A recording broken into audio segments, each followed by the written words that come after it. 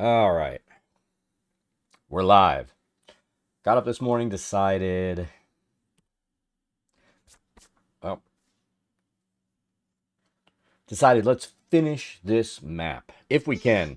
Now, I messed with it offline after we worked on it the last stream, and I tell you what, this thing is going to drive me crazy. I am sure at this point. Um,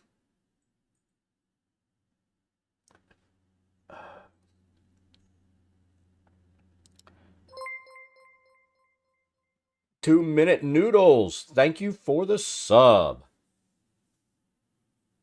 Love the Mandalorian behind me.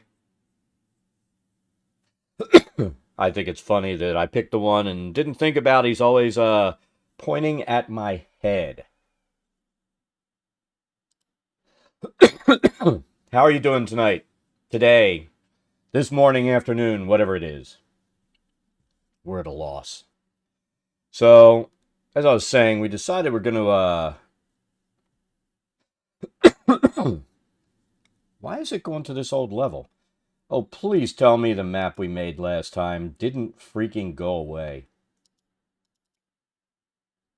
I was going to have a stroke. 2:40 a.m. Oh my god. That is crazy.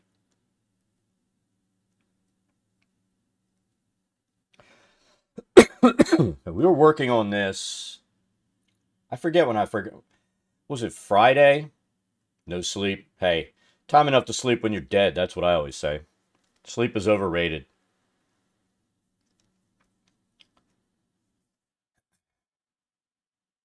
But we were working on this, and I kind of got stuck on a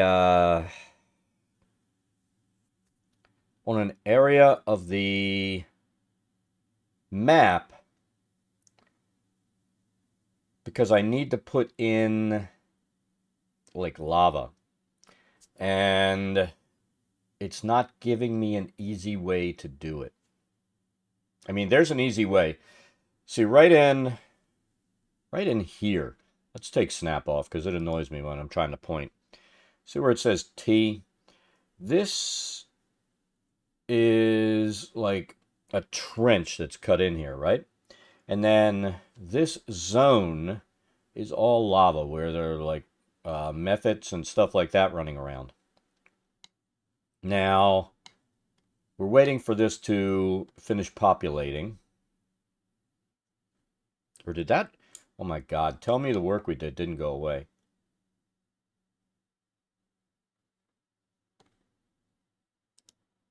I think the work we did went away.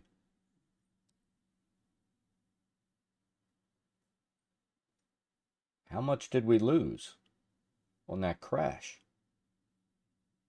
I mean, it's probably a good thing because I wasn't super happy with the results of what I put in here. But I'm not super happy with losing the work. We've lost some doors and stuff too. All right, let's go back and oh my god. So we're going to have to go back in. And this is one of the things that annoys me with the program. I'm going to be honest. I mean, it's made my mapping a lot easier, but it should remember what I used when I come back into a saved map. And it's not doing that. So, pretty sure. Let me see. Does that look like the same floor? That is the same floor. And the wall.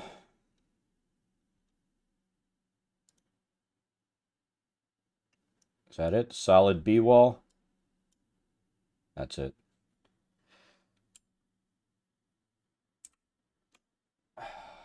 I mean, I wasn't pleased with the results of what we had over there. And hey, Tiny, I'm never super happy with the results of getting those chasms cut in. Let's find that wall B in here. I'm never super happy with anything. I'm overcritical, but that's just me. I just discovered that we lost a lot of work that we did the last time. I'm not super happy about that.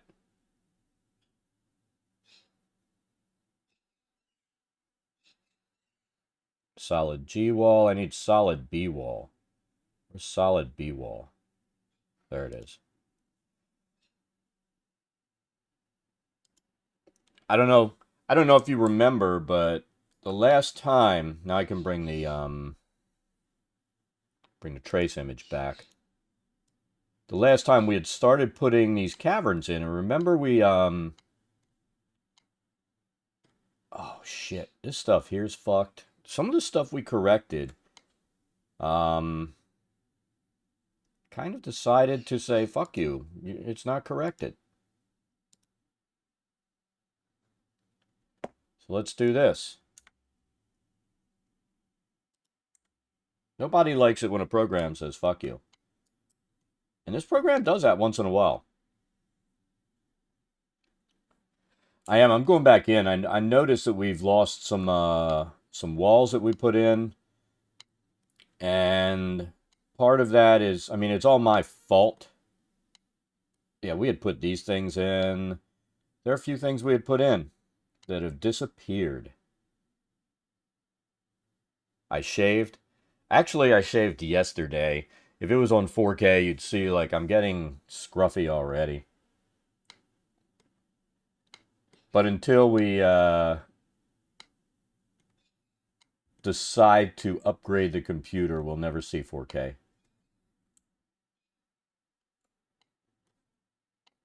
Oh my God. So I got excited yesterday, right?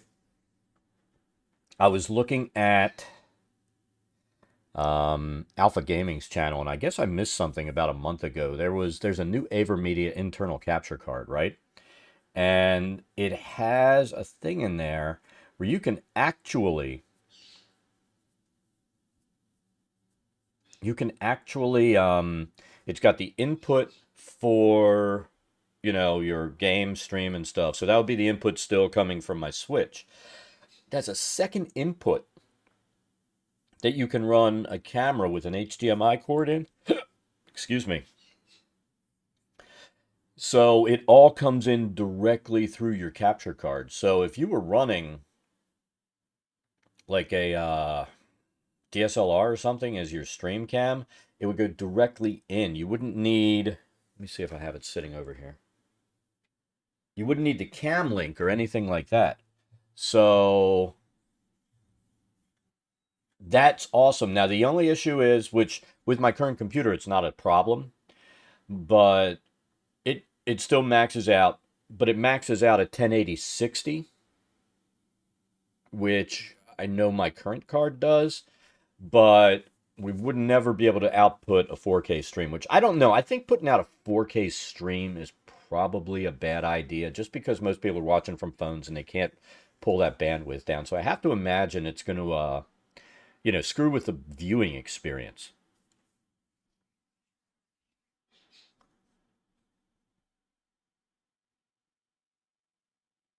I think, well, I mean, for the game, let's be honest. If I'm playing on the PS4, a 4K stream is going to do nothing since it will only output 1080. So I can't upscale. Hey, Cleto Iron, it is going pretty well. I'm not going to say great. I'm afraid I'm going into coughing mode. And anybody that's watched me long enough knows I'll hit every 18 months to 2 years. I'll get a sinus infection going. This one's just been really light, so I haven't gone to the doctor. I don't want to go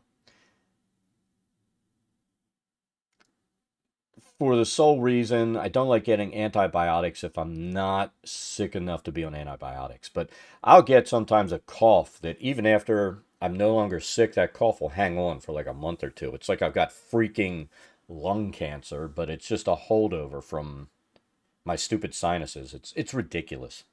Anyway, How are you doing, Cleto?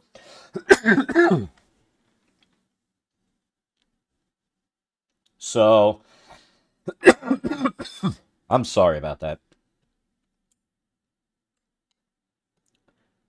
So we're going to have to check and see what we lost. And I tell you what, I need to set up a timer. Every 5 minutes, it goes off and says, save the damned map. So I don't have this happen again, because I started getting really picky about this chasm here, and I finally figured out how I wanted it to look, and we lost that progress. So I'm not pleased about that. I am not pleased at all.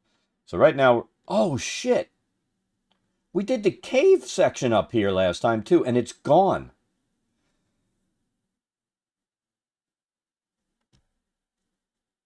Let's do that. That's the easy part. Oh my god. I mean, I wasn't really happy with what I did with the cave brush the last time, but come on. I love Dungeondraft. I mean, people come in, I am like an evangelist for Dungeondraft. It's like, this thing is awesome. I like it a lot. But stuff like this, where, I mean, you know what? Let me take a look at something. I'm gonna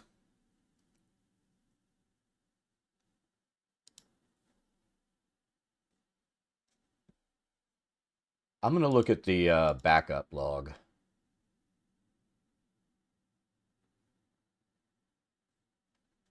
I might have a more recent one here. January 10th is when we did this, right?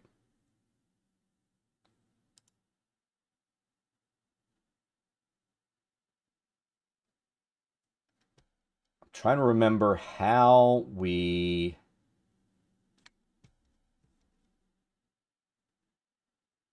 load a backup, because I haven't done this in a while. Open.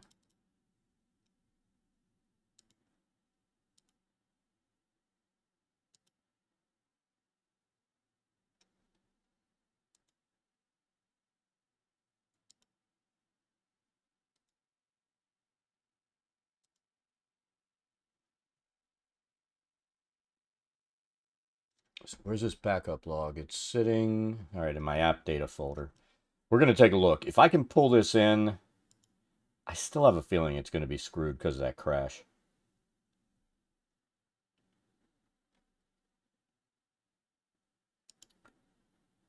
And like I said, this is the only thing that really gets me a little bit uptight. But it's a beta program, so I cut it slack.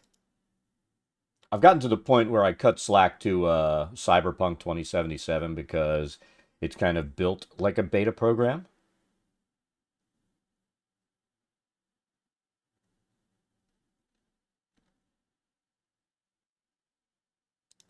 I mean, yesterday we were a crash every 45 minutes, I think was the average. I'm just going through these backup files. So this is the last backup file that it did.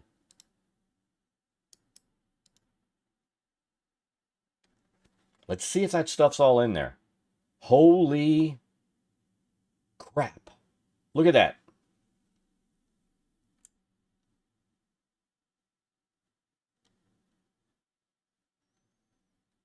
It's a Tuesday miracle.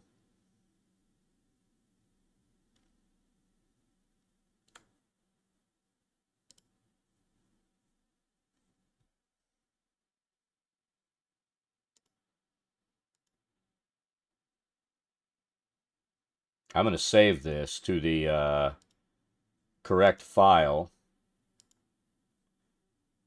That's a lot of work that we didn't save. Ah. Let's see if we're going to be able to select this out. So this is going to be the only minor problem we're going to have. What I was trying to do, see, this is like a lava down here.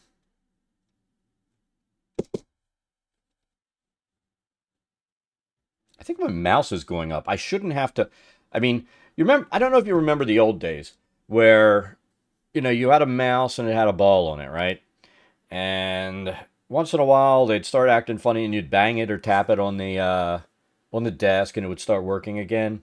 This mouse is starting to act like that, and it's really getting me just a little bit uptight, just a little bit. So let's see if we can get. See, I wish that there was. See, we've been looking at. I think it's the material brush. This is what we're doing, and the problem here is the brush size is generally, see how small the brush is supposed to be, but it really makes a big freaking mess.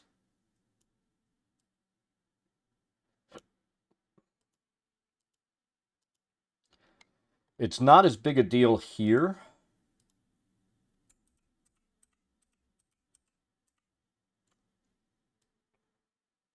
Because we're going to end up drawing around here, right? But I don't like it when this stuff leaks outside of the wall parameters. Nobody will ever see it. I mean, players will never see it, but I know it's there.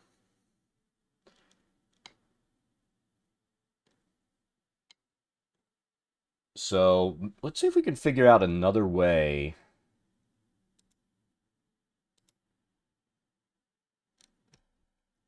See, sometimes I'll do it this way, where you do like a water brush, but I really need to mess with the colors to make that work right.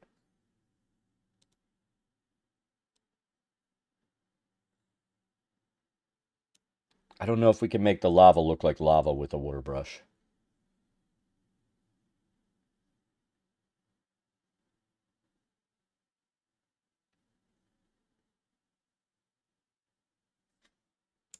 Let's take a look. And the terrain brush doesn't do me any justice either.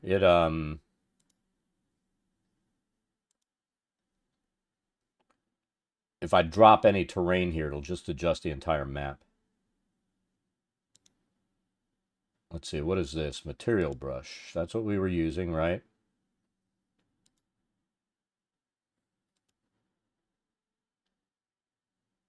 What about a pattern? Do we have a lava pattern? What are these? See, these are... No, I don't want it to be tiled.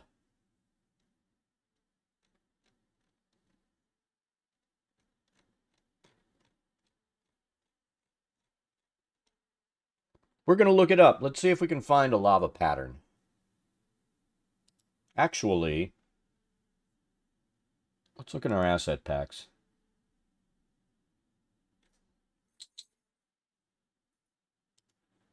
Let's do another save real quick.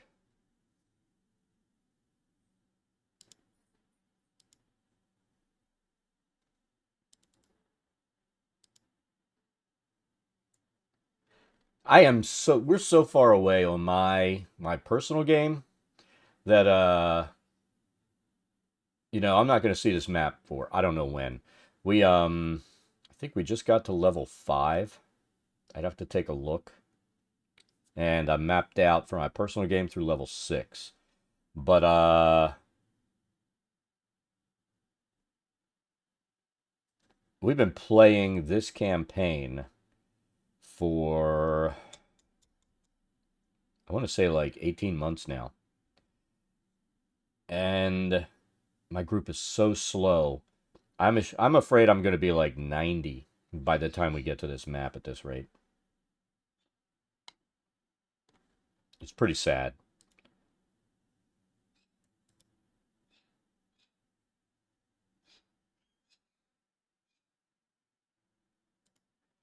You know what? Let's finish getting this stuff done, and then we will worry about the lava. I think that's probably the best plan that I have. Let me see. First, let's do this.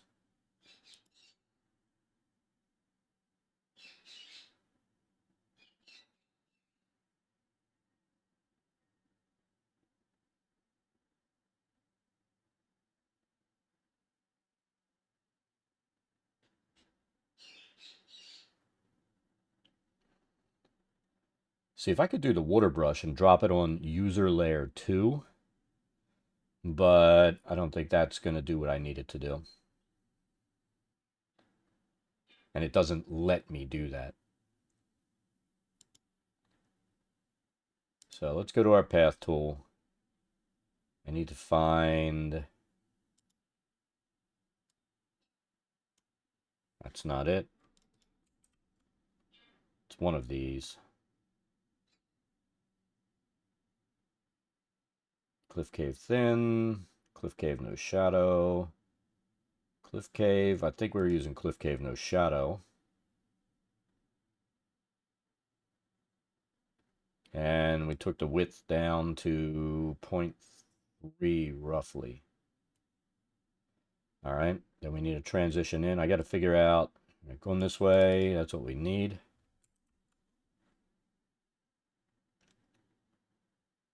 We need to figure out how to make this. How far down do we have to go? We have to go all the way over to there. So this is what we'll do.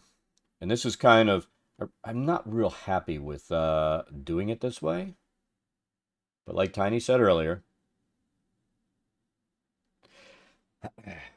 All right, so here we go. I'll pull up the text and let's read it. I am still so annoyed because, you know, you're probably in here before when I talked about I bought him this program so that he could do the maps. I mean, I've got enough on my table without making other people's maps, right? And that's why when I finish this, I'm not going to furnish it. I'm giving him the base map, but I'll save this, and when we get close to doing this level, I'll complete the map for myself because I've got another map I have to finish for my campaign before they get to the next level. So I've got to work kind of that way, right? So here we go. This is the entirety of, and I haven't told him I've been working on this. So he goes, "Did you make the level below Artorium yet? Or Artoria Doom yet?" The only thing I said was no. So he doesn't know that I'm making this map. And I had talked to him on the phone over the weekend. When did he send this? This was Friday. And I think I called him because there was stuff coming out about the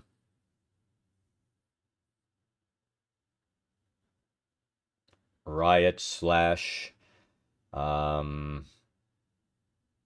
terrorist acts in freaking Washington.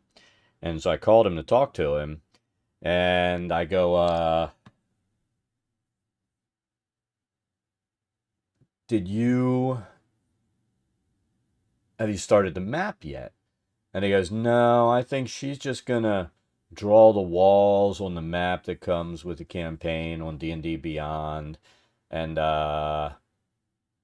we're just going to use that. I said, okay. I didn't say a damn thing.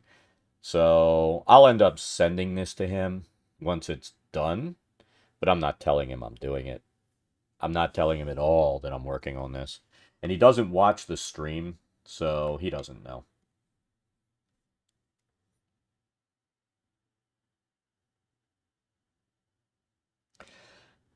That is probably the best little thing that I ever found as far as catching Pokemon in that stupid game.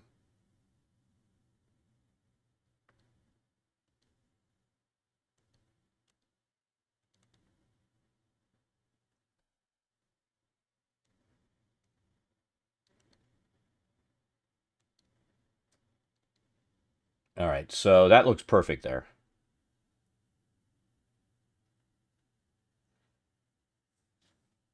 Now we'll start the little... Is there a point down here, or can I just draw it. We can just draw it. But yeah, I mean, I'm kind of fed up because he's gotten. If he was still a kid, I wouldn't mind so much. But come on.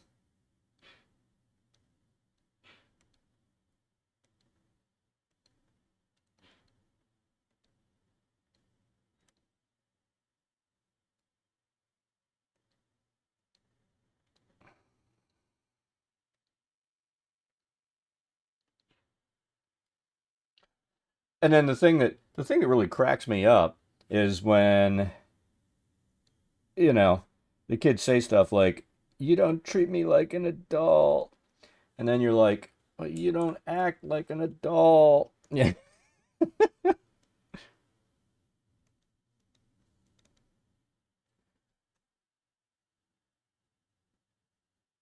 I'm gonna have to do it eventually anyway,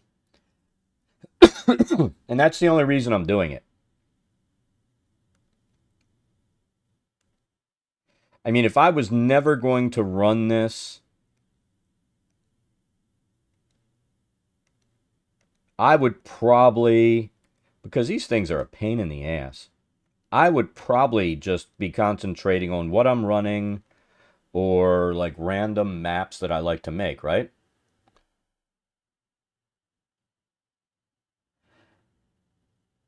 Or, maybe set something up where if somebody requests a map, then I would make it. But,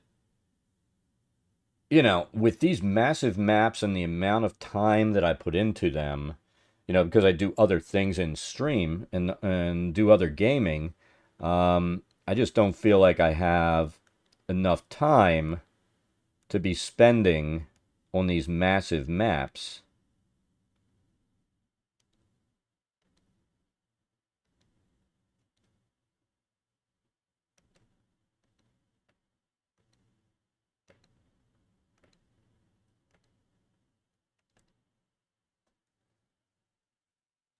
Let's see how that looks.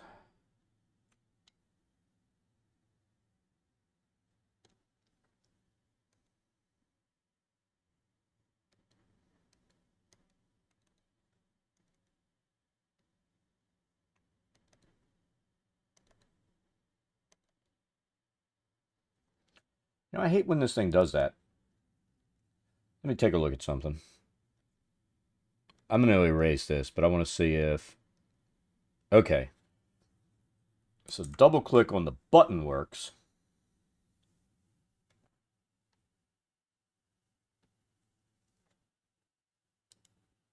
So I can use that. Trying to make a new race.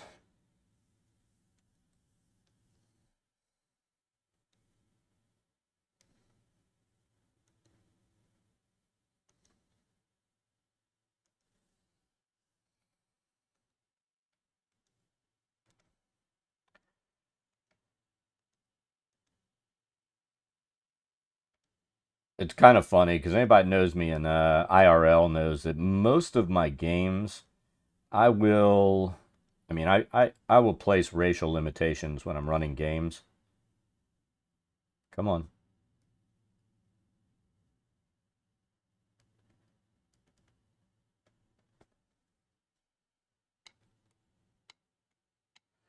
I'm still a fan of running like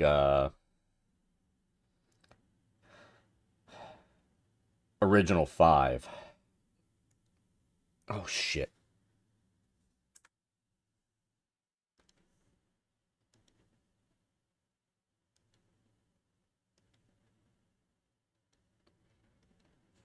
Or if I'm, you know what, we're not going to worry about being perfect on this one because I need space for lava anyway.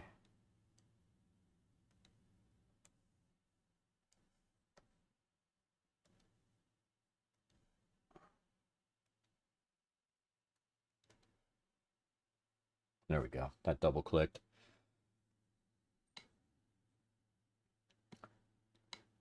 All right, so I think That doesn't look bad.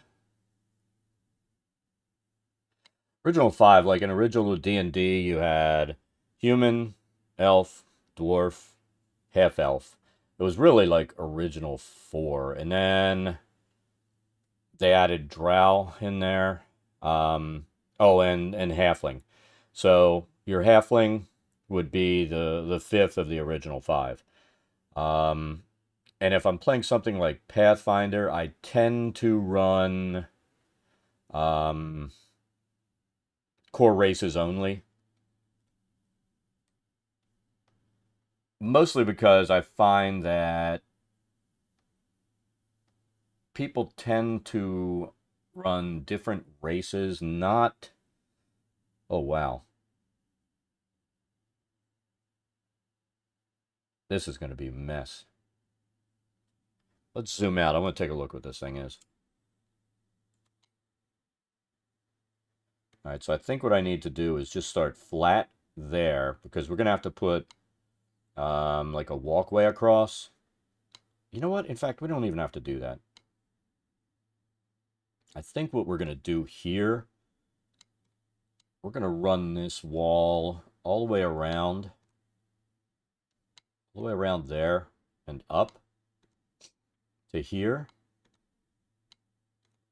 And then where this is a walkway, we're going to lay a path over top of that. Yeah, I probably should save. See, it does the auto save, but that saves where I went in and found all those backup files. Every 2 minutes it does a backup file. But when you go to load, it doesn't give you those options. It goes to, your most recent save file. And that's your main file.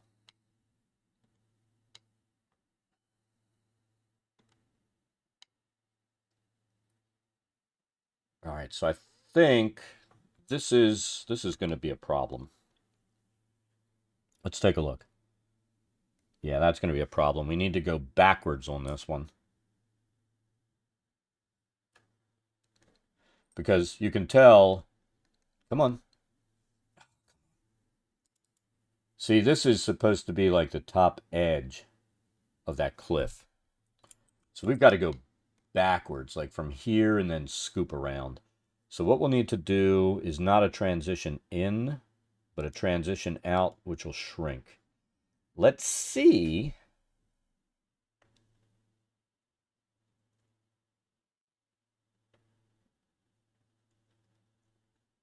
I love this XP pen, but I don't really like. I wish this was more of a straight pen type thing instead of that bump there because it would be easier to hold and work this double click.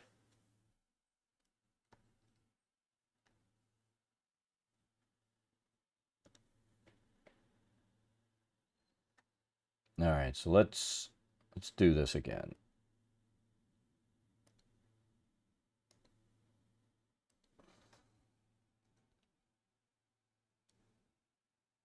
Kind of need this to scoop on in here.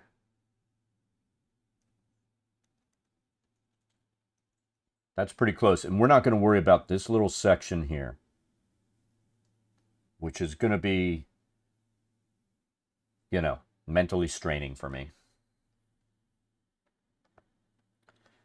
All right, so now we need to, let's follow this down and around. Where the hell does this go? Can we do it this way? Yeah, we can. All right. So let's undo that. And this side, none. We'll do this as a grow. We're going to do this right here. We're going to keep it as tight as possible. I kind of think that's almost perfect. All right, and then we'll get rid of that, and let's see.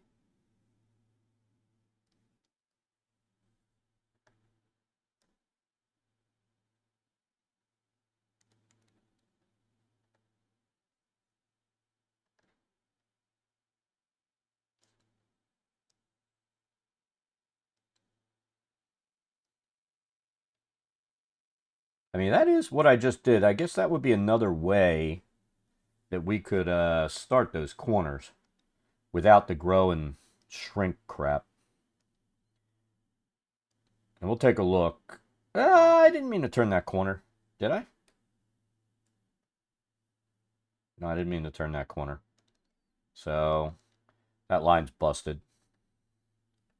So what I did there, started inside the wall and then brought it out.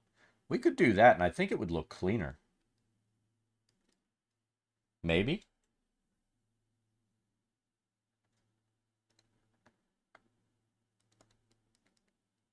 Yeah, I think that would look cleaner. I mean, we'll keep the work that we've done so far, but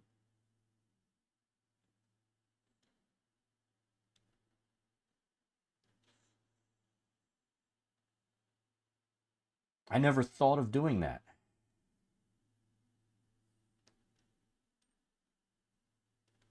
Never.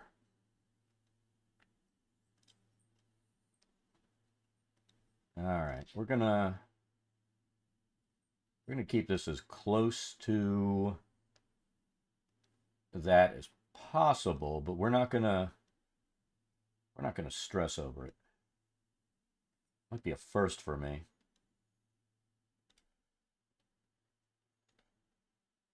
And it's kind of funny because as unhappy as I am generally with the Wizards of the Coast maps that come out in most of these books, the fact that I actually stress over being close to accurate with the maps as they are. I mean, you can't even say drawn. They're kind of just inked in generalizations of what the level looks like.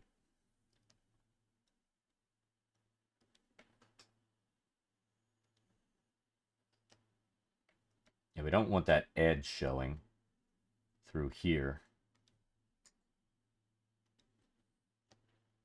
So we're going to keep that inside the wall.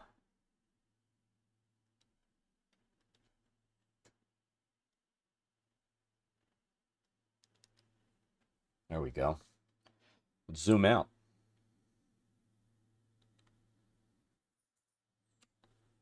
Oh, well, you know what?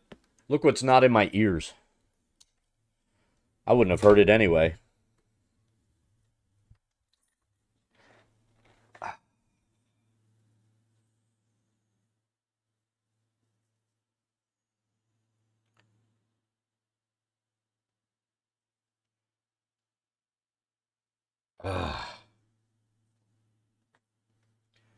We're going to put one in. All right, let's turn that stuff on. See, I had it off because we were multi-streaming yesterday. I do to be able to hear that stuff.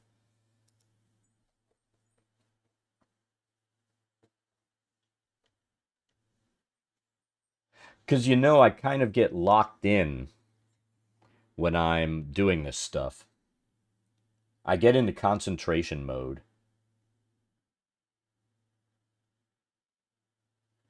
And it's funny because I feel like if I did, what would happen? It would go through the mic and then it would set up an echo chamber.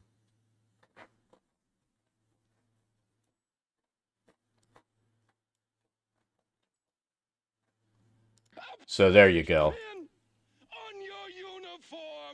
Now it works. And nobody wants to hear that over and over and over again. Echo from hell.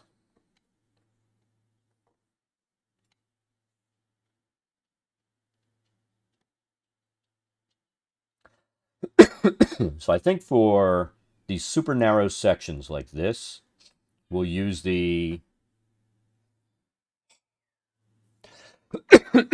Yes, we do.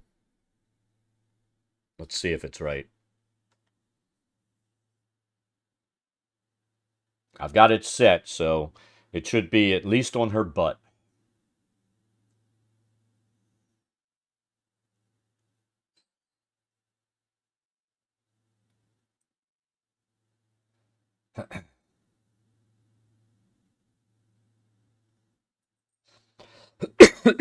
I keep forgetting, when you multi-stream because you're going through a third party, those signals that get sent from Twitch are going to them, so I don't get it picked up. Um, so that's kind of problematic. So I am thinking about, because I really want to segregate my stuff on YouTube. I want to go back to, my main YouTube channel that's partnered, having just D&D content, maybe stuff talking about D&D things like this, and then set up another channel, um, not for gaming, but where I can be a dick. And just separate those things out. I mean, even my DM videos can be where I'm being a bit of a dick because I am critical of things that people do. Um,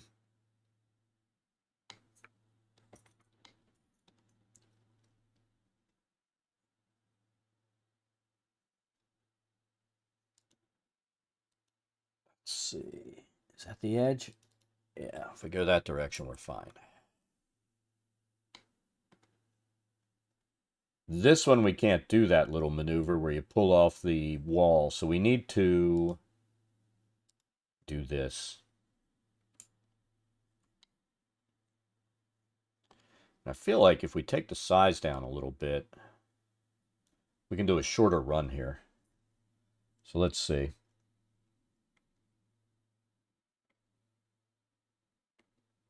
Let's take a look. Has it started shrinking enough?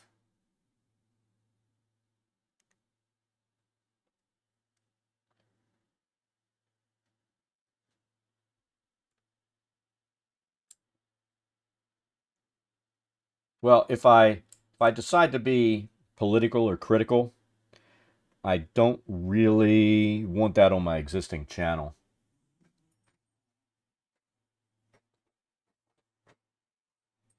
You know what I mean?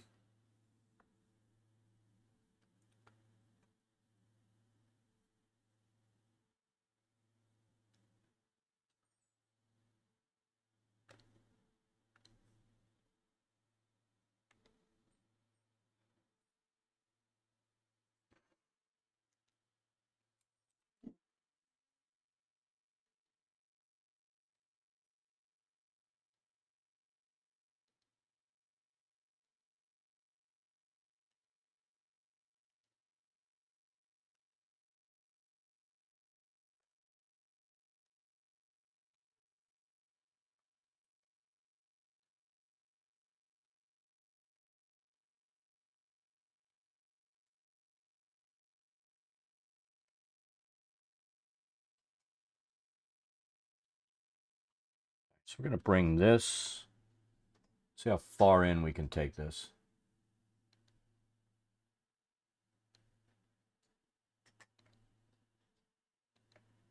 Can we do this?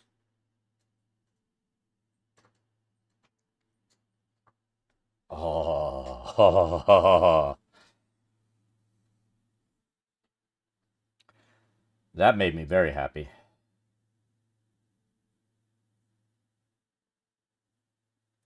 Now if we go this way, where's the edge going to be? All right, that's going to be on that side. So this, we should be able to go like that.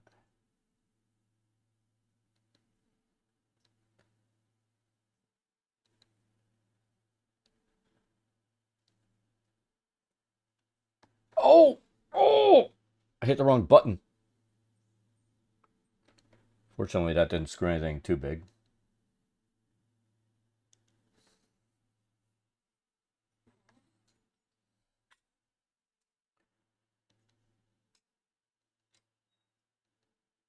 Fortunately, that didn't do anything too terrible.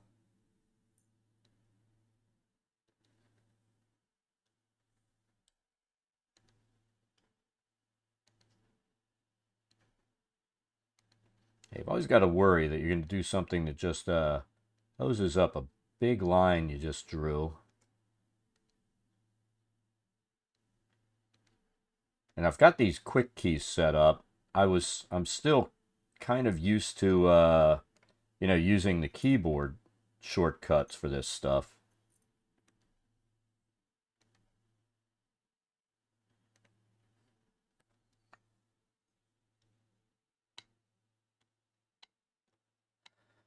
All right. So that's set.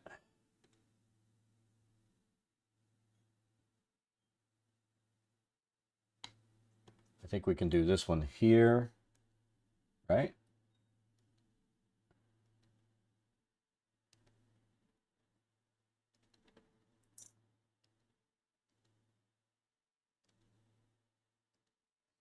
So I don't know. I might be on streaming tonight. We'll see. The wife, I'm not super happy about it, is spending the night at a friend's house because she had surgery today. And she's going to be the night at the hospital, and her dog is neurotic. So somebody has to be there all night with the dog.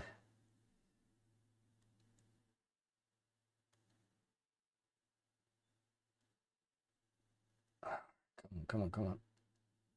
Shit.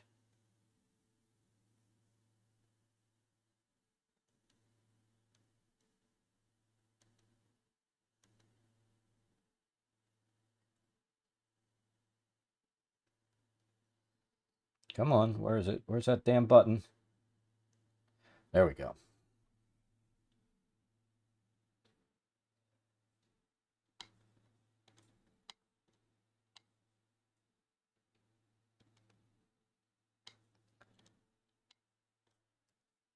Yeah, I was hoping after last year, or end of 2019, I should say. And it still feels like last year with all that shit.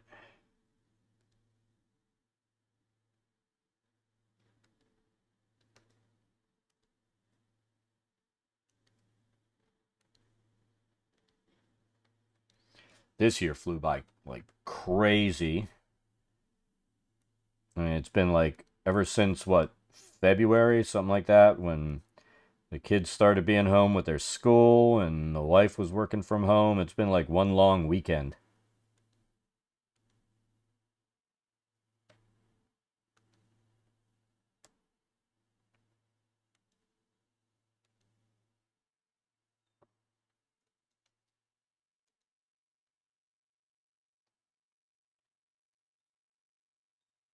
And I have to admit, weekends have never been my super favorite thing. I kind of like it being peaceful.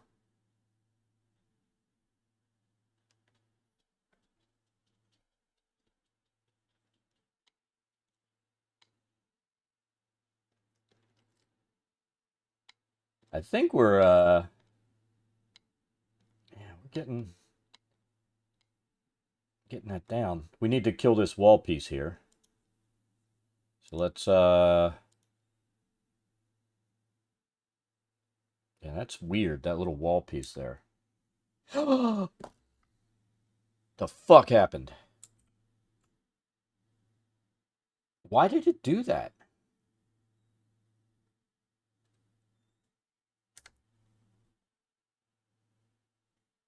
Oh, look at that. It deselected my freaking floor. You son of a bitch. There we go. See, now it's back to the normal shit wall.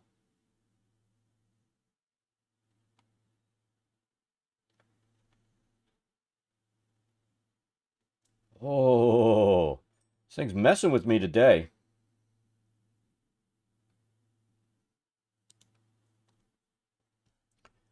It is messing with me. So I feel like once we're going to just do these outside wall lines and get up to where we have this gap. And then we'll figure out what we're going to do. with the rest of this damn map.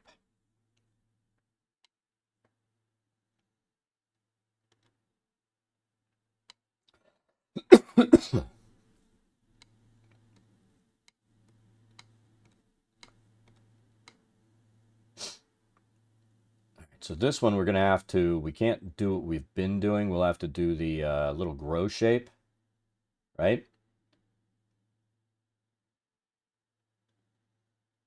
And I think what we'll do is, I kind of want to take a look at something. This is one thing I've never paid attention to. Does the path, it kind of creates a middle line, right? And then it randomly zigs in and out. So I think what we're going to have to do with this path is kind of cut through the middle and see what this looks like and get over to here. So let's take up the width back to the like 0.45, which is about where we were. Might have been 0.46. I don't know. It doesn't matter. And we're going to use, let's see, grow. And if I go this direction, the top of the wall is going to be there, which we don't want.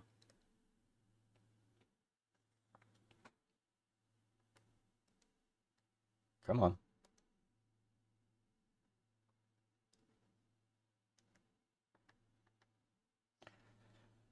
So I think what I have to do is the exact opposite of what I was going to do. So we needed to shrink at the end. So let's kind of cut this around here.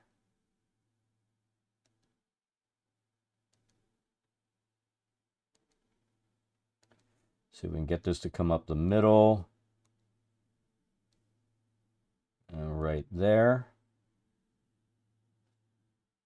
I'm not happy with that there.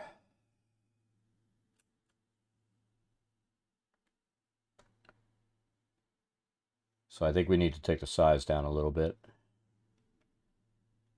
So here.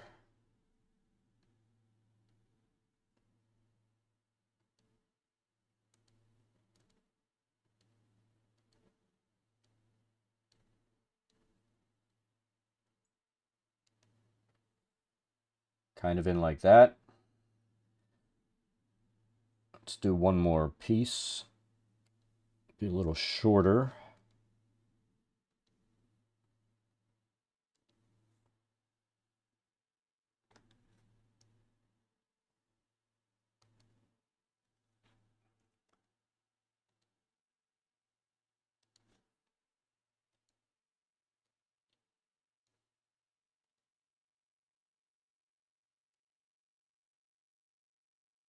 Nope.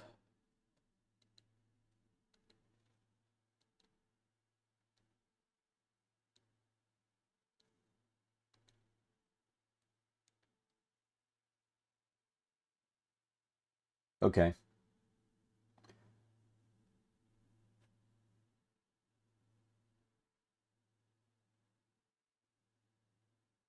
So that worked.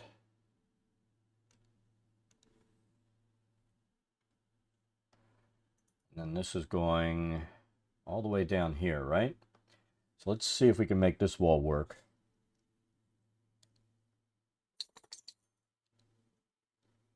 Nah, it's too harsh right there. Let's undo. Do that. Do that. That double clicked and I didn't even double click. That. I think for this little section, I might have to take it down even smaller. Just to get this little piece to grow right.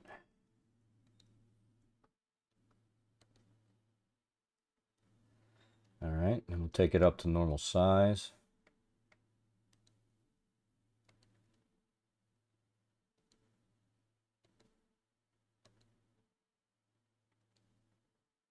So let that phase out there. Take it up a little bigger. Ooh, that's too big. Undo.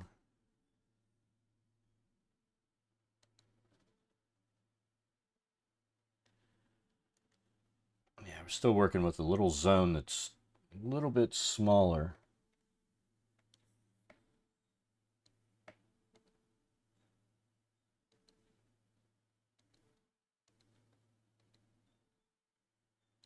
All right, let's get the edge done now.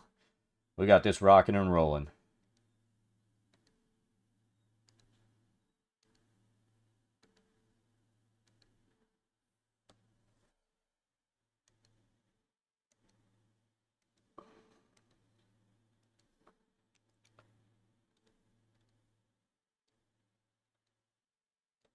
Tell you what we are going to do, Tiny, for our Pokemon going.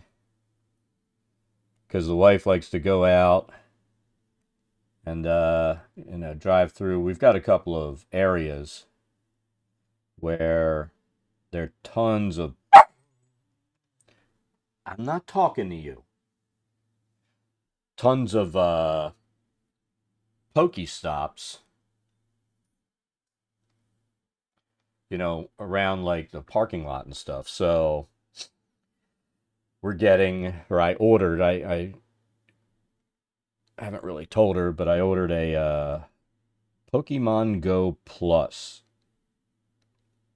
And I'll rig it so that while I'm driving, it'll just spin Pokestops as you go by them. And I don't have to touch or even know that they're there.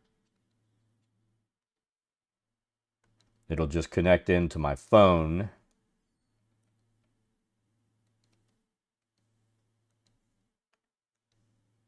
And take care of the spinning. And you can even set it up to catch if you want. I think the only real issue is it burns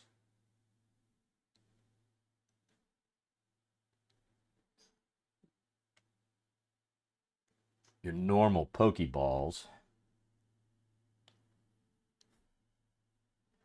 And if you're always running short on those, which, as you know, I never am, then that could be problematic.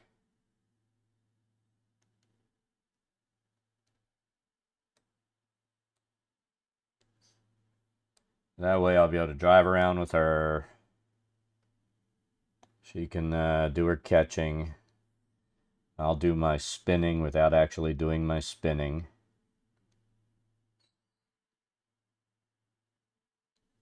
And all will be well. I know they've got new ones out.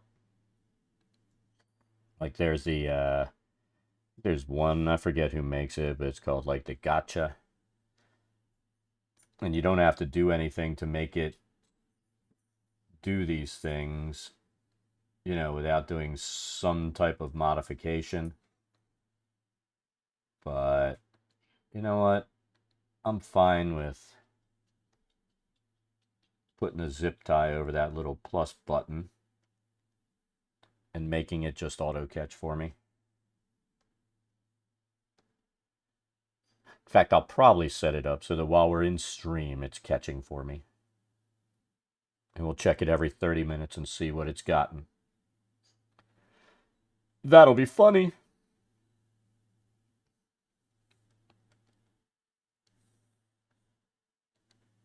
Oops.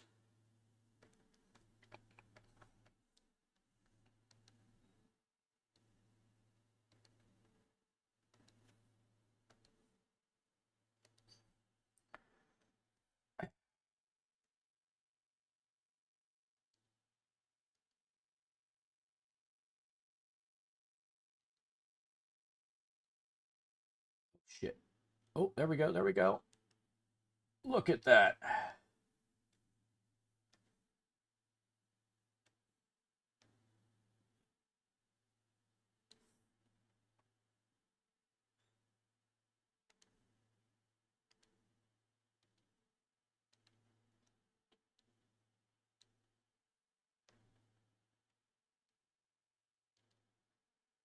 You know the funny thing? Here I'm so worried about how this looks. And I say this 1,000 times about these maps, but you do this stuff and you're like, oh, I want to make sure it looks good. And these are all zones that people are going to come in. They're going to see for a second, and they're not going to pay attention to whether it looks nice or not. They're just not.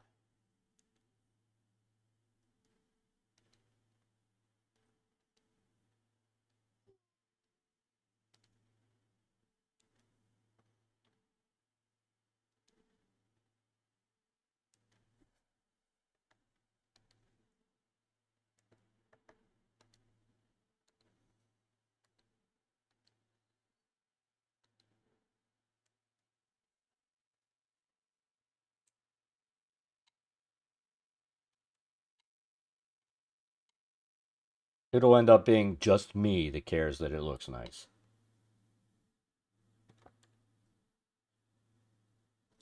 Now this one, if we go this way, it's the correct direction.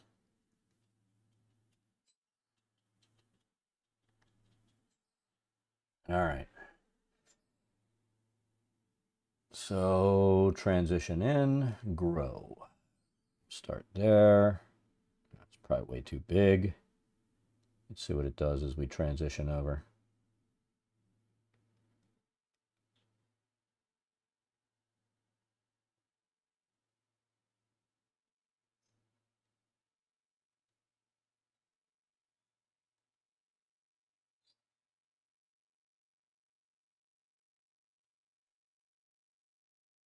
All right, that looks okay. Let's see where this one goes. It goes down, around, up to a real narrow spot there. So we need to set that up.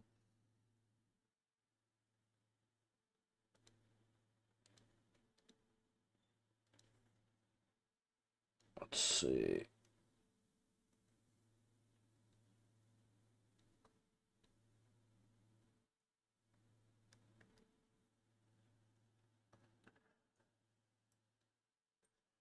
That'll work. I just need to start it over this way a little more.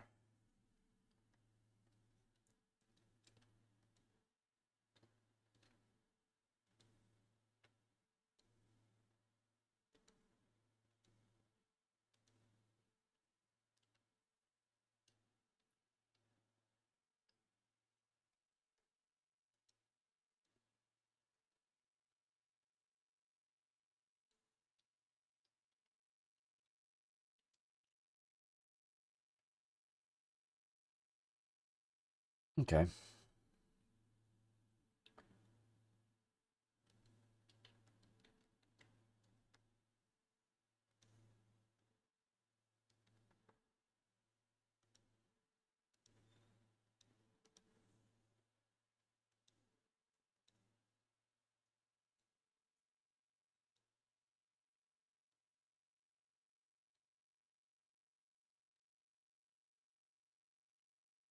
That's fine. Let me take a look at this top part. That's a real short run. Let's undo this.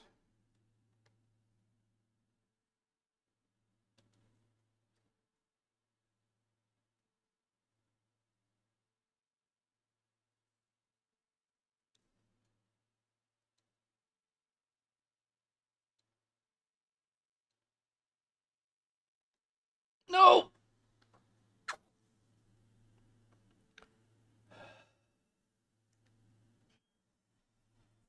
Oh! Well, we adjusted the light yesterday a little bit. I have the light pointing over at a bounce card.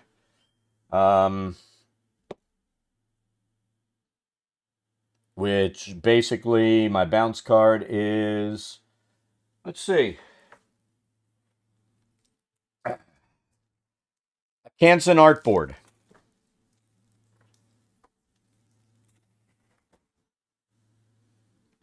For one of my drawing boards that I haven't used yet.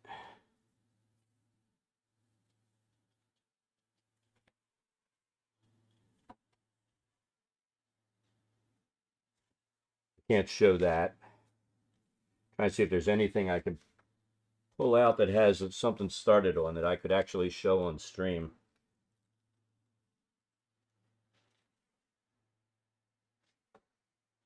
No. Here, let's see if I can just pull it up. Here. All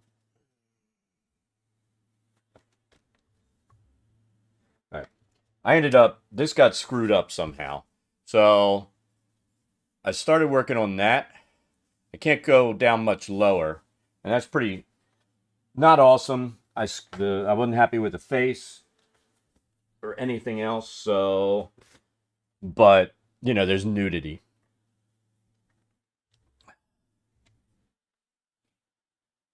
And then I started just outlining that, and I wasn't happy about it.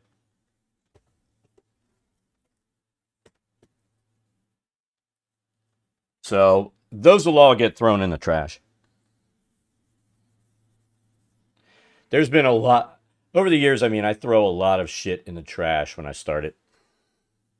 Those are like some older work that I was messing on, and I didn't even realize I had kept them. I ended up doing different versions of them, and then I sent them to the models that it was drawn from.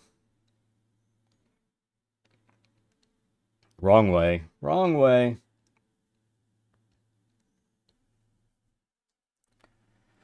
Fuck!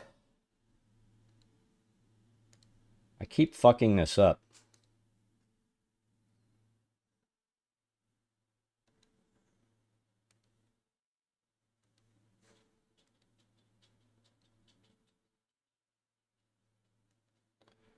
Yeah, most of the models were, that didn't work either. What did I do the last time when I got it right? For fuck's sake. I think I went this way.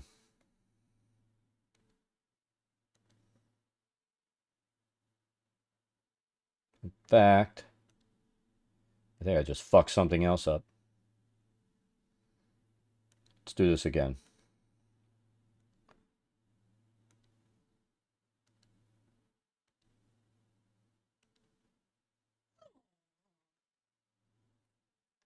That keeps bumping in there. It's really pissing me off.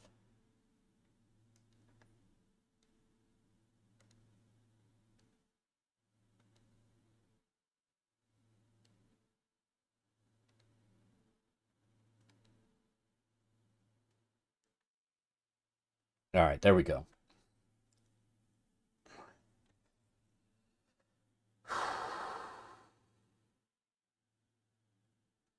Yeah, most of them were...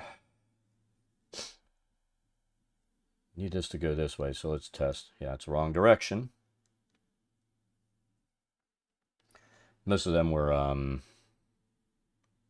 need this to grow. So I'm going to go this way, right? Keep cutting myself off.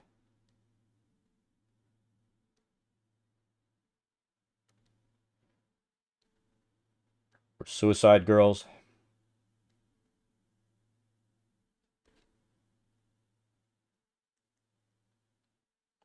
That's right. We ended up doing 2 passes on this.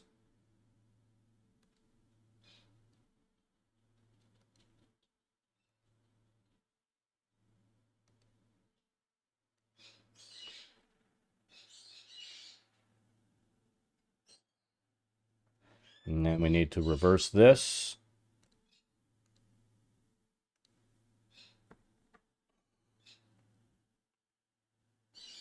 Is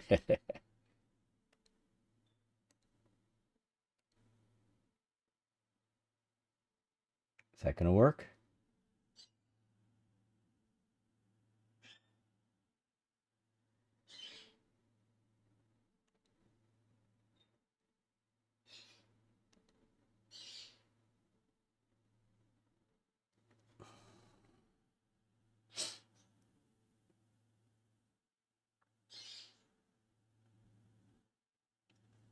Let's zoom in here. I want to see.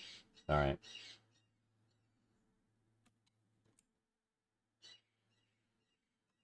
There's a little cutoff line there, but I'm fine with that. I wish that you could. This is one of the things I wish that I had a blending brush on this.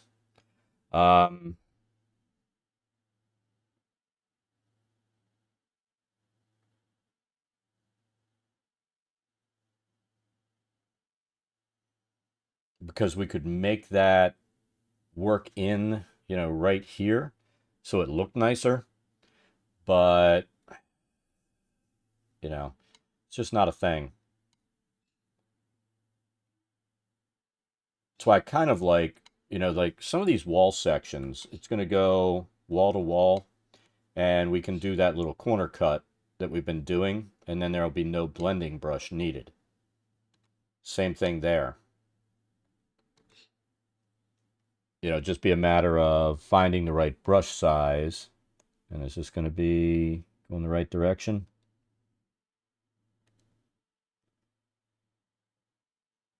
Yeah.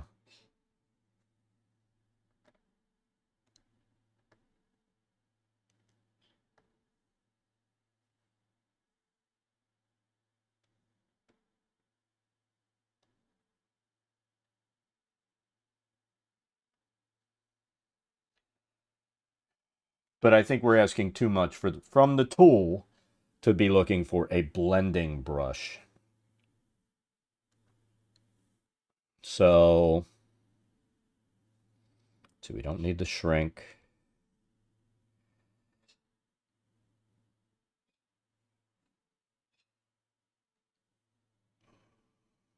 Oh, that's the wrong way. We need to come this direction.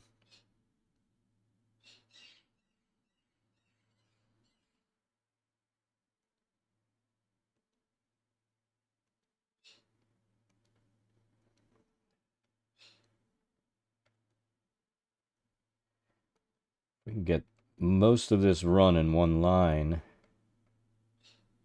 which we did. That would be awesome. And I think we're going to leave that the way it is there. Oh, what do we have here? Alphados Lunari V3. Thank you for the follow. It's greatly appreciated. Hope you are having an awesome day. All right, so we need... This is what we did the last time, right? God damn it. I think we're going to... Let's stop that right there. Delete that. Let's shrink our brush down to that. See if this will do it.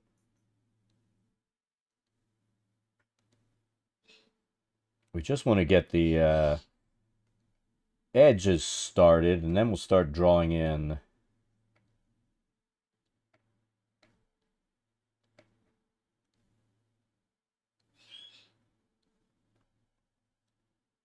the other stuff.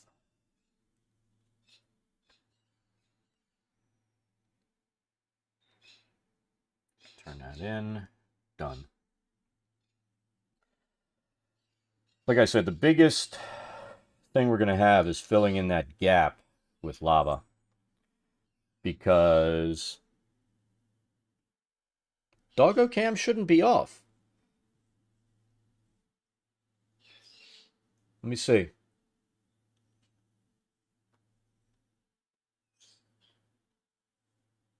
Who let the dogs out? Oh, I've got it off on the stream. We'll put it on.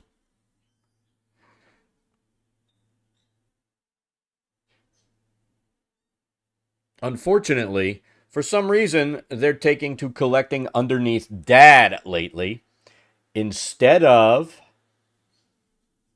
being out. They're being very bad. Very bad. And because where they are, all you can see is like Loki butt. Let's see. Loki butt. Thor belly. He's twitching, so he's having a dream. Oh, there's trouble. She's going to start picking on Loki. Don't pick on Loki. So let's fix that. I said don't pick on Loki.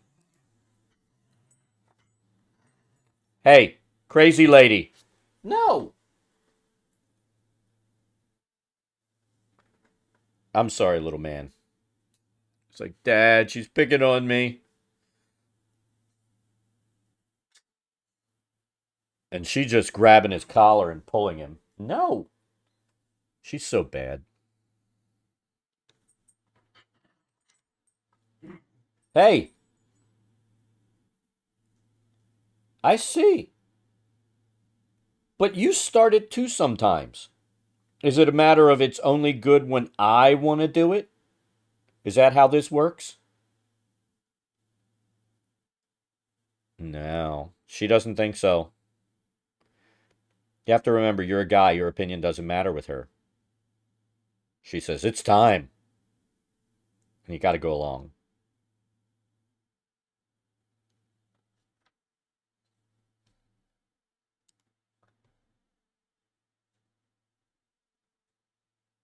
Yeah, we had it turned off yesterday when we were restreaming.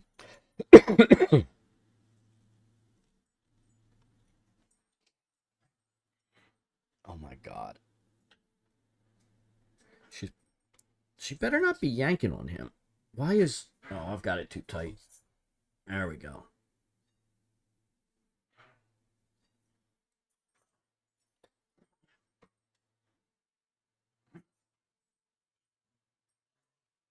I need a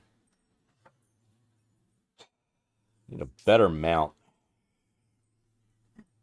Something that lets it move more freely.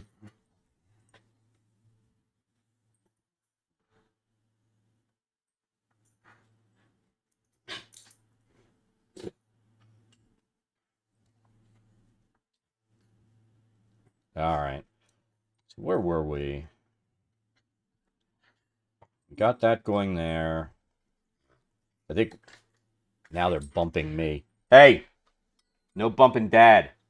No. In fact, you know what? Dad better put his headsets up because you like to chew. You chew my headset, and I might have to kick your butt. Oh, I'll kick your butt. Now you just get Thor. Loki's hiding under me. Yesterday, Tessa was relatively good. She laid underneath me like all day.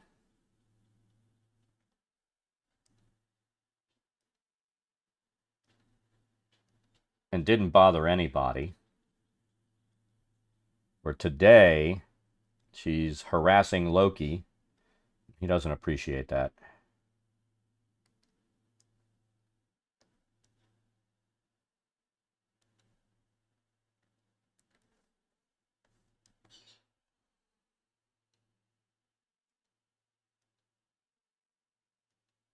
You know, who would have thought a little stupid area of a map would take as much time as this one is taking?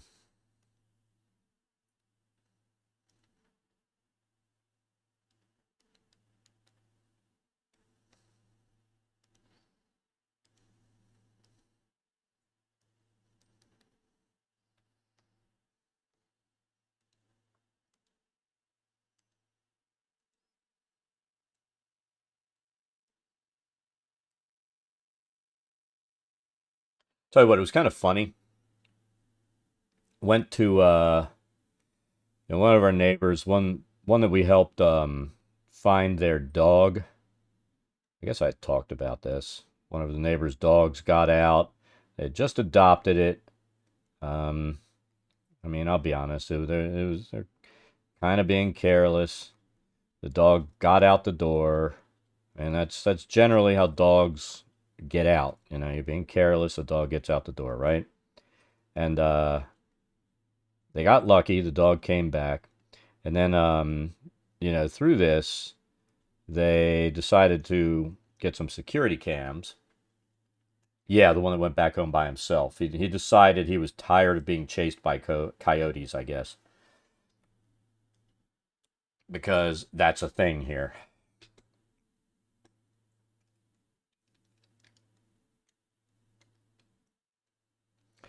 But they decided because the dog was being spotted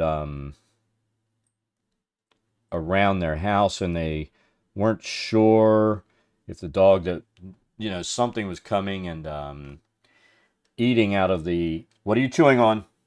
Hey, hey, hey! Move, Loki. Move. Well, that's a Cat 5 jack that'll never be used again. Who let the dogs out? Ugh. Everything is not a chew toy. Fortunately, it's on a cable I don't use. That was bad. No. In fact, let me pull this up before you decide to chew on that. Really need them to get a hold of, like, the Manfrotto down there. Fuck! That fell behind a cabinet.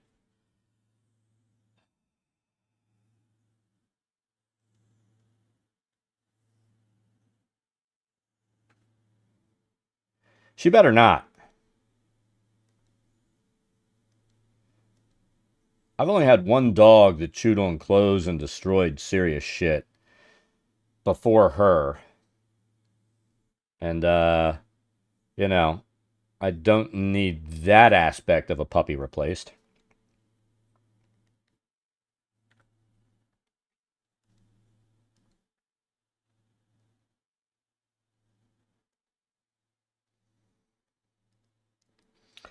I've had dogs that would do stuff like, if you take your pants off and leave them on the bed and you happen to have a belt on there,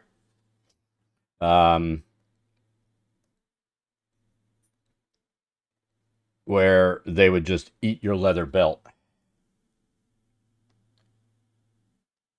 That's a little bit annoying.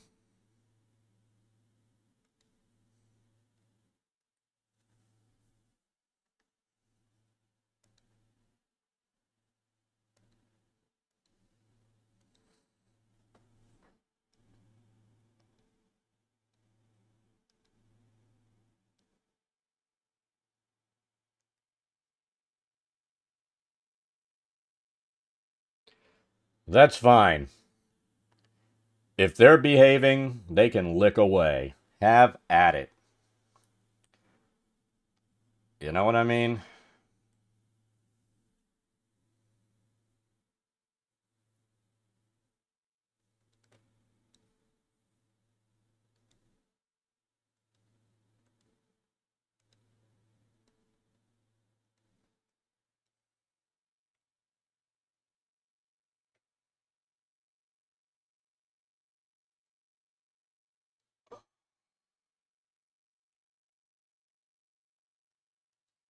Loki has licking issues.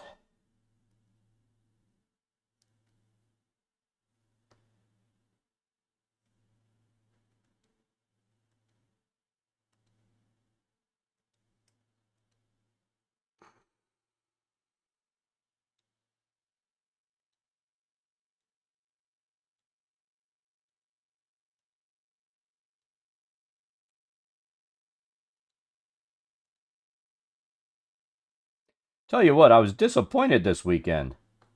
I've been watching that show, Pennyworth, on the Epix channel. And was looking for the new episodes this weekend. And, no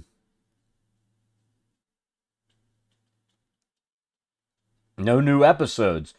So at first I'm like, well, maybe with all the shit that's going on because of, like, the content of that show, they decided to, hold off on releasing new episodes for that till after the inauguration and, all the batshit crazy people settled down. And then I looked and it's like, wait a minute, the next one's not even scheduled until March, so it doesn't even have to do with batshit crazy people. So I guess that's good.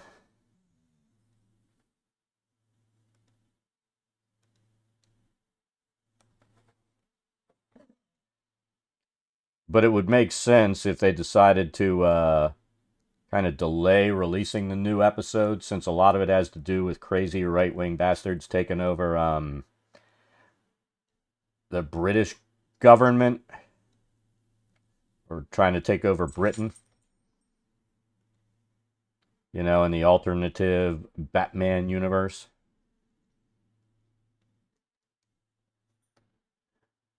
Yes, the one about Alfred. It's awesome.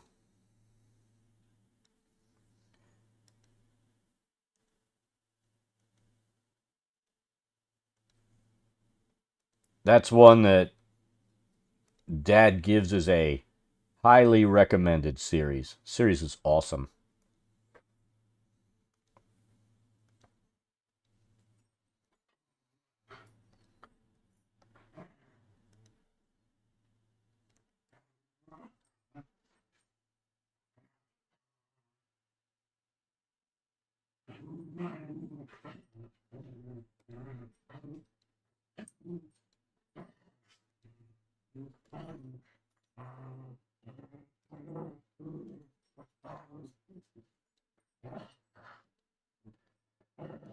I don't like that hard corner there where it kind of I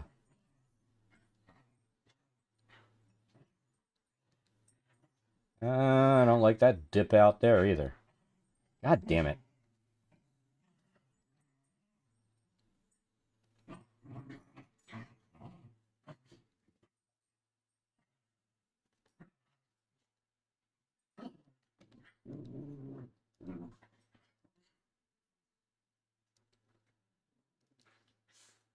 There. We'll leave it like this because I kind of want a little wider channel there.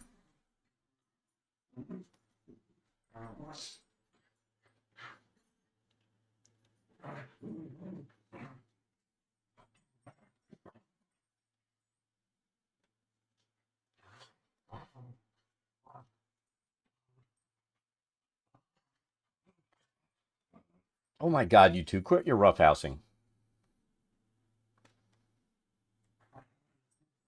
They're like, nope,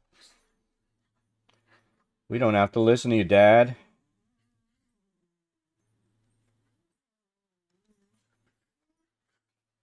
Thor's already gotten away from both of them. He's like, I don't want to be near any of these crazy motherfuckers.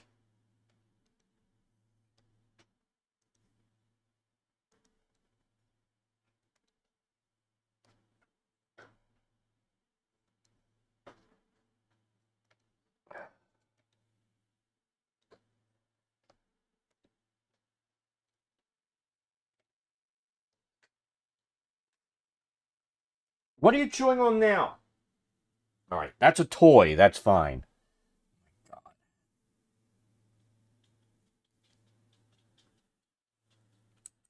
We need to make that narrower to make that path run.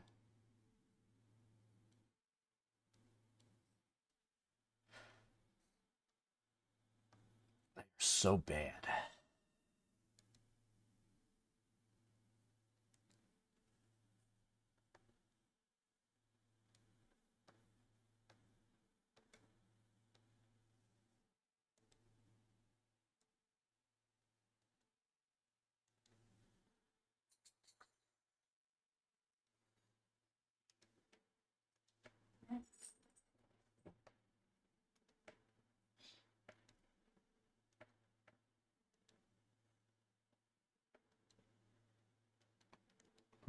We're gonna kill that run because we had some of that top ridge exposed.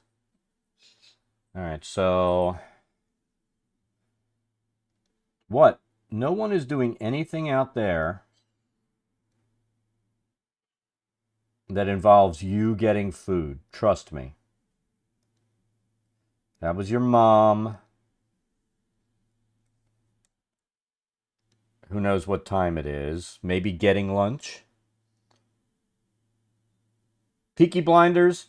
I watched some of that, and I ended up moving on to, forget what I moved on to. I ended up watching Longmire after that and watched the entire series.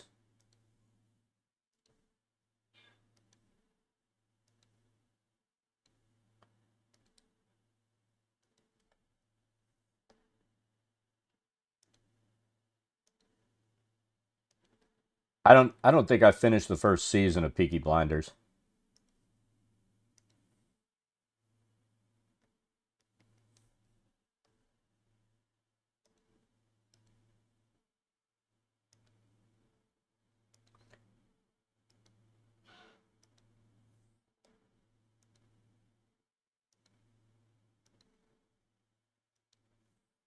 And now I'm going in and watching.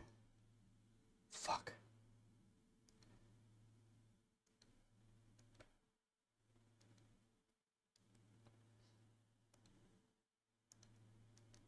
Watching Strike Back from the beginning.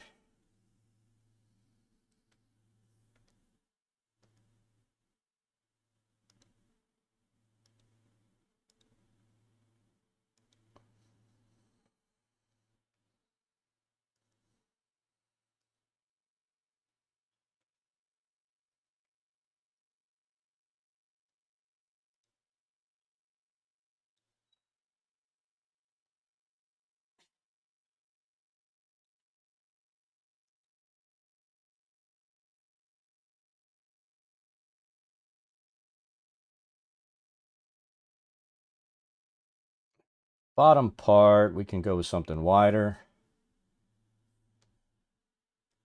Because we're going to start underneath.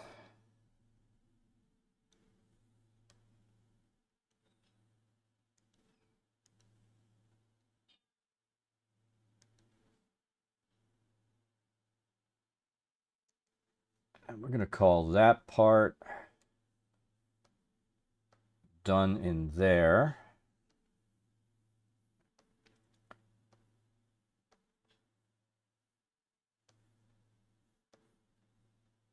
I'll tell you what, I'm going to zoom out, and before we lose this path, I'm going to draw this in.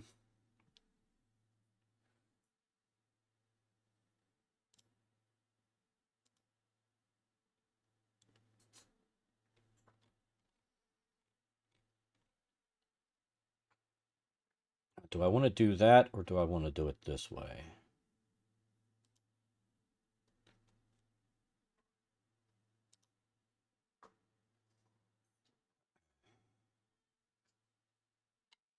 We want to do this on, let's do it on layer 2. Let's do it on layer 3. Give ourselves some room.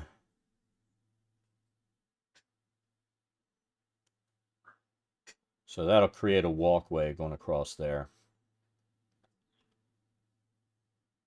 And it'll be over top of over top of that.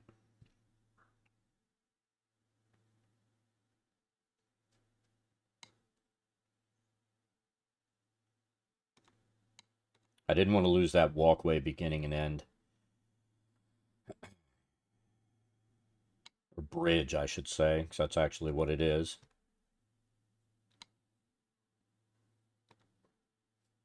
All right, now we can go back to our path tool.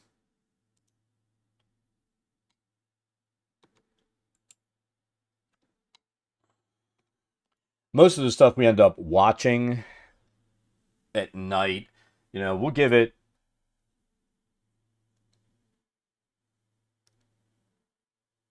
like some of them. I mean, I've had some that I've started to, because I want to see if there's anything new to watch since we've binged through so much stuff this last year, right? And a lot of times something might start out slow. I mean, Longmire started out slow, and then I ended up watching it all the way through. We gave it like after the second episode, I was like, yeah, we can watch this. And as long as the wife's in agreement, then we'll watch it. Now she has her stuff where, you know, I'm like, yeah, I'm probably not going to watch that, but go ahead, put it on your account. And, if I'm doing something, I'm out in the garage or working or whatever, or if you want to watch it, I'll go in and play some games and, we'll watch stuff together later. I mean, there's one, what the hell's the name of the show? Frankie and something, I think, and it's Jane Fonda and Lily Tomlin. And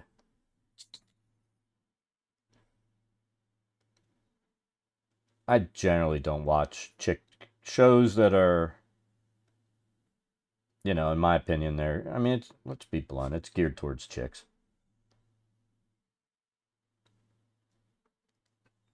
So, yes, Necromancer Luger. This is Dungeondraft. Shit, I didn't mean to do that. Fortunately, it'll retain my path. And we're working on getting this Mad Mage map done. And I worry too much about the details. I mean, I had the basics of the map done, but now I'm worried about making like these lava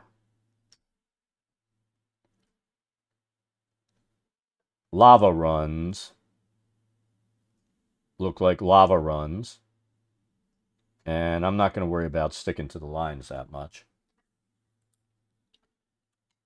But I do want the ridges that are cut by the lava to look okay.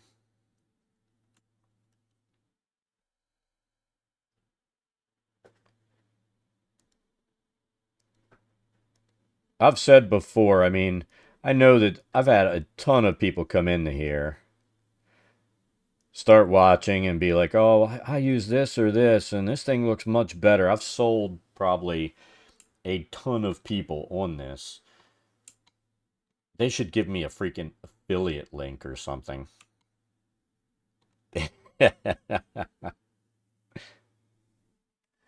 For all the copies of this and Foundry Virtual Tabletop that I've I've probably sold for them, just because, you know, I come in, I work on my campaign and stuff and work on my maps.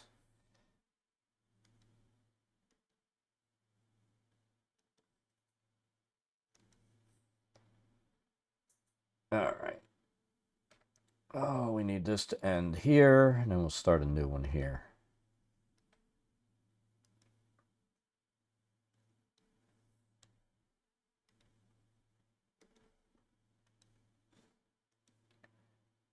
But I mean, for 20 bucks, if you have the time to make your maps, this is awesome.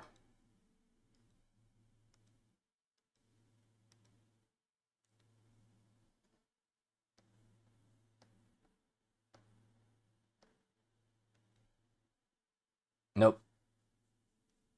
That little edge there, we're not happy with that. That still looks like a corner. Let's do this.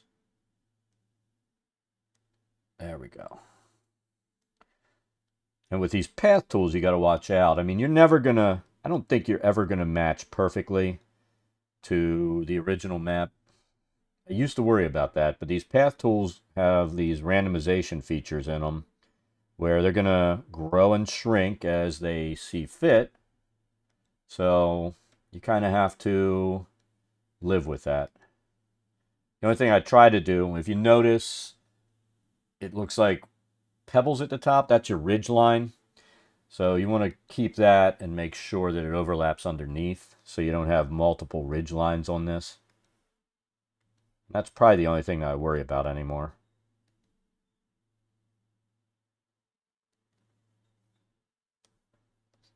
I think through this zone we can go wider.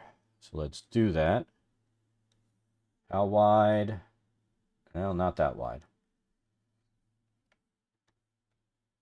I think 0.665. That's about the max we've been going. Start there. There we go.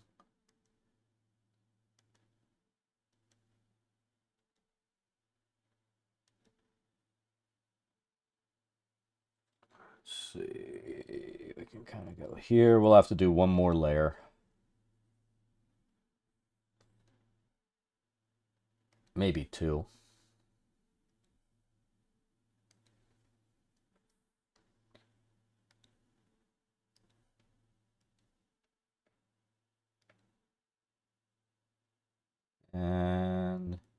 There we go.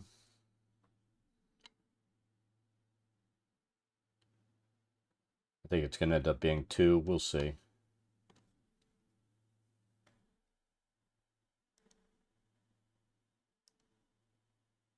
See how far we can go out without exposing the ridgeline. Let's see. I think we're good. And honestly, I think I'm going to make a little wider point in the channel here than is drawn.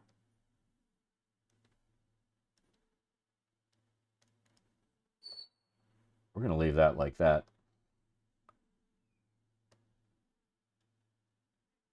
All right, let's take a look on this direction. Yeah, the ridge line goes that way. So we've got to go this way instead of this way. All right, so we need to scale it down again. Let's see if this will do it.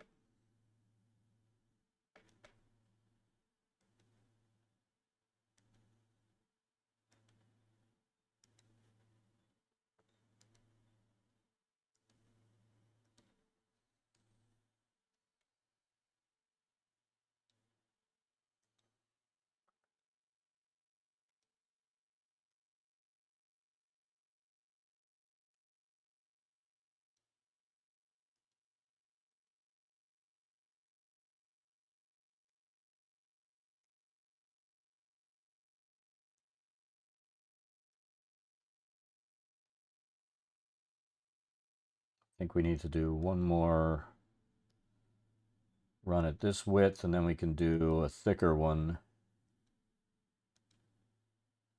to do that corner.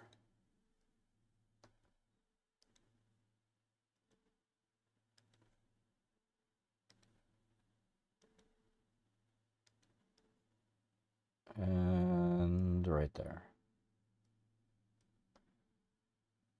Not real happy with that, but that's fine. This is why making the maps takes me so damned long.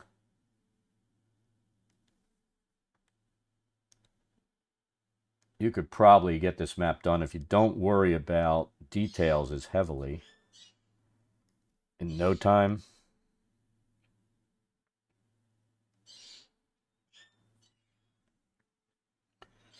Now, let's take a look.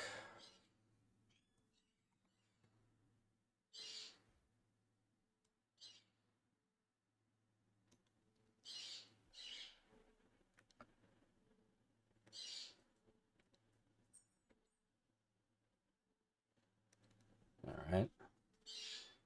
Oh, didn't double click for me that time. So what direction?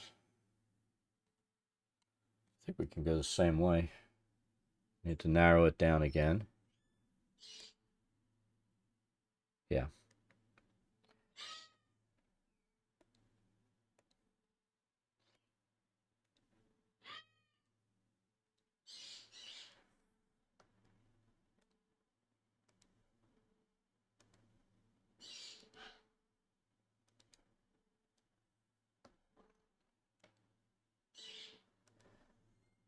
We'll keep running this skinny ridge line, and then we're going to use a bigger one because it gets pretty fat over there.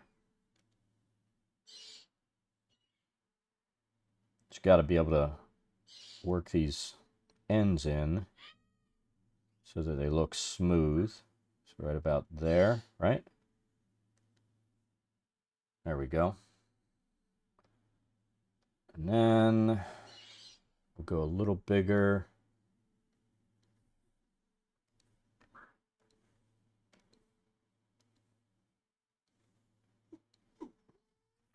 I mean, this is personal opinion. I mean, I use an artist tablet to do this because I think it makes your life a lot easier.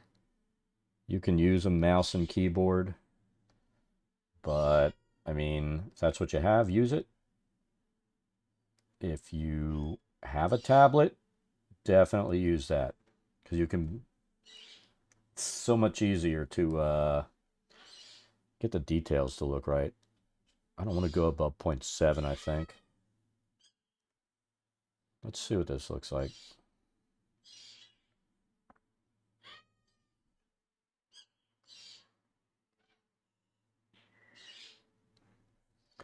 Yeah, I mean, I don't want those ridges, or this, where it kind of looks like steps,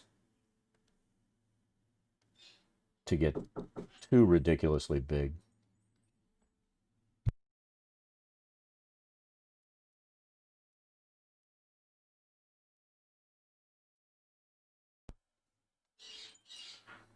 I'll have to get off, go to the be right back screen for a minute. My son needs something. He just got home. There we go. All right. I'm going to do the be right back in 5, but I'll be right back.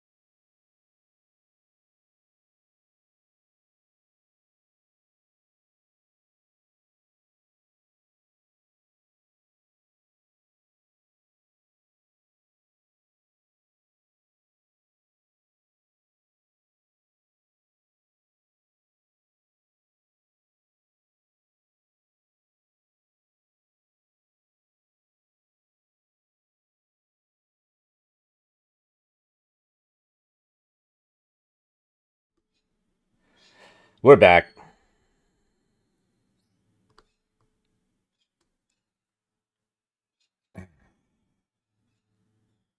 It brought me a stropping strap. So, basically a shaving accessory.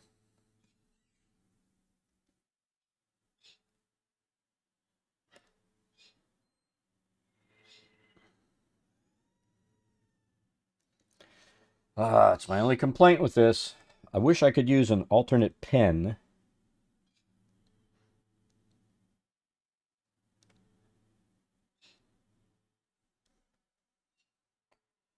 You know what a stropping strap is? It's basically like a leather strap you use to um, sharpen a blade. Really, it's for straight razors.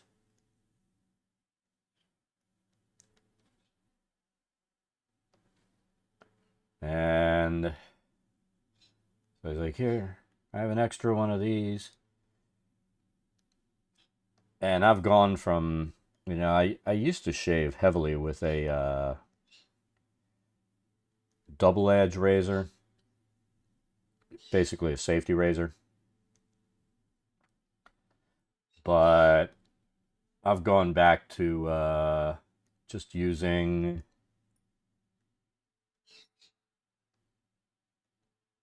like one of those Gillette 5-blade razors. Quick, easy, no cutting myself up. I love a double edge razor, and I like a straight razor too. But it is easy to cut yourself with that damn thing. Did we just finish that? Oh, wow. We better save.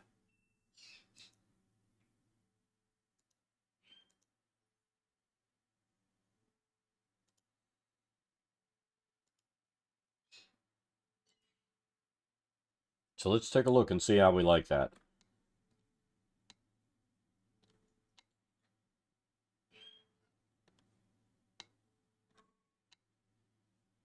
In fact, let's turn this off.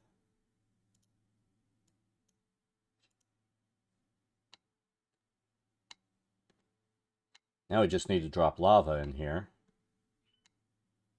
It doesn't look bad.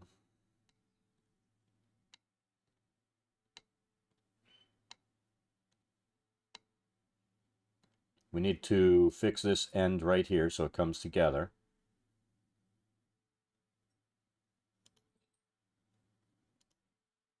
But you know what? I'm going to take the opacity down a lot, and we're going to work that in slowly and get it to join.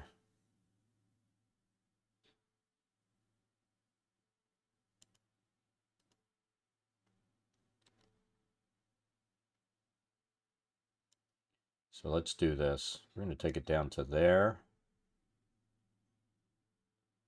Transition in. So yeah, that'll be that side.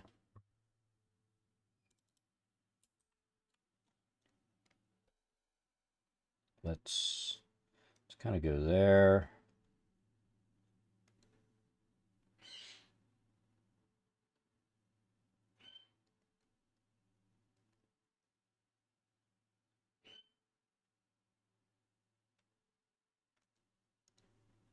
We're going to go back and forth here.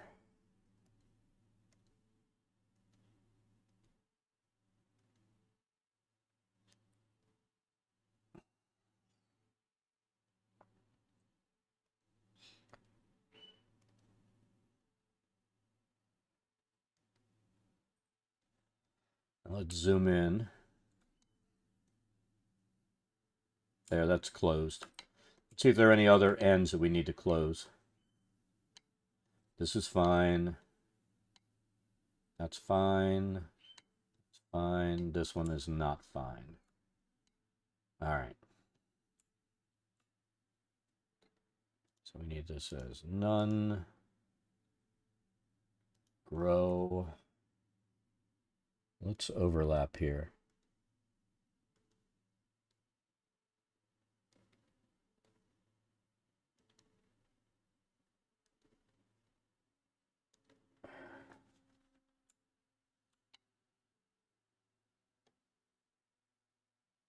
We need to do something right over that section because I don't like that doing that. So let's extend it out a little bit.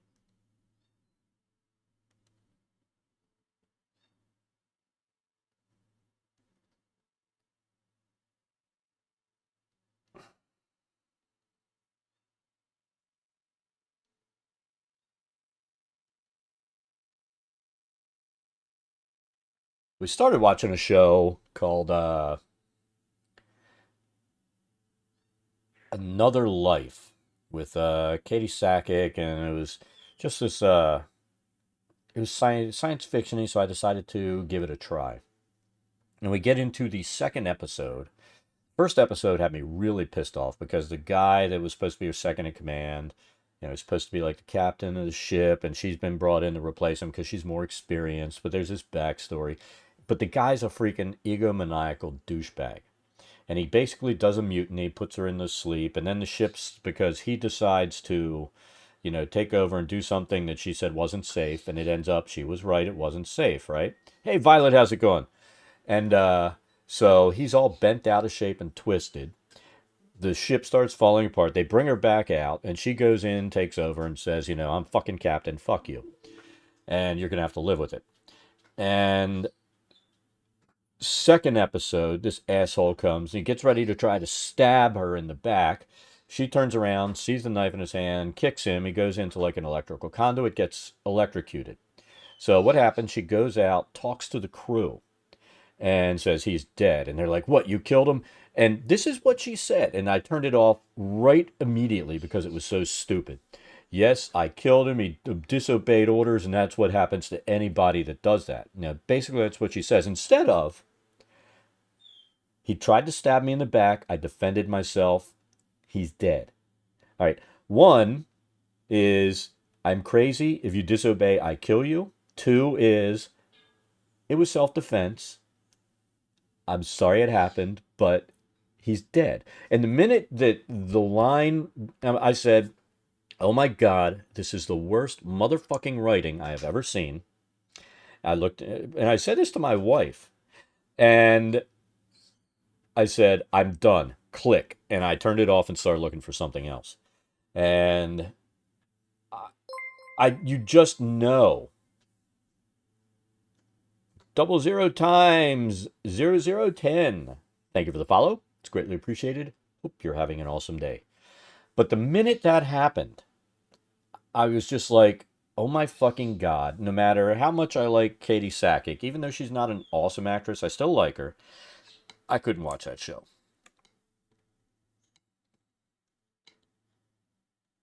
I could not believe the level of stupidity of writing. And it's one of those things, you see that, and it's like, how do these writers not get fired? How?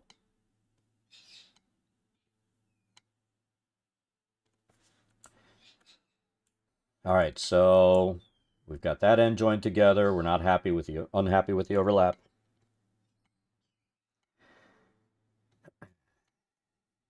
We're gonna save again. Let's see, when we pulled that in, yeah, we don't have to redo the caves. I still can't believe that. Oh, look at that. It must have crashed when I was doing down to level whatever. Oh.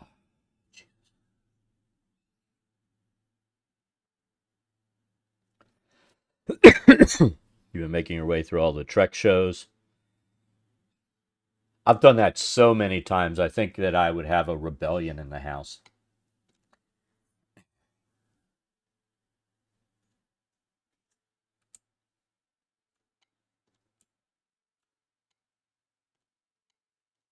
They would rise up and kill me.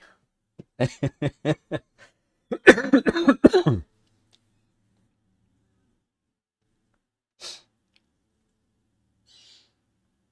right, so let's save. We're due for a crash because we just finished all that work.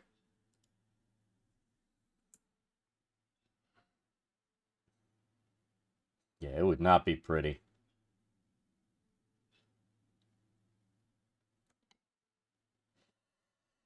This is when we crashed the last time. I started looking for assets. So I need something. I don't think I have volcanic assets. That's really what I need.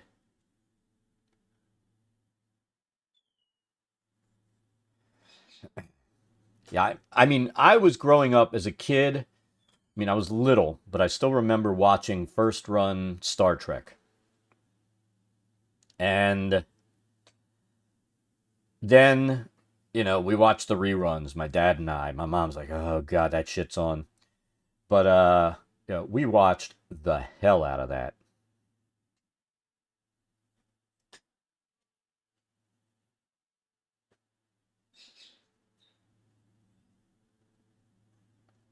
Let's see. I have no idea what this asset pack is. It's probably not what I'm thinking, but let's pull it in. Let's pull that in. I don't think this is going to help me, but let's pull it in. No, that's not going to help me. Jungle plants won't help me.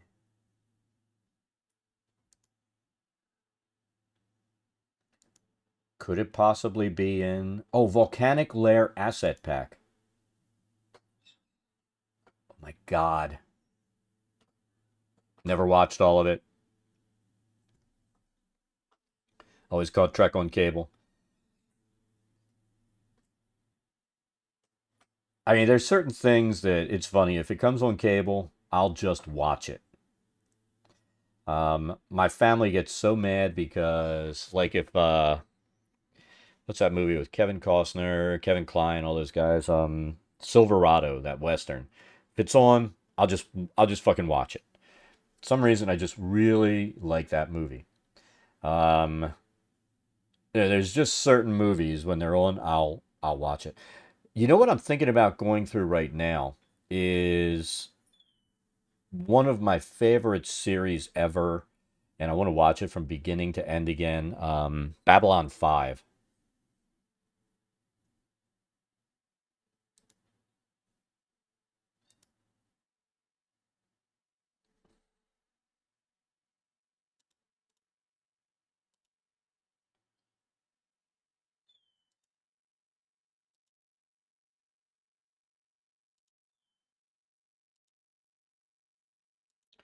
It's like original Terminator, original Conan the Barbarian with Arnold. Always watch that. That it's it is just one of my favorite sci-fi series ever made.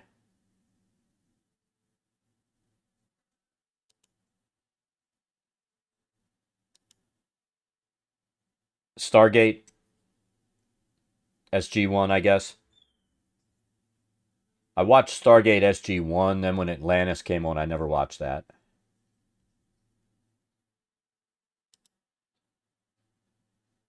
All right, so let's see if this added some pattern shapes. Oh, you son of a bitch.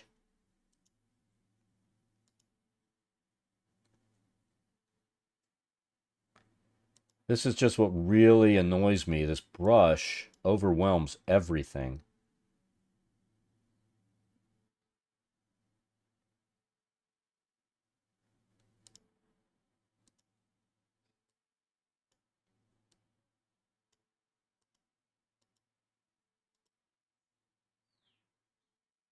And these brushes don't give me the option to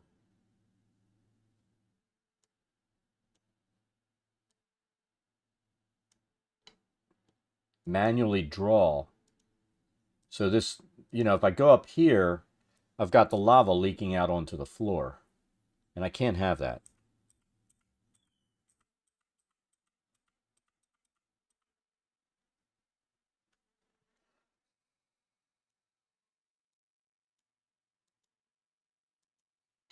So I'm going to have to do something.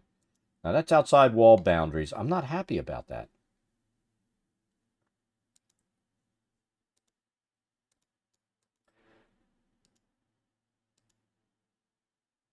They really need to give me the option. See, this is usually like a selection tool, and it'll let you adjust things, but this is not adjustable.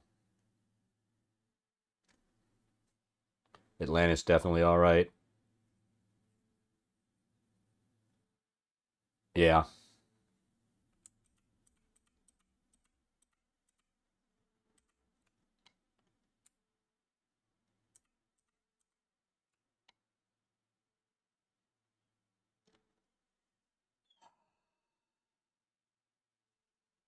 They're killing me with this tool.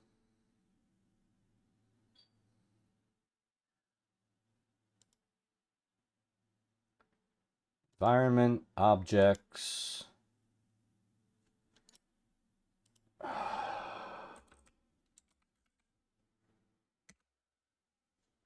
See, these are what?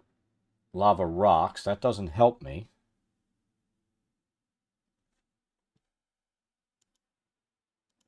Let's look and see if my pattern shape didn't give me a lava pattern, did it? We looked here already.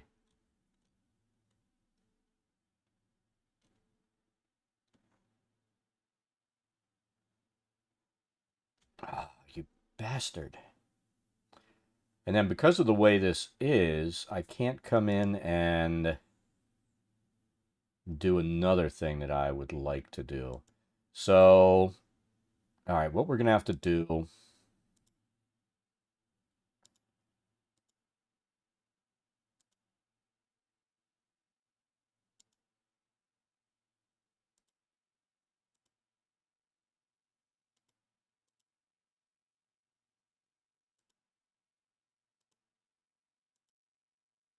down here.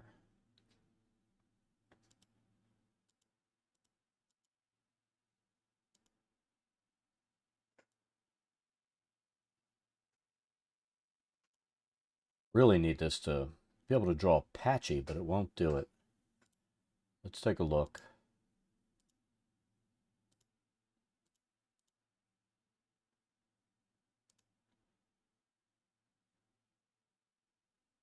Let's turn snap off. Let's do this. Blend distance. I'm curious. That just comes out like yellow because we don't have a blend distance.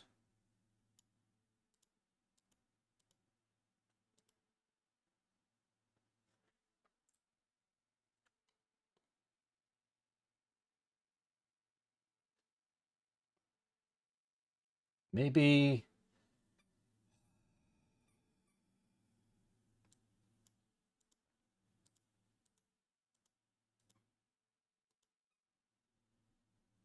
let's reverse.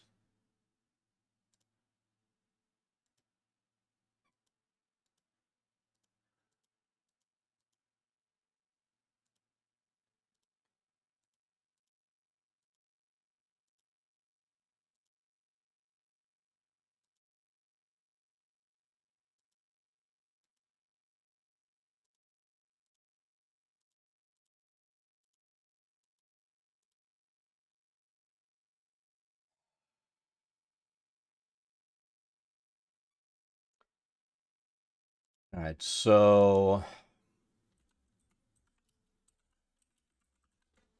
I'm curious what...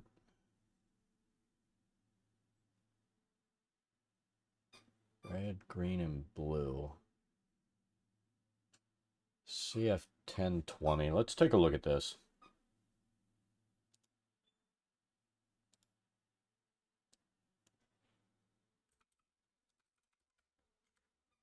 So that's the hex code for lava.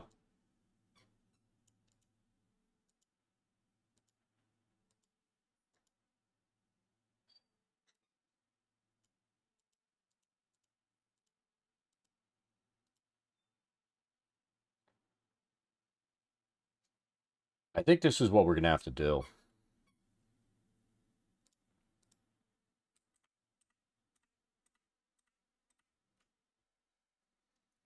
I mean, I am not pleased with this. So let's turn the blend distance down. Let's take one more look.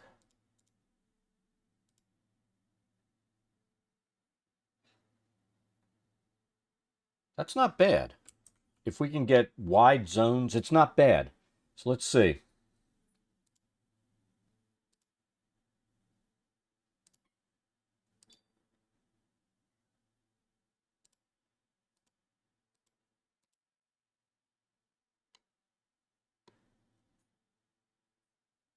We need to get rid of this right here.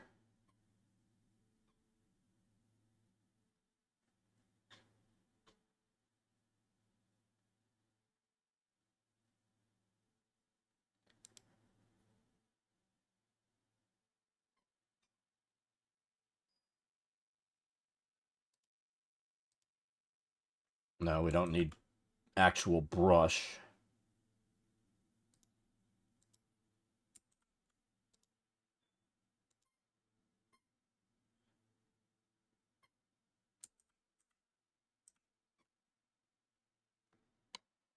Wish I could get rid of that right there. I'm probably way too fixated on it right now, though.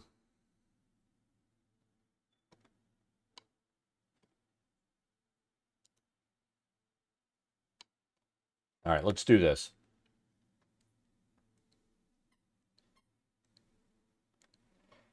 Tell you what, Stargate's another one of those movies that I will watch if it comes on.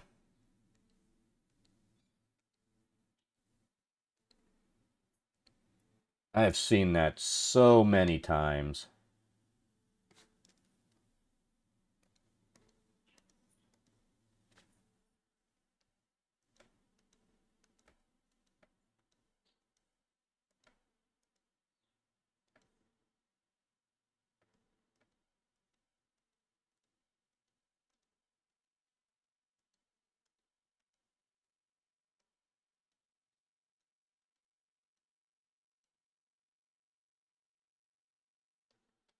Actually, is kind of lava-ish.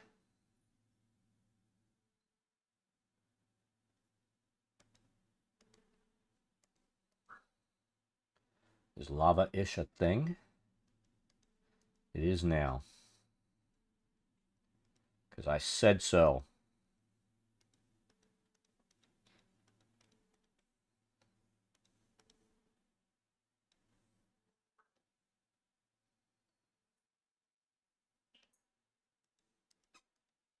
I'm really curious what it's going to look like when we pull the trace image off. So let's take a look. You never saw the actual movie? Oh, yeah, you got to watch it. You have got to watch it. We could just get rid of that. I think the lava would look good. Ah. Yeah, that is a must-watch movie.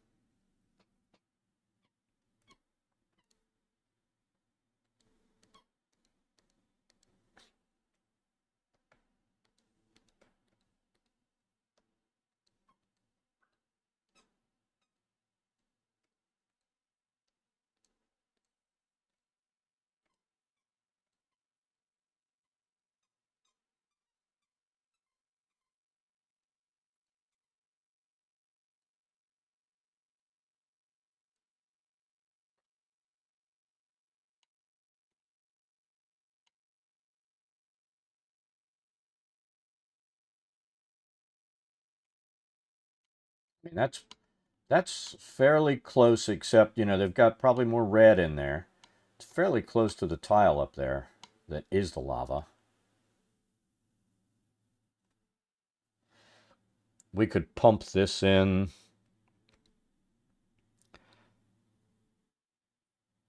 Let's take a look at this, what happens.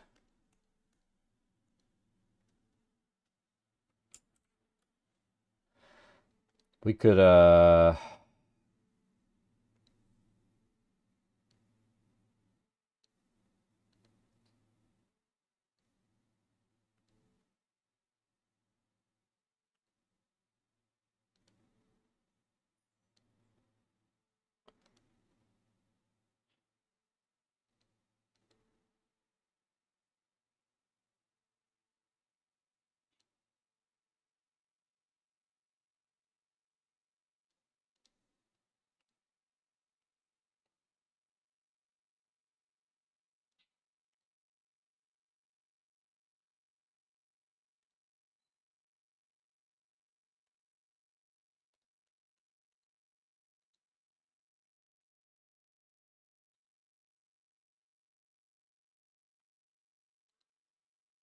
I know, Tessa. It's horrible being you.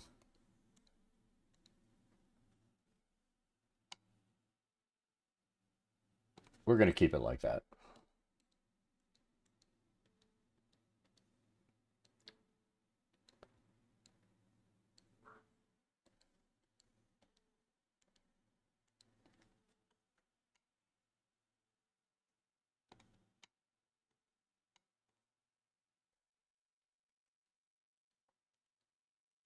I tell you what, that seems like that's been one of the COVID conundrums.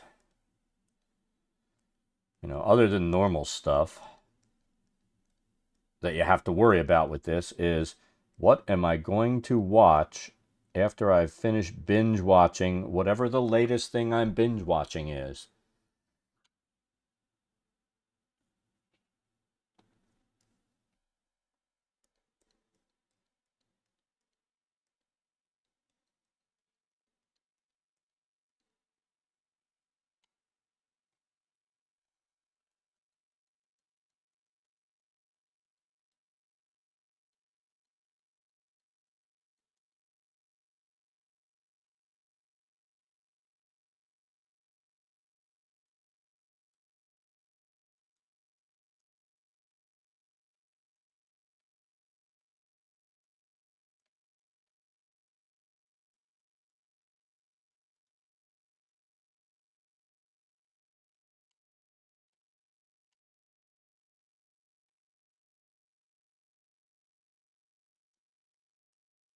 We have killed off so many shows this past year.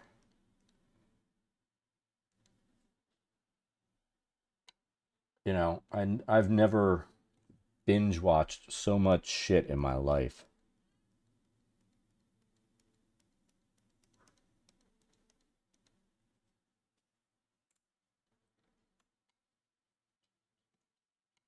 All right, so we're going to go with that.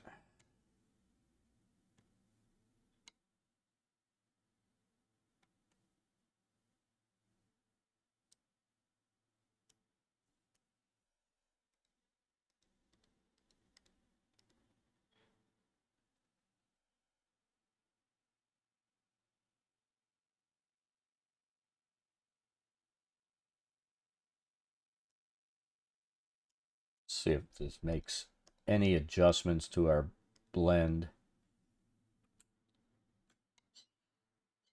Do we like it better that way?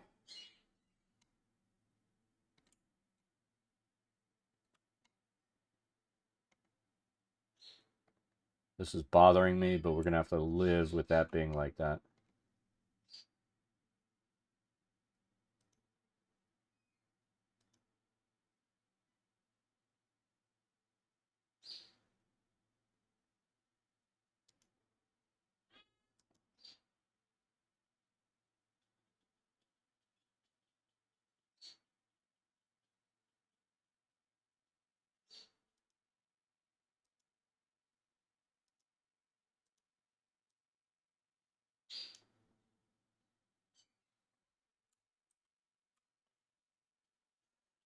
I really wish that we had a way to select those, what we put in with a material brush, or erase it.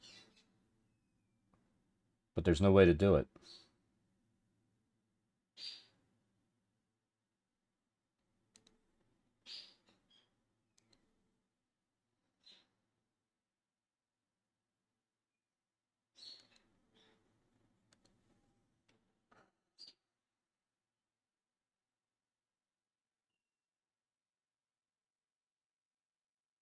Let's save.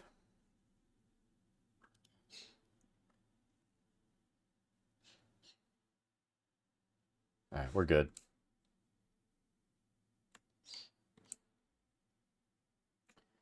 I think the only thing we're going to do is with the water brush, let's pull it down just a little bit here. See, and it affects all of the water when you do that. So that's why I'm just dropping it in.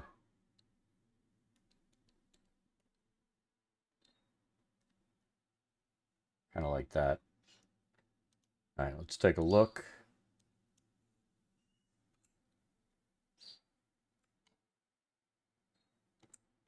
That's good.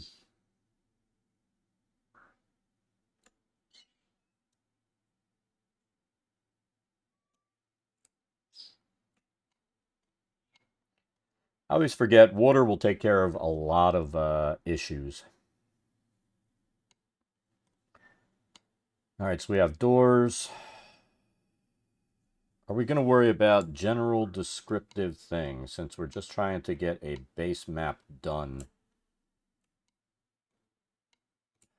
Start throwing doors in.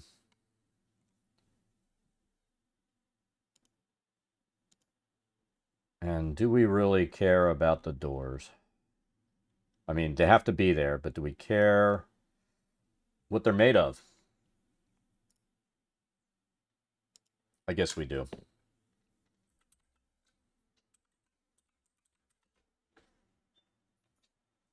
So I need to pull up description of these levels.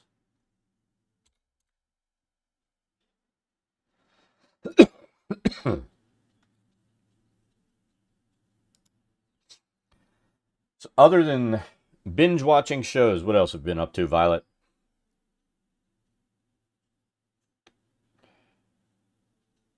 Anything fun and exciting?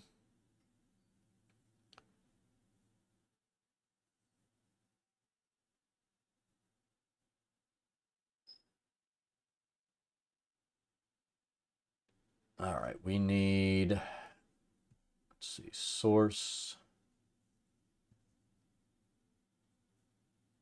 Mage.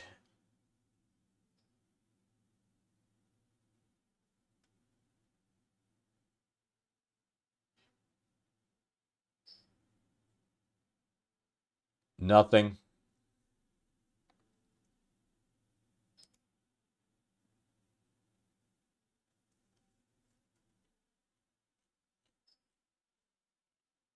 Just been doing like the rest of us. Staying at home, hiding from crazy people.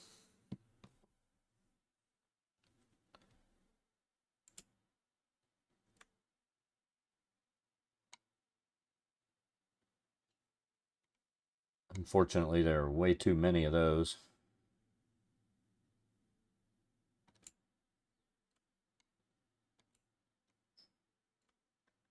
I'm curious there in Maryland where you are. I mean, they've got the batshit crazy morons who are threatening to go to state capitals armed to protest. How's that going to work out since you can't open carry in Maryland? I mean, they can just arrest every motherfucker right then and there, which is absolutely appropriate.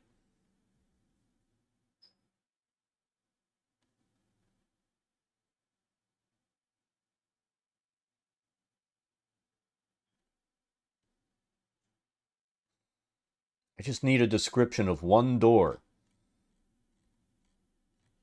One door. Give me a description.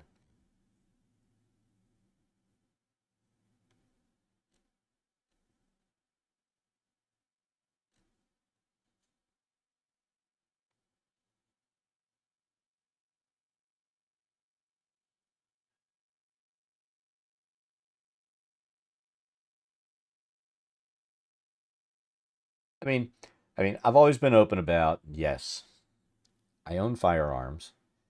No, I'm not a big enough idiot to walk around with them strapped over my shoulder or on my hip. I don't get these fucking idiots. Except they wear it to intimidate people. I see somebody like that and I will usually go up and confront them and be like, what the fuck do you think you're doing? You're an idiot.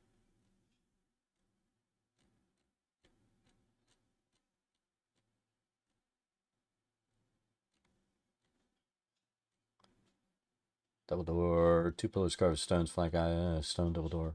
I'm gonna, you know what? We're gonna find the closest thing to a stone fucking door. And that's what we're gonna put in.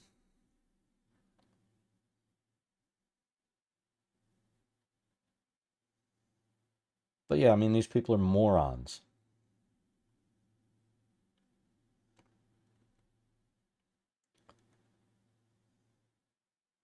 And if they go to the Capitol, what do they expect to do? They're going to be, what, 15,000 troops that have been called in for the inauguration.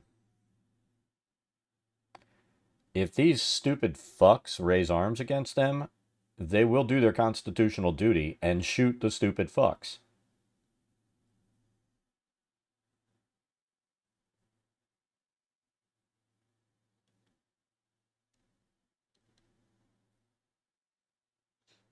And nobody will miss them.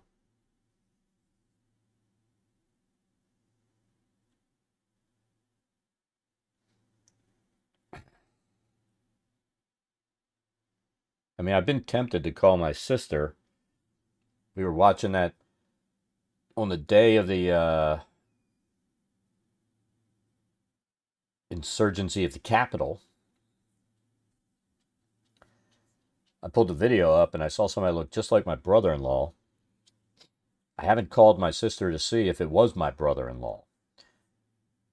Because if it was, I would probably call somebody and say, this is one of the motherfuckers that I saw at the Capitol.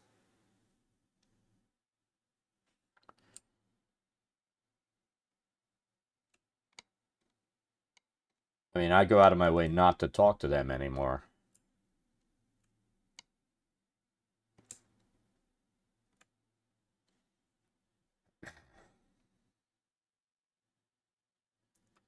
Let's just place basic doors.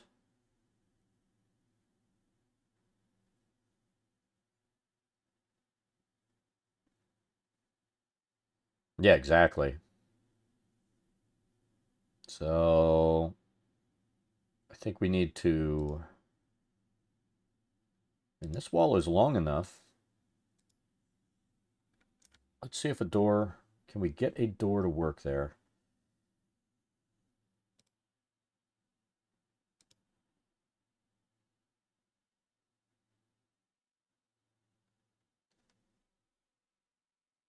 Oh, that's pretty much what a large portion of my family is, and it's pretty much a reason that after all this shit, I've cut them all off permanently.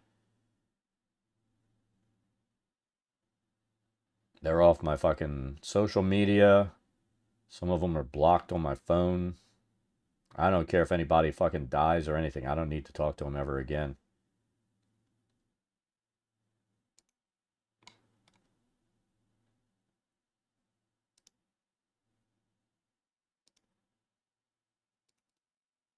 All right, so let's try this again with that wall in there.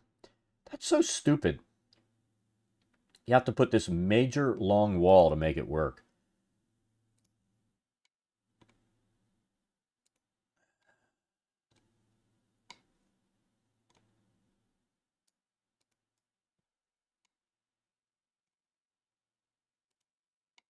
I mean, life's too short to spend it around idiots.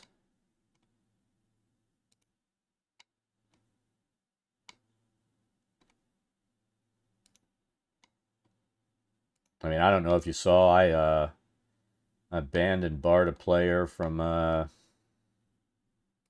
Wednesday game because they started acting out and comparing seditionists with the Black Lives Matter crowd who has never gone in and fucking, invaded the Capitol and murdered officers doing their duty.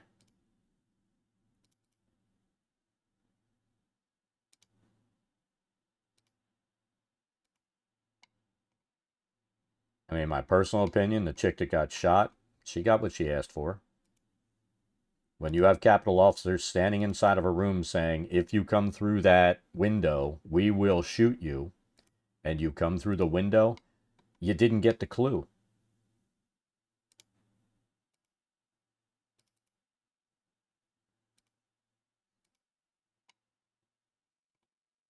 And it was a pretty big fucking clue.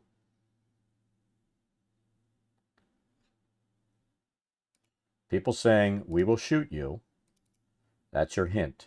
You're about to get shot.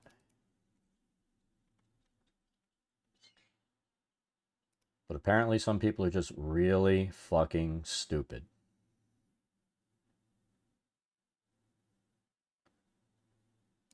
Can we get this to fit in here? No. That'll work. Let's put that there. We won't let it block light. Look at that. Beauty. We're going to 180 this one. Oh, that's nice.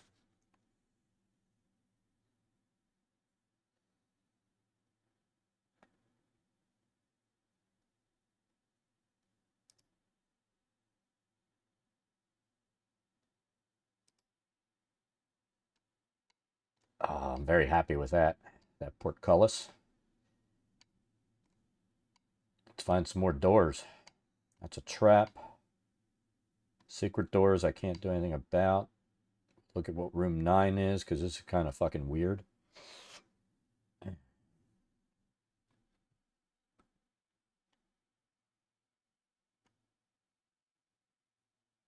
All right, so those are double doors.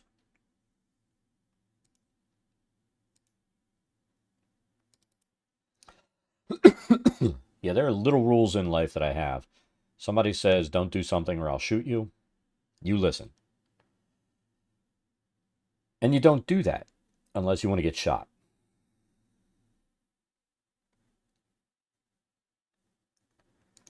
And that's what I consider a very simple rule.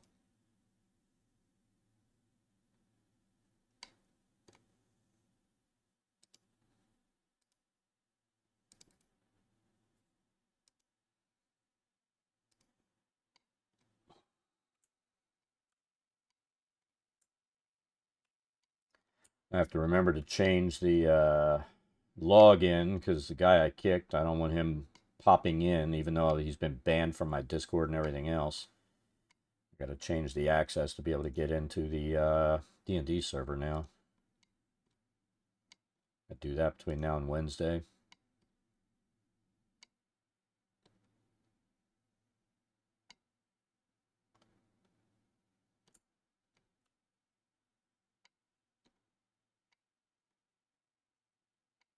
Honestly, it would be as simple as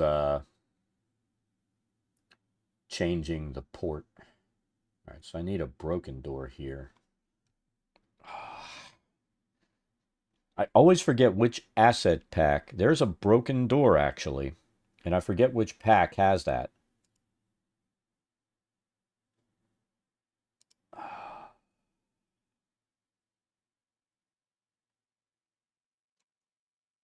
And I don't even know why I'm worried about it. I mean, there's another way I could do it that would take me less time to find than figuring out which one is the broken door. One single asset in a pack.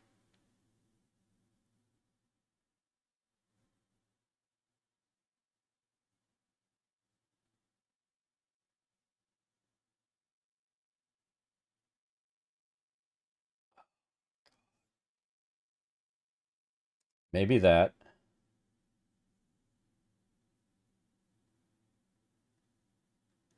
Probably not, but we'll put it in. I know it's not in this.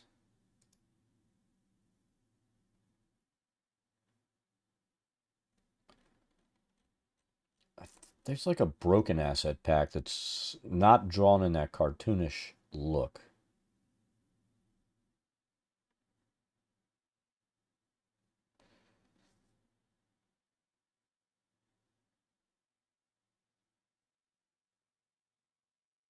See, we have the rubble asset pack. I thought that's what it was in. But no. So it's got to be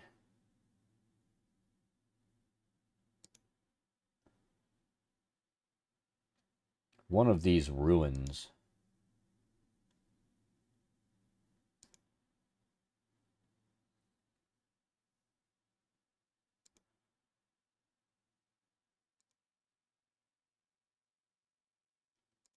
Jungle Temple. I don't think so.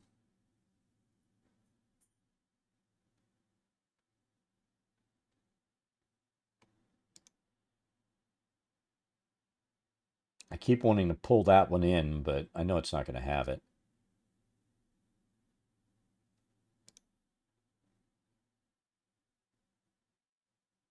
And you can't pull all of these in because then you'll crash. Elven Ruins. I guarantee you that's got to be it. So let's pull that one in. The other one.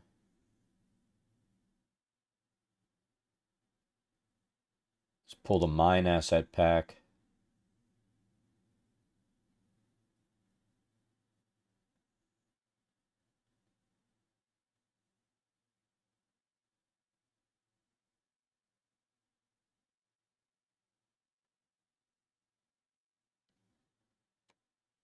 Archaeological dig, maybe. Let's say it's got to be one of those.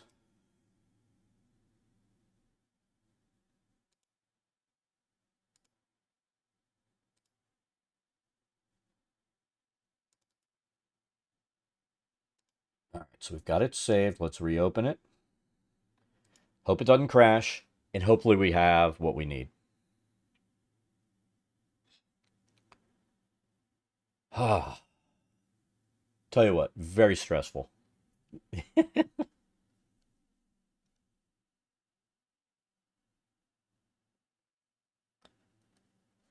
it load already? What the hell? Please show me what I'm looking for. You fucking thing. All right, so we're going to do it. There's another way to do it.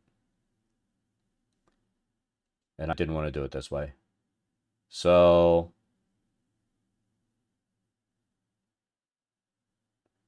what you do is, where is it?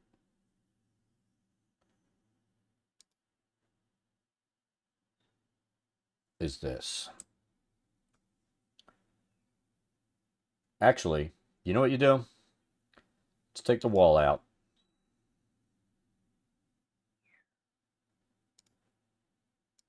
Let's take that out. Let's take that out.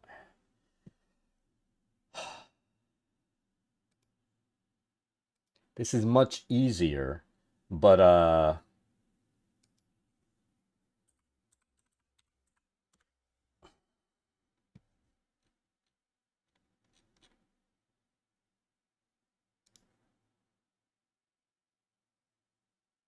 you know, why would we do it the easy way? So we'll do door. Take snap off. Door. There's our broken door. See how easy that is? I mean, why would we want to do it the easy way?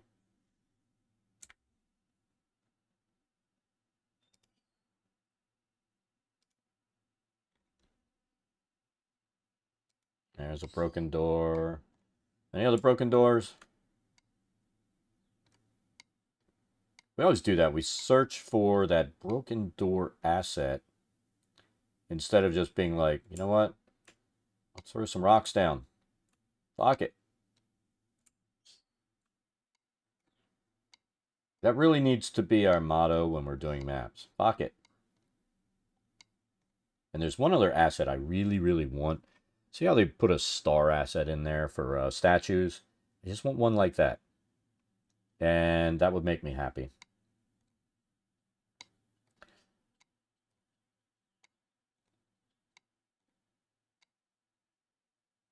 Alright, I think that's all the rubble doors. All the rubble doors. Look, we didn't do this. That's awesome. We're going to do that in a minute. Here, I thought we were done.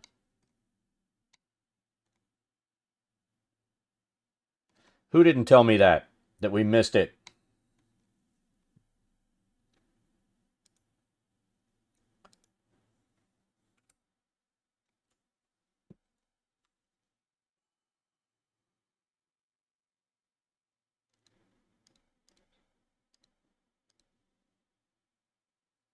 See, and when you bring it back in, it does the same damn thing.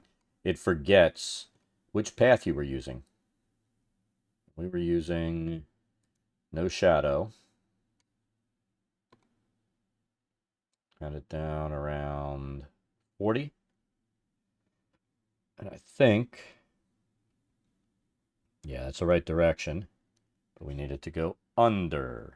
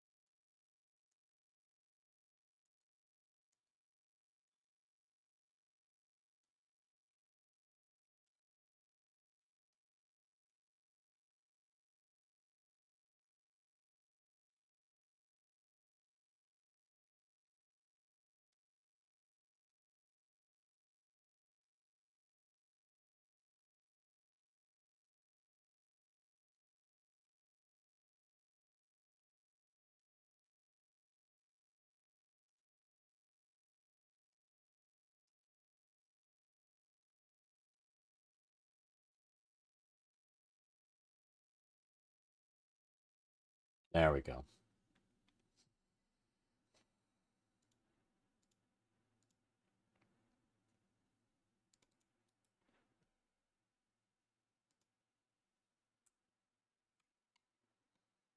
So there are those doors.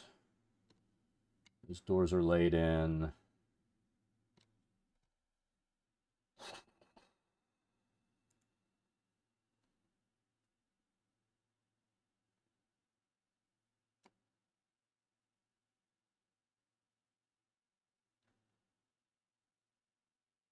I'm going to see if there's a statue asset pack that I haven't looked at before that might have what I'm looking for. In fact, let's do this. We've loaded a bunch of crap in.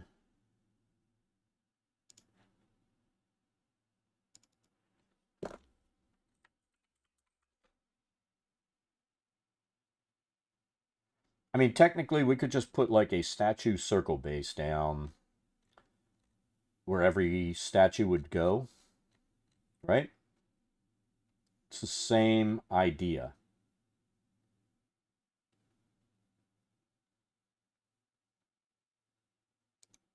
And you know what? I think that's what I'm going to do.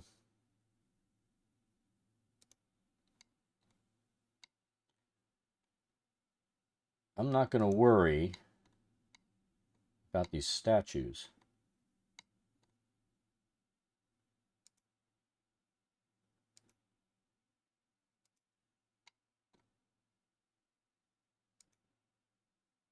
I know it's terrible, but every time I do these, they have like all these statues that I don't have, and then I fret over, oh my god, I don't have those statues.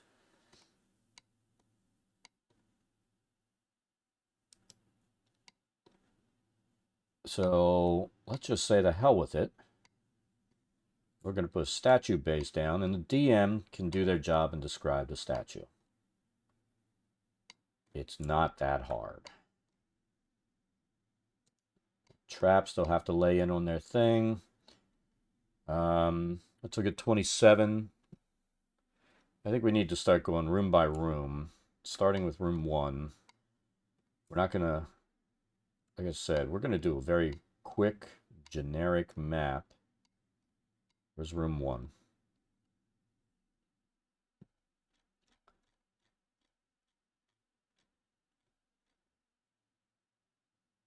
Four stone pillars support that. Exit tunnels on north and south. 12-foot statues of Hallister Blackcloak. I don't have that. Depicted as a bearded, scowling old wizard wearing a robe covered with lidless eyes and clutching a stout scepter with a dragon's head at each end.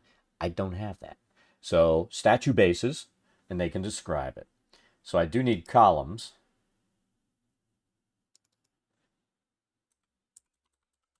And I said I wasn't going to furnish this, but you know what? Fuck it, I'm going to furnish it.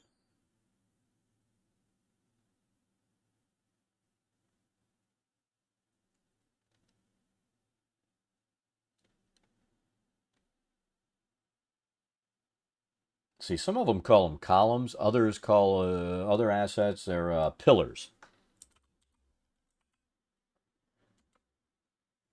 Oh, there's 2 L's, aren't there?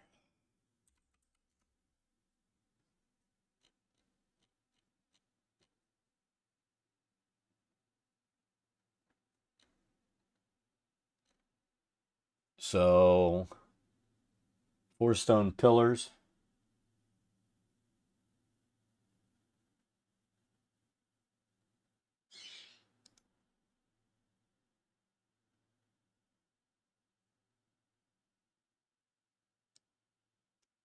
Let's make them fit.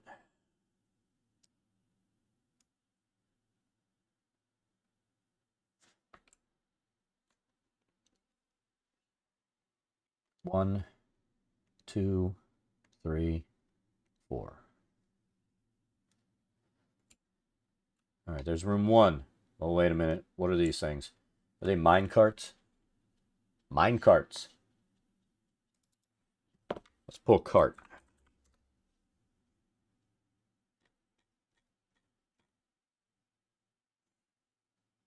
Mine cart.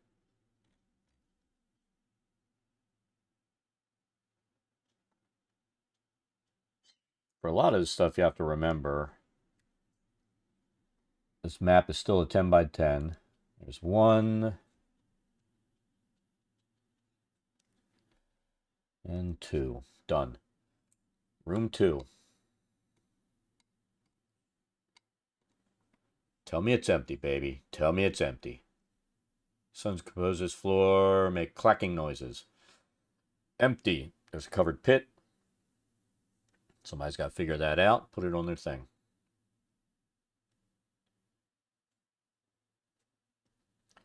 Three. Stuffed monsters.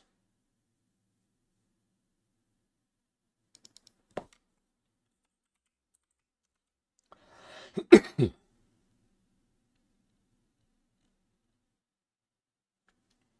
can you guess what our stuffed monsters are going to be? They are going to be statue bases.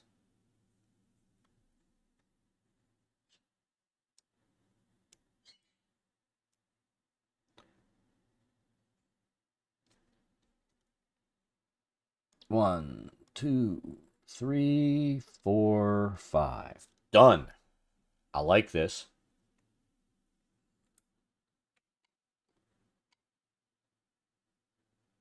Room 4. Guess what there is? There's a statue.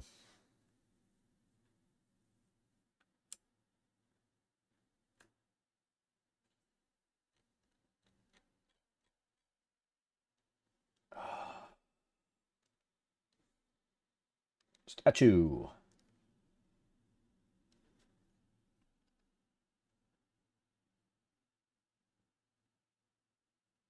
Two life-size iron statues of mind flayers. Don't have that either.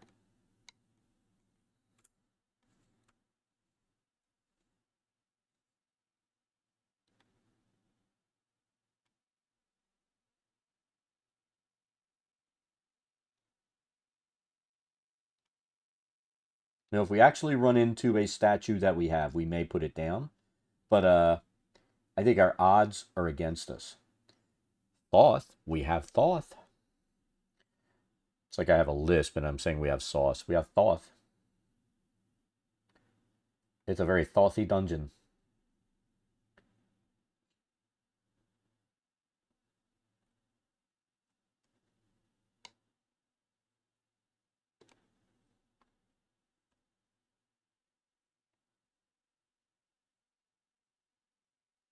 Five A. Let's see what that is. 6 10-foot wide columns support the ceiling. Those are already on there. Gilded statue, alcove. We put those in already. There's a trap.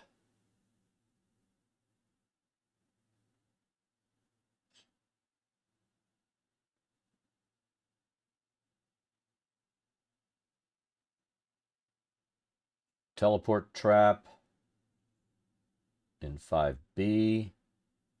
5C, electrified portcullis. That's these. 5D, Deep Dura's Den. There's a statue.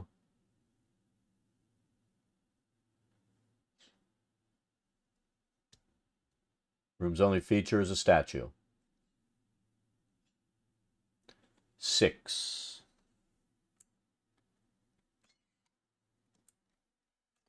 It's like we are doing the lazy man's version of the map. Kinda. Let's be honest. All right, scorch mark, circular chamber is 20-foot high dome ceiling. On a section of the back wall, an exclamation is scrawled. I can't do anything about that. Stone chest is also blackened by soot, lies open in the middle of the floor.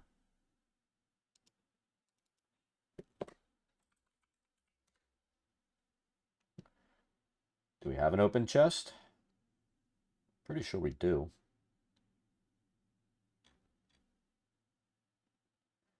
I think that is actually under storage.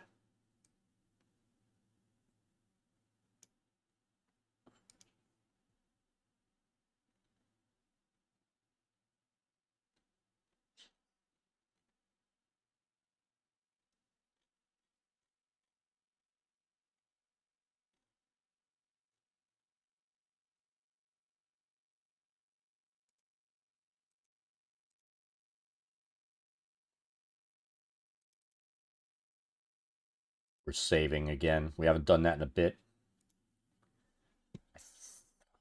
Oh, I hate looking for assets.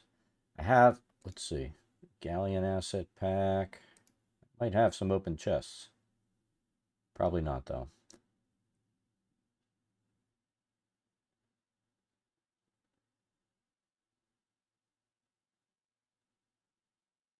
Let's bring that in, just in case there's some armory shit in here.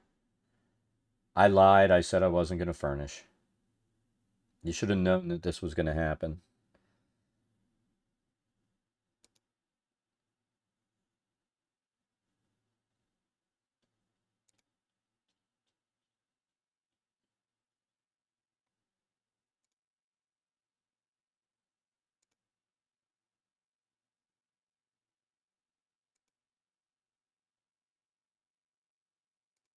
Did mean to bring the furnishings in, and I forgot to do that.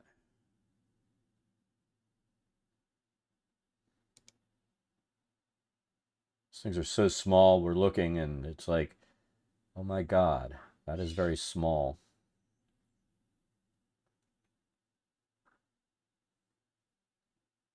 I feel like at this point I'm no longer drawing. I should bring it up on my big screen.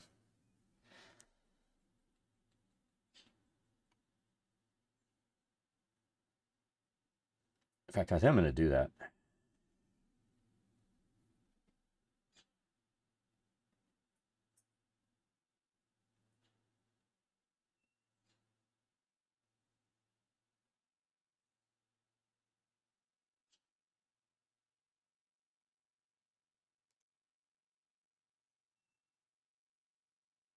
That's going to have some shit in there we need.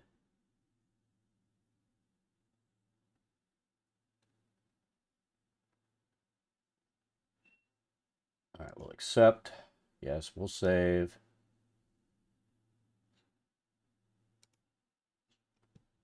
In fact, let's do this. We're going to save without that sitting there. Save as. That's another weird thing with this. If you do a save and you have an asset floating around there, it'll randomly be someplace on the map. And it saves it there, even though you haven't dropped it. I don't think they ever fixed that. All right, was this the straw that broke the proverbial camel's back? Howler Monkey, how's it going? Man, that was fast. All right, so I'm going to do something. Let's flip this up to our bigger screen because we're done drawing.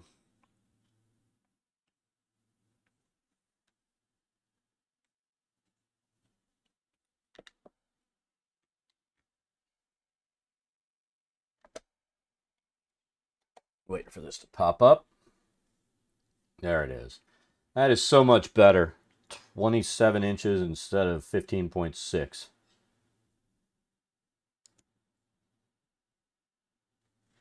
All right. So we need an open chest.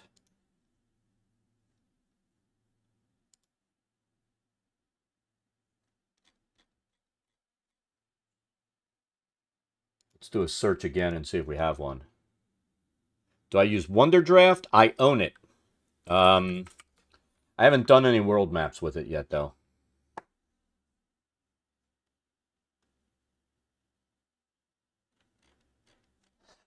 Let's try treasure.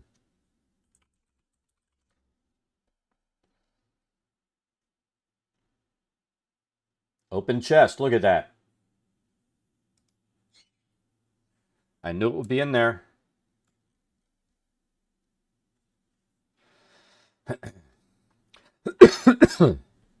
I mean, most of the stuff that I have time to do. Let's read this description fully. Stone chest, blackened by soot lies open in the middle of the floor. I know it's not a stone chest, but we're going to drop it there. It is open. So we got half the description right. Most of the maps that I do are, like lately especially, are these massive freaking maps for like Mad Mage.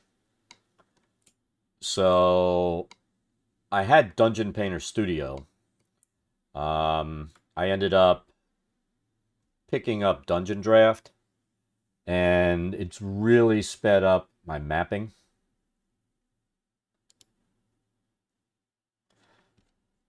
All right. Room 7. Chasm, peeling paint, ghost. We're going to assume these are stones across here, so I love it when you put in stone. It's because it's fuzzy, right? Let's try it again. Stone and skeleton, they're the same thing. Fuzzy logic is a little too generous.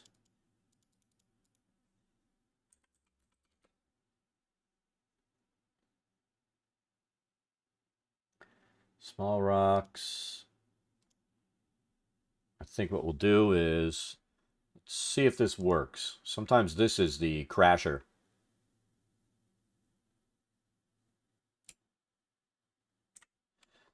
What I've found with Dungeondraft, and I've had it pretty much since it came out now, and they've made some changes that help so you don't end up crashing as often. But like with the backups, I usually put a ton of backups so they drop in the folder. I have it do it every 2 minutes because of the potential for crashing. Um, and then I also go in and do a save as, so I don't have to go in and dig out the save if it does crash. And I do that probably every 5 to 10 minutes. What'll happen sometimes is like here where we're getting ready to use this sorting tool. Um, if this decides not to work, which it's working, this is one of the things that can screw you over a little bit. So sometimes you'll put something down, and if you don't see it rotate or change size, that's an indicator that you might have a crash coming. But I do like that Megasploot's been awesome about doing the updates on this, so I really can't complain. Our crashes have dropped down a tremendous amount, and now it's just become, extremely useful.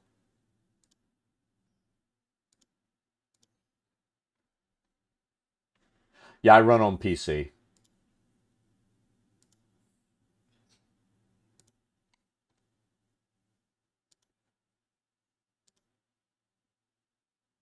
All right.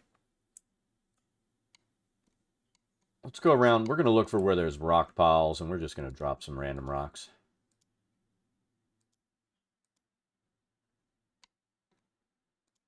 where they'll fit.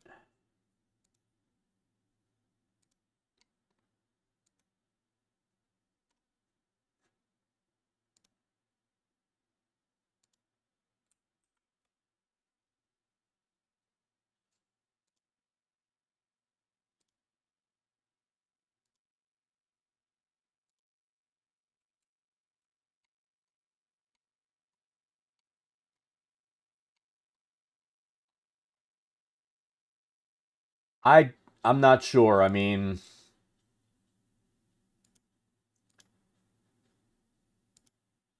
it's possible.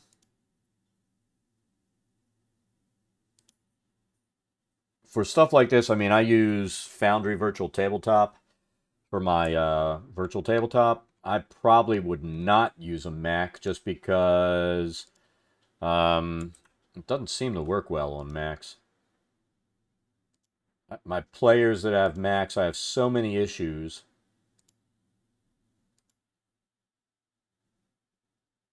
with. I mean, this map, most of my Mac users will not be able to see the textures because that 8,192 pixel limitation.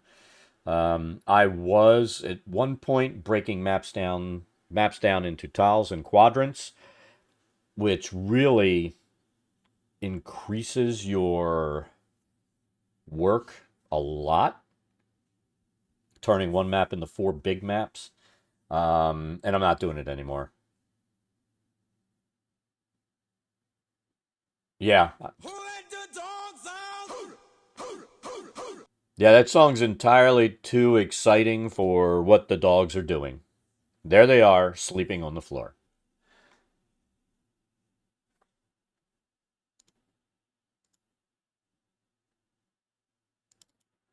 But I've got two Mac users and 5 PC users, so, I just stopped doing that. Howler Monkey Music, thank you for the follow. It's greatly appreciated. Hope you're having an awesome day.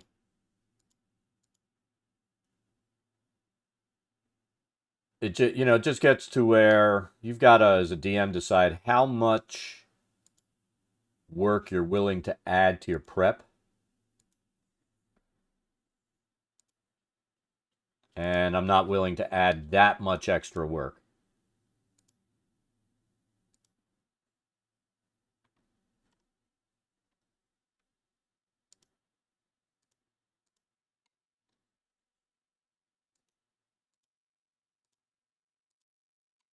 I mean, as it is, I put enough hours into these maps, and this I'm not even near this level, so I'm doing this for, and this is a point of gripe for me.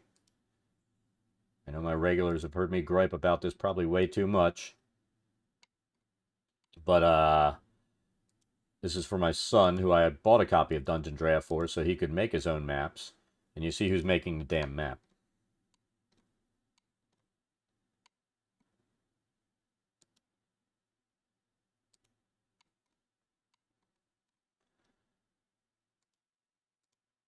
And he's 23. He's a big boy. He could make his own map.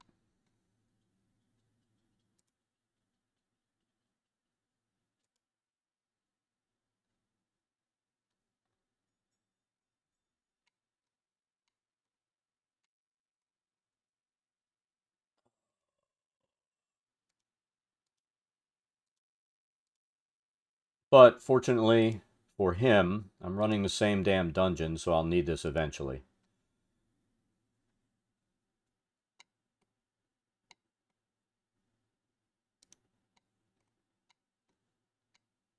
And my players, when we get to this level, they'll be like, how come it's not as detailed? Be like, you know what? Shut up.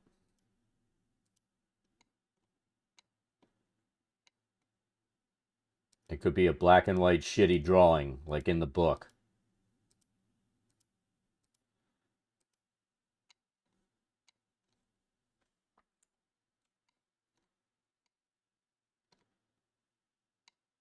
Oh, we didn't put doors in.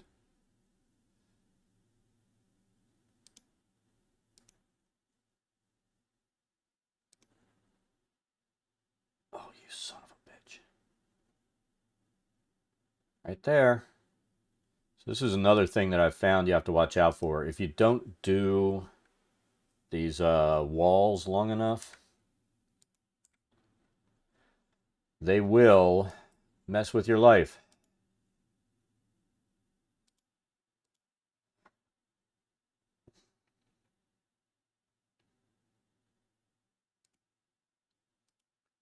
Let me try to place a door. What the hell? Mouse is acting up.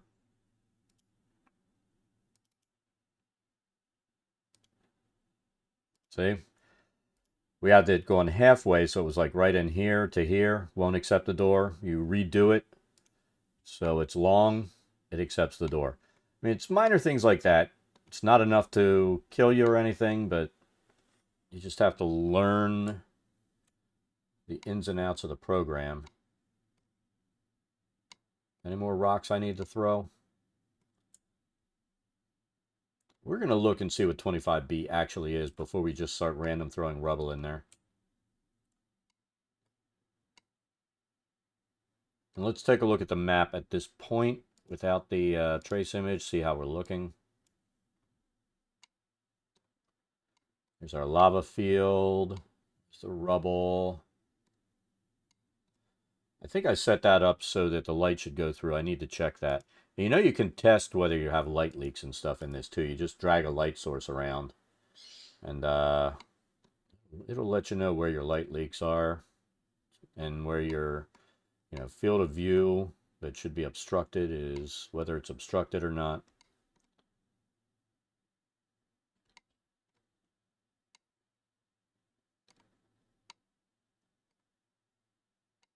So like when you have a portcullis like we have down here, you place the door, you want to make sure that it doesn't block light. And then you go back in, make sure that you did it right, and you're good. And that's what that is. It's a portcullis sitting there, and the light goes through. The only thing I don't do is place light sources inside the dungeon using this program. I do it inside the virtual tabletop because it ends up looking better.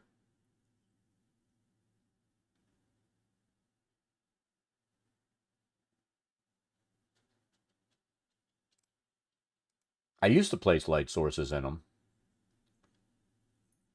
but not now. We've stopped doing that. So we were at 7, right? Chasm, peeling paint, ghost. None of that. Can't place that in there. Room 8, teleport trap. That's going to be the dungeon master putting a T on their map so they remember they step there, they die. At least my group, that's what it ends up being. They'll die.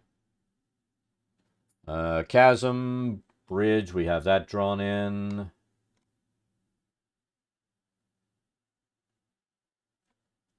Double door south end. Let's see. Oh, the Elder Rune. You gotta love those things. The Elder Rune will screw them hard. Let's see. So they open it up. There's an Elder Rune there. They look at it. And let's see what effect they're going to have. I love those things.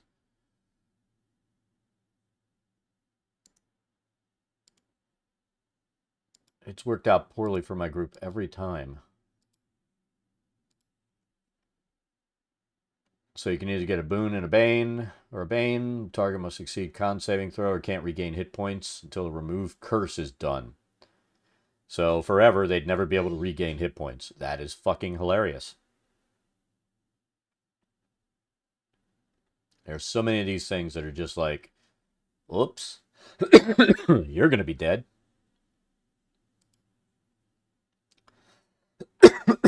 The only disappointment I have right now, I want to see what this is. I don't see anything in the description. The guy that I banned this week, he was the one that always gave us some type of comedic effect because he died so many times.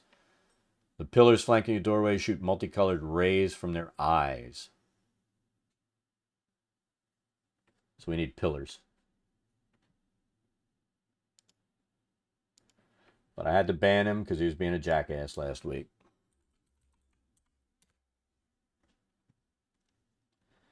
And it also means they'll die a lot less.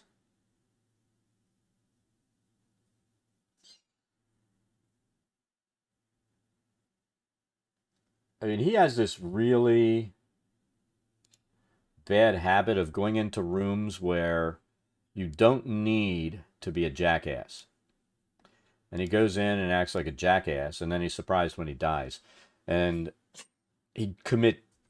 I mean, if I was a player, I would have killed him myself a long time ago.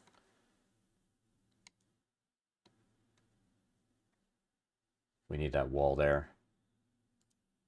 And I have rarely ever killed another player at the table. And this is a player that I would have killed at the table. I can only remember 2 times I've killed another player at the table since 1977, 78 when I started playing.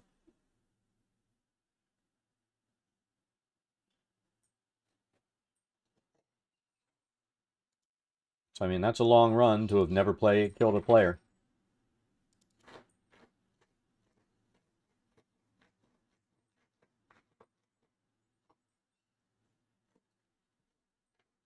I mean, there are party members that have really, really wanted to do it. And I generally discourage doing that stuff. You don't want hard feelings at a table. You don't want people being bent out of shape. But, you're going to get players like that they just fucking deserve it.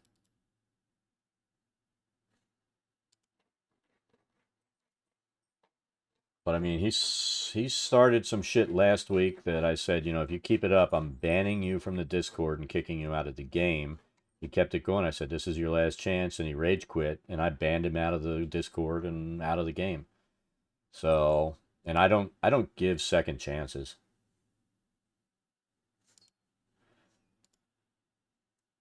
You know, one of my favorite sayings is I'm too old to deal with other people's children's bullshit, and it doesn't matter how old they are, I'm still not dealing with their bullshit.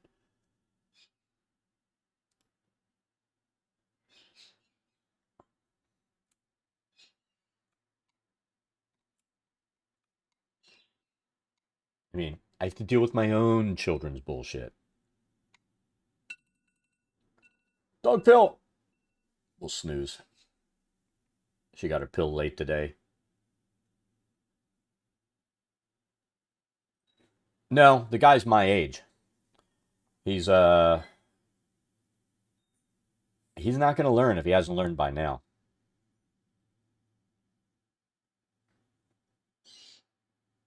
You know what I mean? Some people never learn.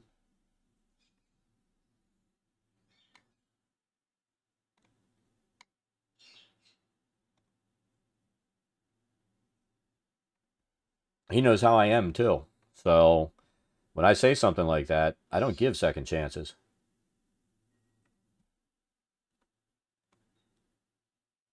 I mean, if you act like a dick like that, I'll just fucking cut you off. You're done.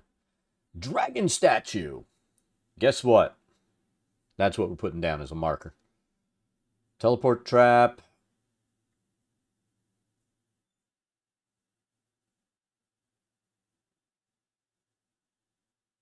I don't like being lazy, but there's so many things that I don't have assets for these statues. We're just putting statue bases down.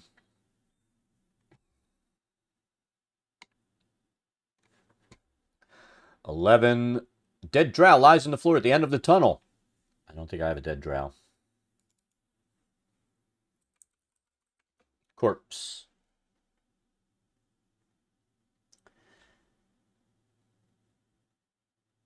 How about face down? You'll never know what they are. I think that's appropriate. You don't think it's appropriate, little girl? She whined. She doesn't like the idea of that.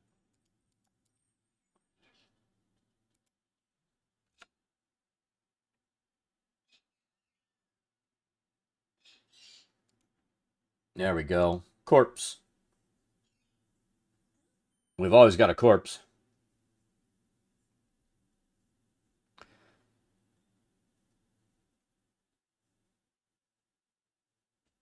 All right.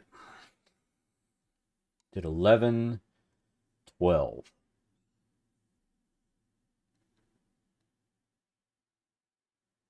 So you said you tried Foundry and it didn't work. What didn't work? Now, were you trying it on a Mac or were you trying it on the PC? What happened? People weren't able to log in. What was your deal?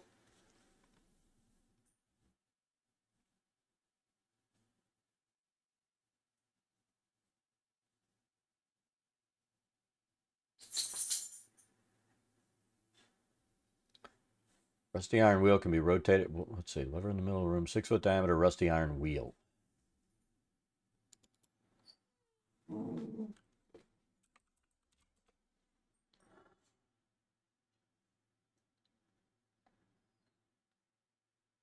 Hmm.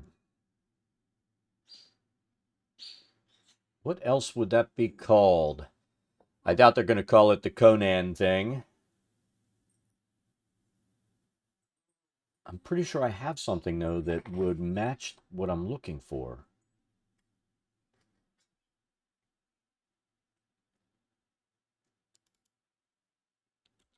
I have so many assets up, it's going to be a nightmare to look for.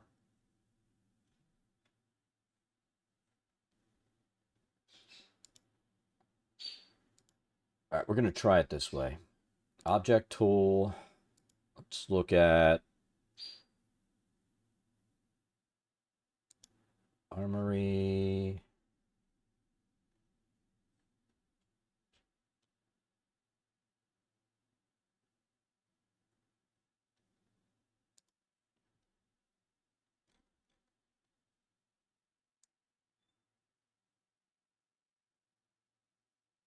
No. Not Bazaar. Not Bench. I doubt it. Nope.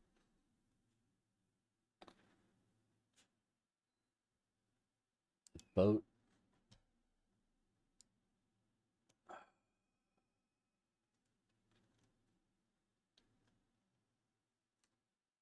Be under any of these.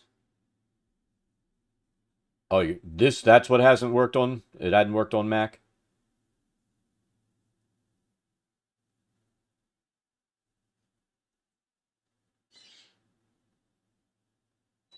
Foundry's flipping awesome.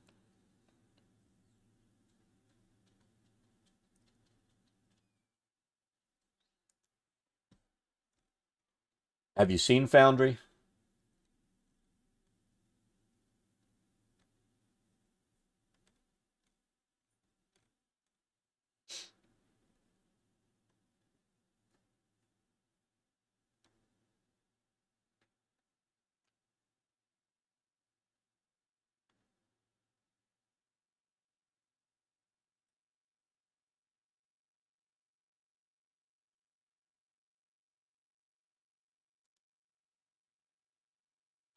Oh, come on. All right. I'm going to show you what Foundry looks like. It's freaking awesome. It's a $50 one-time purchase. Do you have like your content, your books and stuff? Do you have it on D&D Beyond?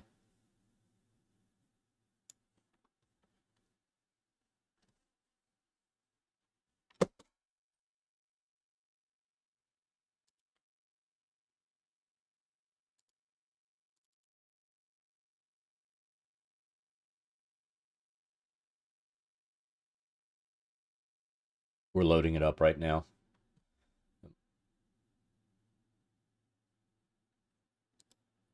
So if you own all your stuff on D&D Beyond, everything can be imported directly in. Bonus one, all right? Um, and I mean, the one way that I do it, I bring the stuff in through. I'm going to go into my tests. Do I want to do the test server? Yeah, let's go into the test server.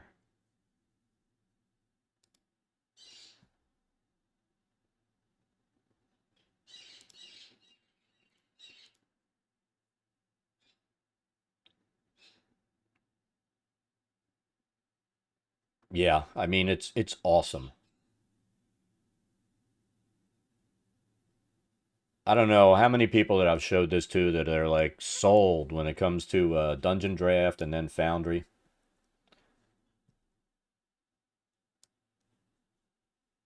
Let me switch this up.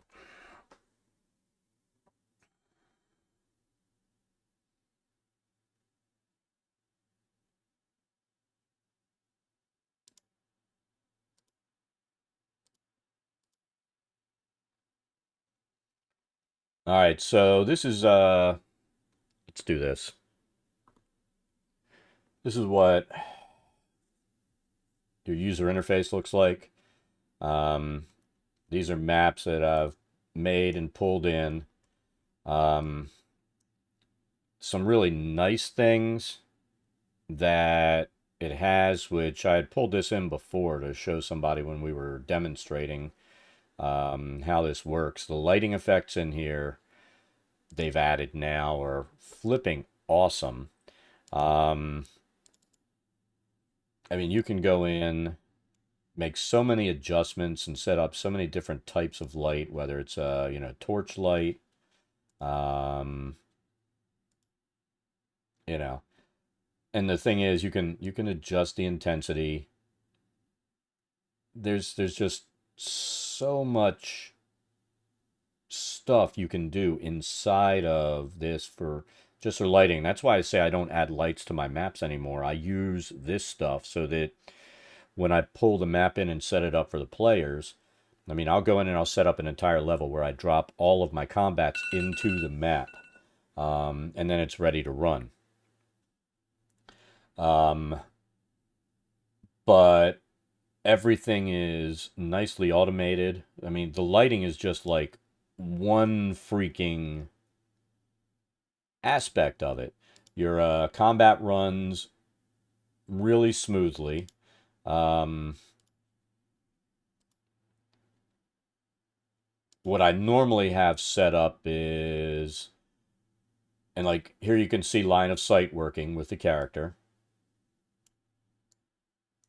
And as they move along, they'll be able to see more and more. Now, as a DM, you can turn line of sight off so you can see everything that's happening. This guy is a human with no light source. You can go into the character sheet and let's say he's carrying a torch. You would just go in, go to vision. He'd emit a bright light radius of 20, a dim light radius of 40. Update. And then there's his line of sight adjusted for what he can see. And all of these walls and everything, as well as the, well, I'm not going to say the grid, because the grid I had to set up because if you're familiar with Dungeon of the Mad Mage, the entire place is 10 by 10 grids. It's a huge map, so you have to go in and do a grid adjustment, which there's a tool. You just go in, you can set your grid, and they'll turn that into 5 by 5s. But all of your line of sight, the walls and everything carries over from your map inside of Dungeondraft. So the two work perfectly together. That's another benefit to it. Now, if he were to attack this guy,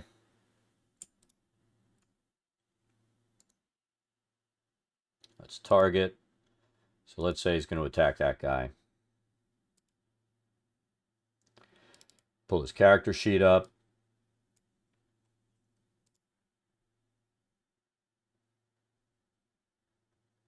Well, you can't with Dungeon of the Mad Mage. It has to be 10 by 10s because like that map right there is 71 high. Most of your mapping softwares are going to have like 128 square limit. If you take 71 multiplied by 2, you're 142. You can't do 142 high or wide inside of Dungeondraft. So you need to do the 10 by 10, then bring it in here and do the map quick conversion, which is just a matter of drawing it. You draw the square and it pops it all out. It's like a half a second thing to reset the grid.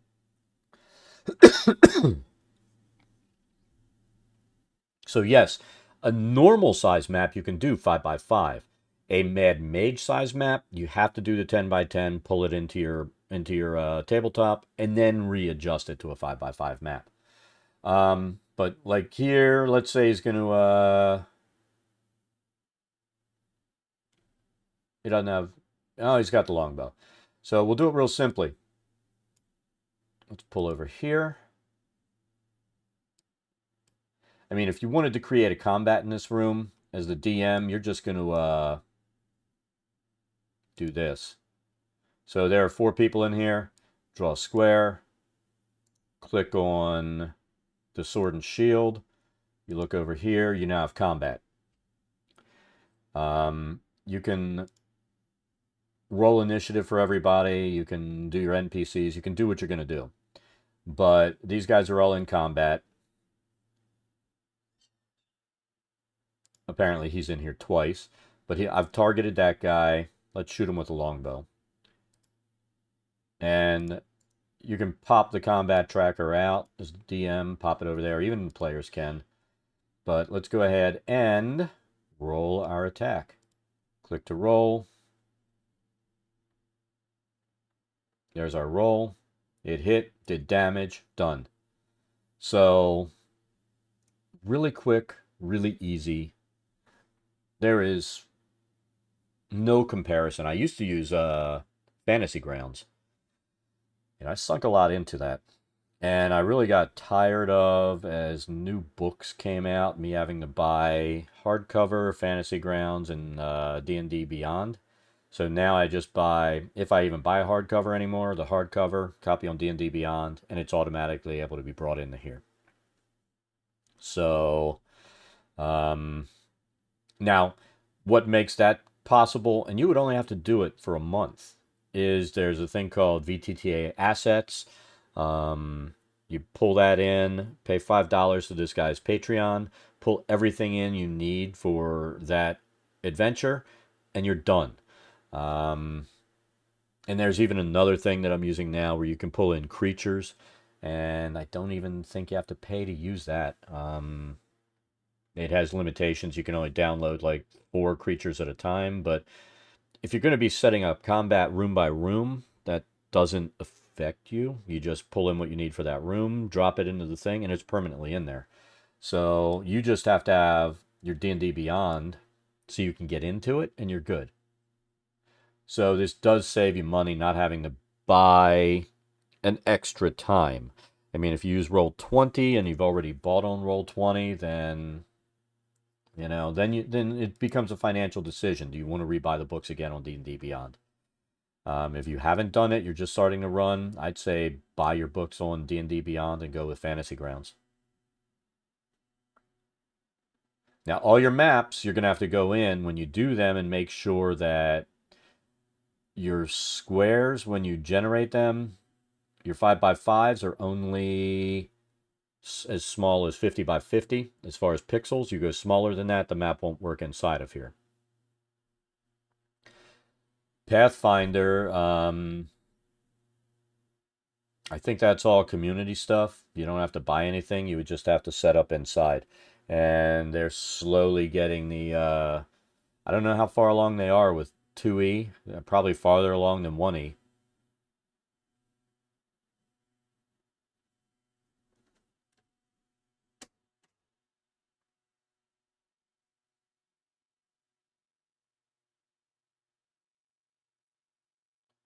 I mean, basically everything with Pathfinder has always been that it's open source. So what is truly open source is able to be pulled in off of the community modules that they've created for each of the game systems. Um, so you should be fine. I haven't tried 2E. We played 1E for a long time, and I stopped running first edition because I got tired of the proliferation of arms, basically, where, things just keep getting more overpowered, and it just gets ridiculous. So I lost my taste for Pathfinder. So let me close that out.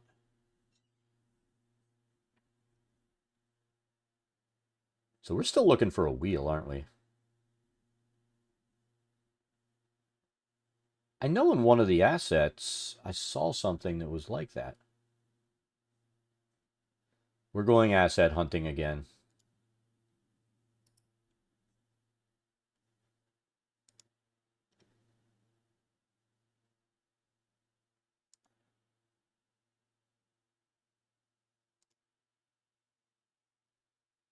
Oh, you know what? I know where it'll be.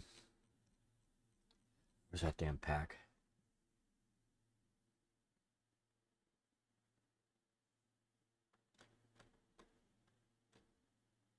Is it in here? I think it's in the cultist pack.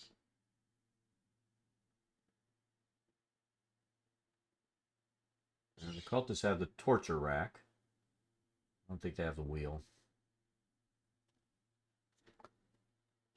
Asylum.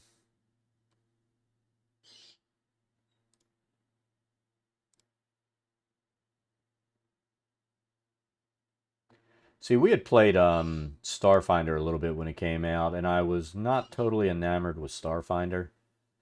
And it looked like the new Pathfinder was looking a lot like Starfinder, so I didn't really get into it.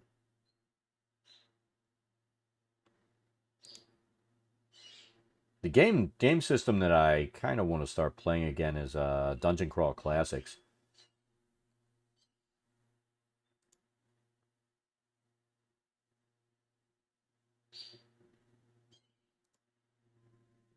We could put this down as a wheel, couldn't we?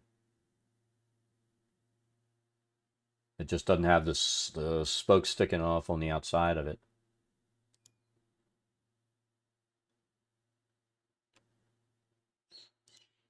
We're going to pull that as a possibility. Dungeon Crawl Classics is awesome. If you have somebody, I mean, if the biggest issue that I have with, and I was guilty of this too, with systems like Pathfinder First Edition is power building. I mean, I would, like I said, I was guilty of this. I would build ridiculous builds that could put out insane amounts of damage. And, I finally was just like, you know what, I need to stop doing this because it does ruin the fun for everybody else at the table if you do that. So, ooh, maybe that's a wheel. That's a mother flipping wheel, isn't it? And Dungeon Crawl Classics is the great equalizer.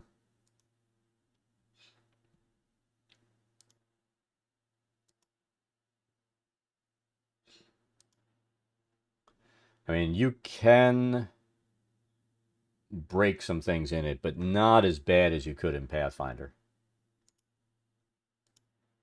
And the fact that you don't have control, the players don't have control over things like how they build their stats out. You basically roll straight down the line, like we did in First Edition D&D. You roll straight down the line. Um, each stat is exactly what it is.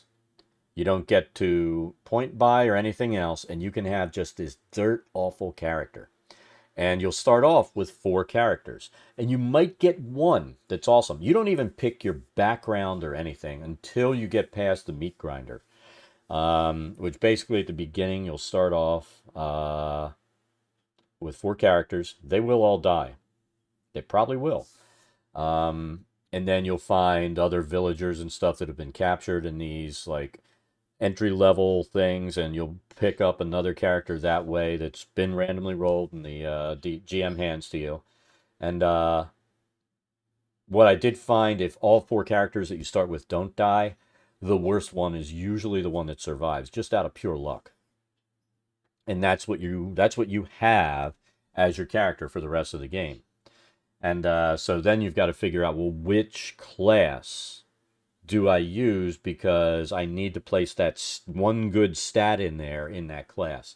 So you may come in and be like, I really want to be a rogue, and you're going to have to be something else because, maybe you've got a dexterity of 3. You're not going to be a rogue anytime. And, we had a really, really bad power builder in our group. And I got so pissed off, I cut off the Pathfinder campaign. I started a Dungeon Crawl Classics campaign, and I said, this is what we're doing. They rolled their characters. About 2 hours in, he just rage quit and left. And we never saw him again. Everybody else, we had an awesome time playing for about a year on Dungeon Crawl Classics, and then we went back to playing, and there was no more power building. But that's how I took care of, like, the big asshole power builder that had to be the center of attention at the table. I basically crushed his character by making him play something that he couldn't power build. And it was worth it.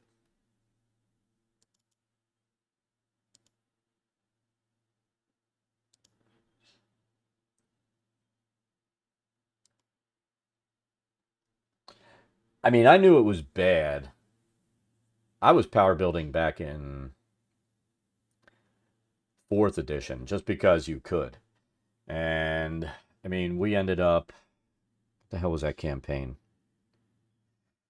We ended up going in facing a god, and I killed it in 2 rounds, doing immense amounts of damage because I had broken that so badly. And then we started playing Pathfinder, and I did the same thing for part of a campaign. And I was like, fuck it. And I started building out characters that were fun to play, but not super powerful. And I had a lot more fun playing the game.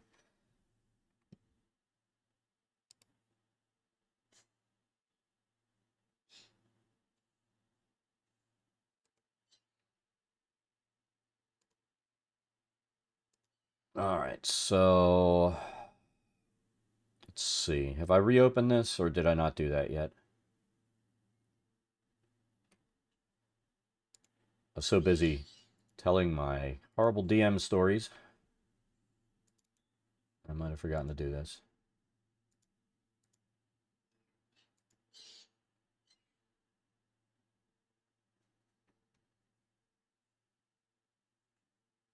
Yeah, exactly. And I don't really have much room for that at my tables. I mean, when we play 5th edition, I place the Player's Handbook +1 restriction on, so they can't pull from every book and power build that way. I mean, you could still make some broken characters, but I do what I can to restrict the power building because, new players or players that just want to play a character and have fun. I don't want the game ruined for them. Who let the dogs out? All right, so they're all sleeping. We'll give you Sleeping Thor. Oh, where is he?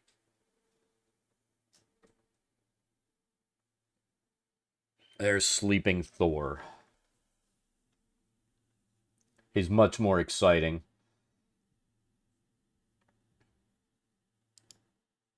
All right, so which asset pack did we... It was the Coliseum, wasn't it? Because this looks like a wheel. Fucking shield.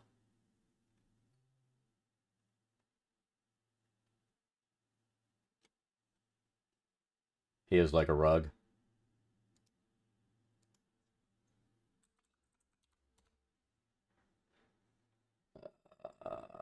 And the other one that I said was what? The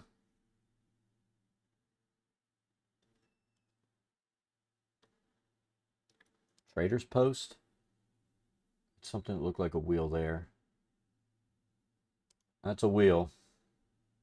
There we go. We'll put that there.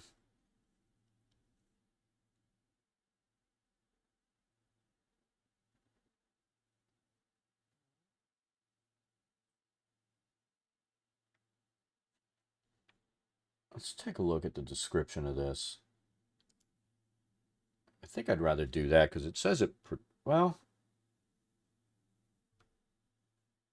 we're going to do it this way. Let's put that there.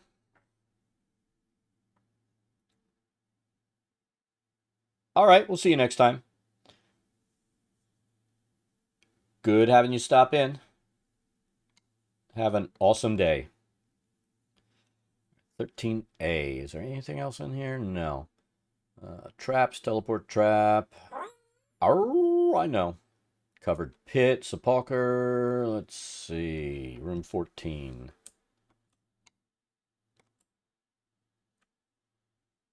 14A and B. There's sarcophagi. Let's see. I doubt anyone ever...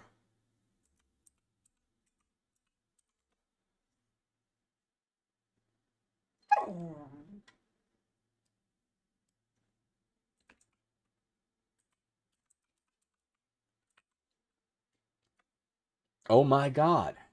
They actually did. Sarcophagus. Alrighty. I'm probably going to go and give Icy a pill.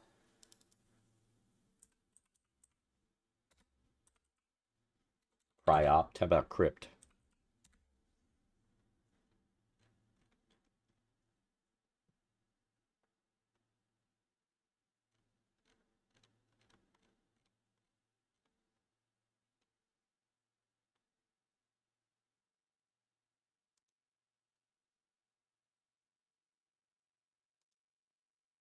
Let's just do this. So we need some sarcophagi. I just want one that's plain.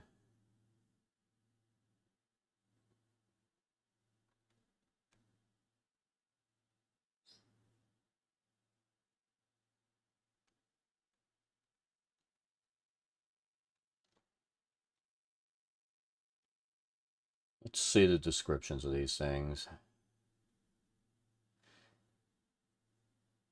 3 open stone sarcophagi rest in the middle of the crypt, their lids lying in pieces on the floor. There we go. Let's scale that down.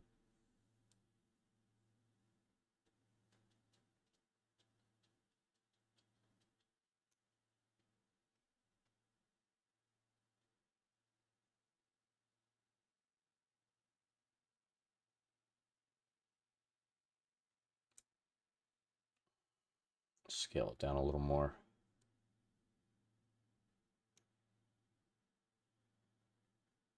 So 1.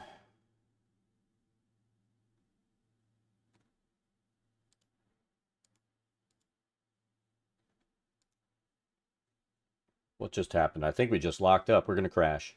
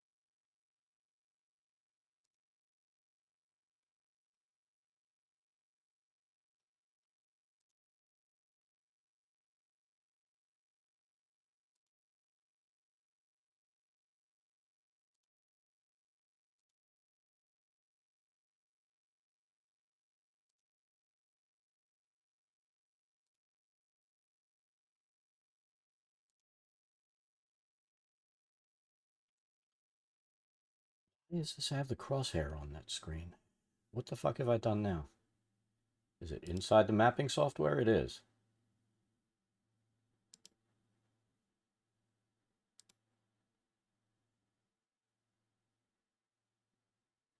Let's do this. I'm going to save and reopen.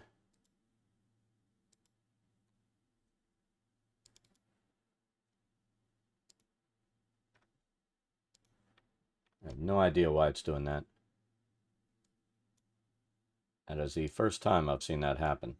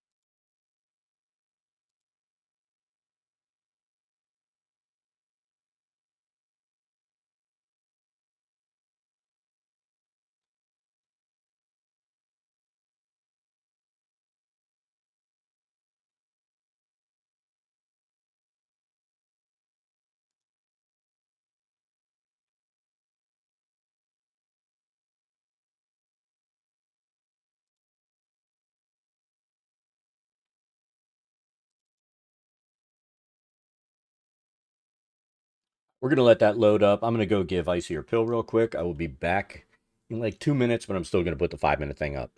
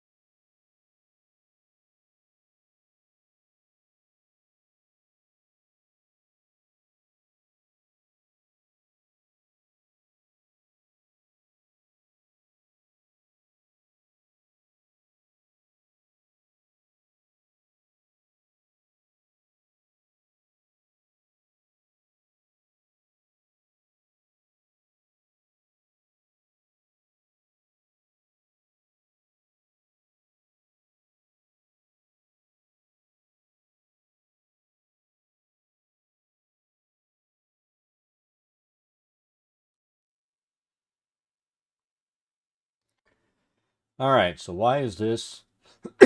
Why is this crosshair showing up?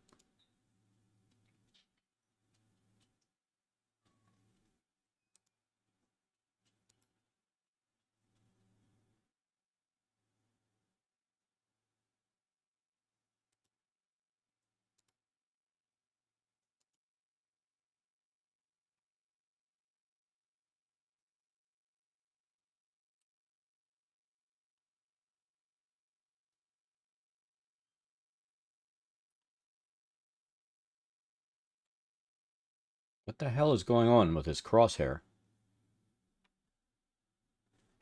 Let me take a look.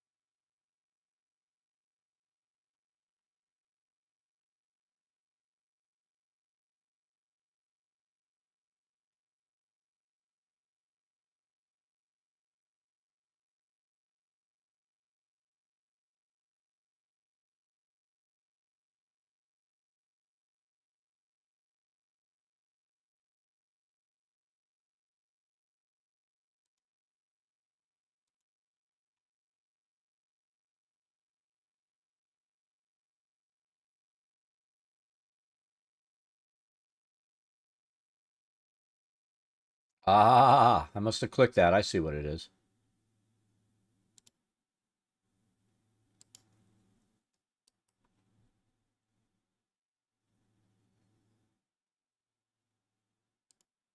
There we go. I didn't even know I hit that. What the hell?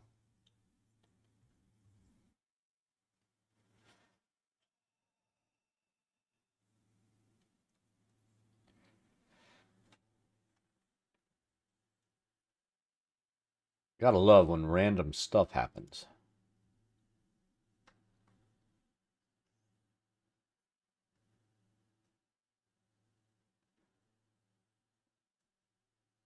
Northern Crypt. All right, Northern 14A. Lids lying on the floor, spot against back wall, or scores of moldering dwarf skeletons. Guess we need to put some skeletons in here, huh?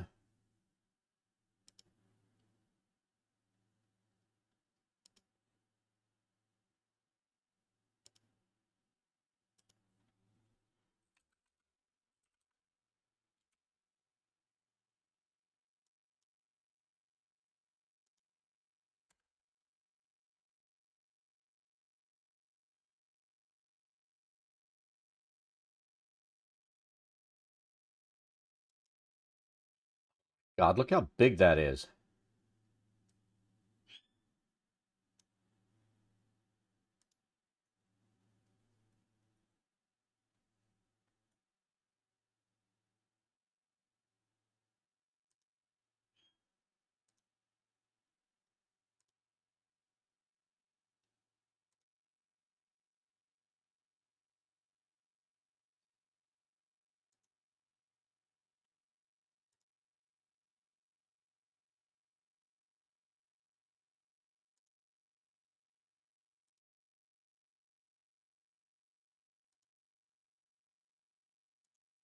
There we go. That's enough.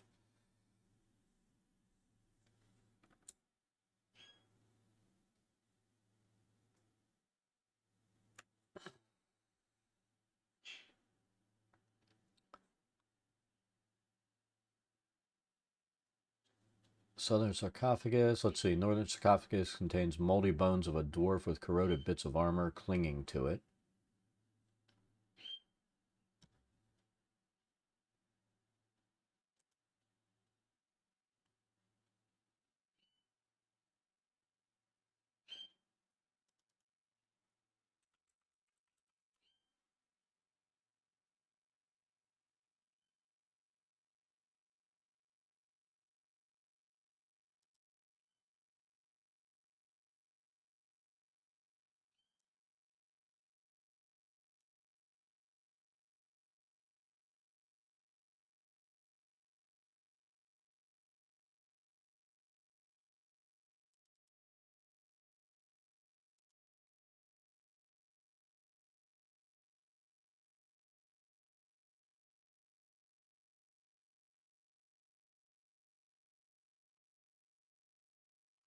Middle sarcophagus is empty.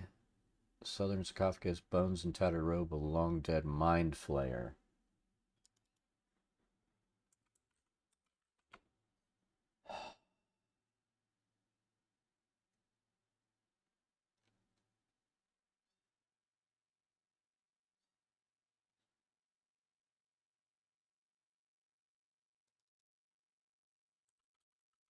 Yeah, of course there's no mind flayer.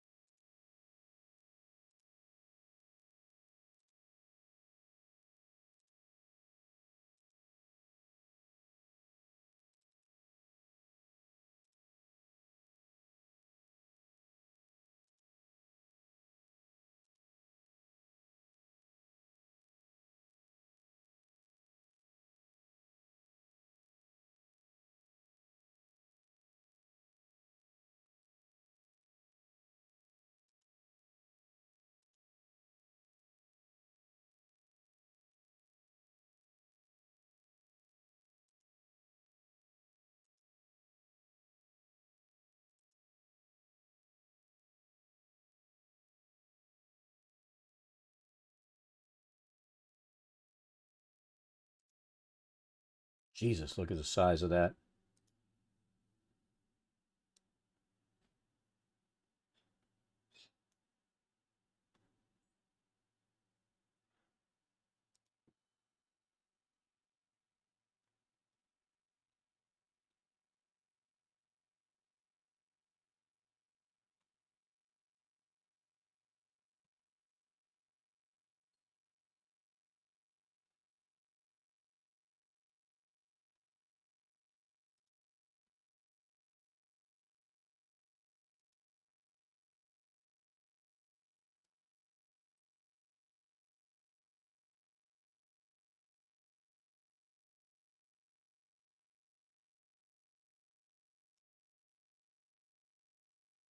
See if we can find a headless corpse and we'll put it in that bottom one.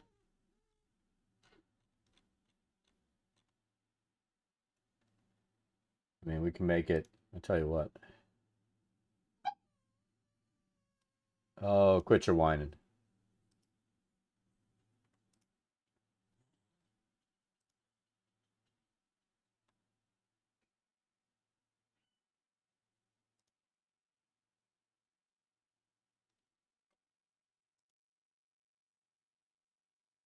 That's good enough.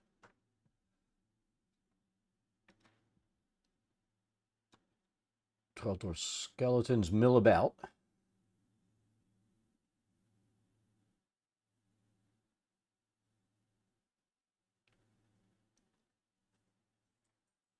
This one actually has. That's funny.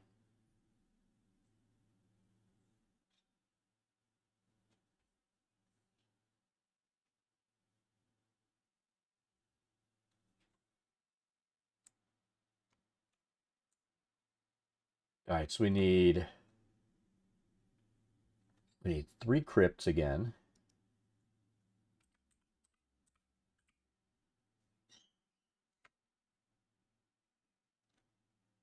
3 sarcophagi.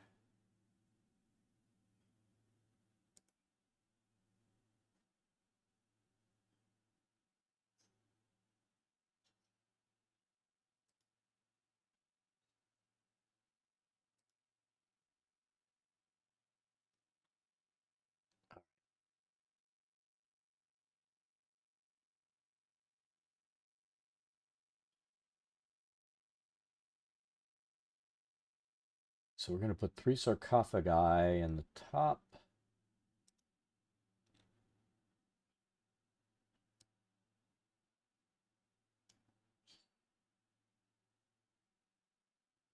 One, two, three. Not going to put lids up here. The milling skeletons are actually going to be skeletons, and then down here they need to drop a drow in there because she's going to get up and fuck them up. Yes, she is. All right, there's 14. 15.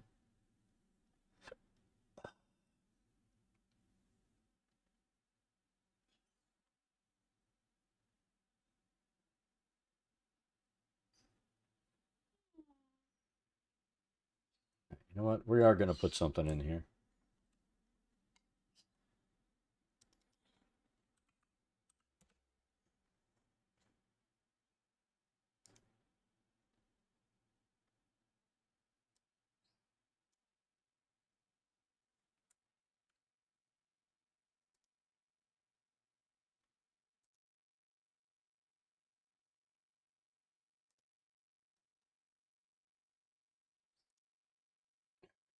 Webs.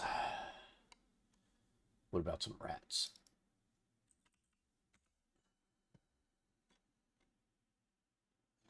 I guess that's up to them to drop some rats in there. Let's drop some random webs in there for the hell of it. Because why not?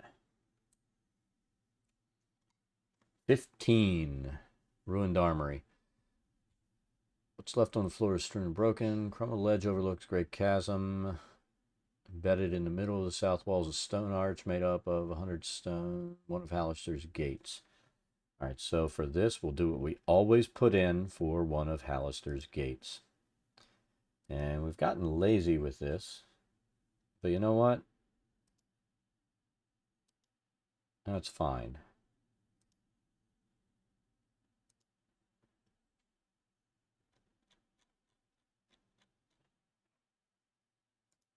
So this has become our default arch.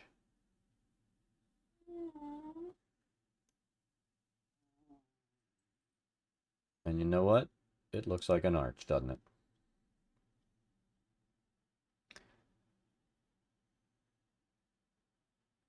All right, now we need some armor. Armored. Armory.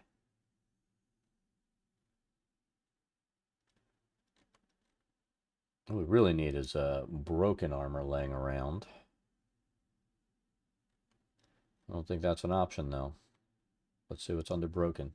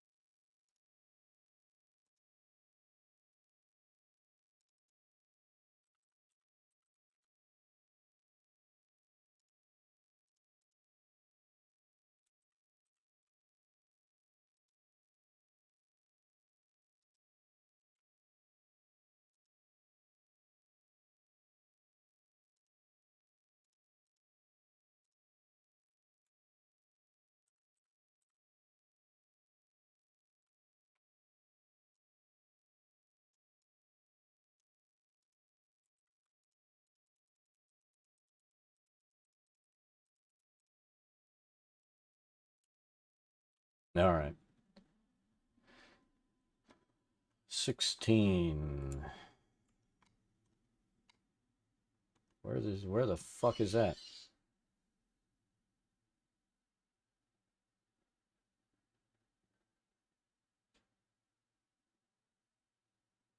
That's the bridge that we drew in. That's a spectral bridge. 17, Ruined Chamber. 18, Ruined Shrine.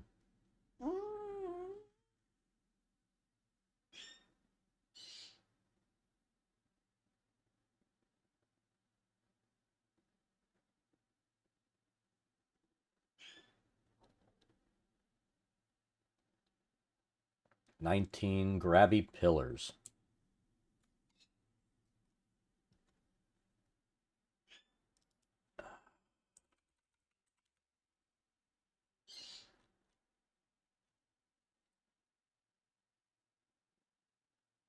Three ropers disguised as 10-foot tall pillars.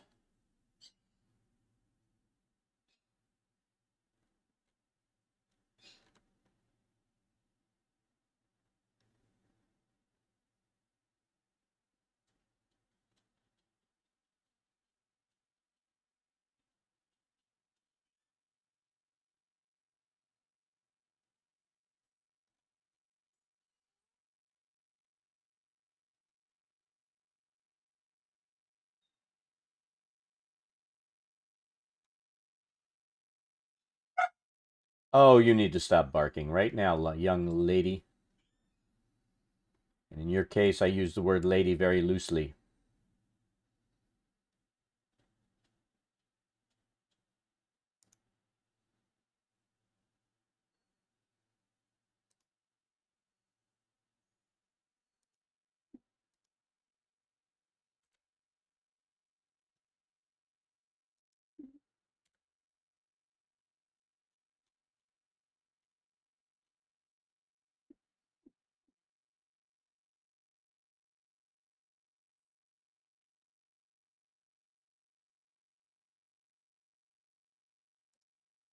Very loosely. All right, we'll put those there. That's where they'll put their ropers. Mr. Roper. 20. Hallway. 21. Destroyed room.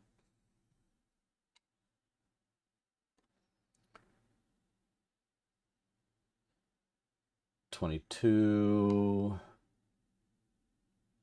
Where's 22? All right. Teleport traps.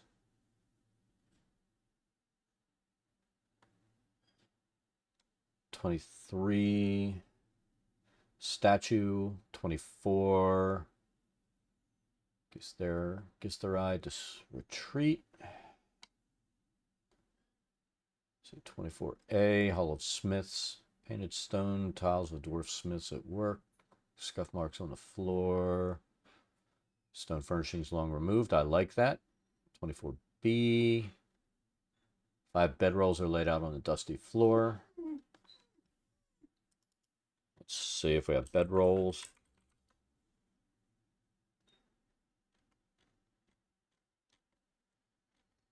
We do, but I don't like those.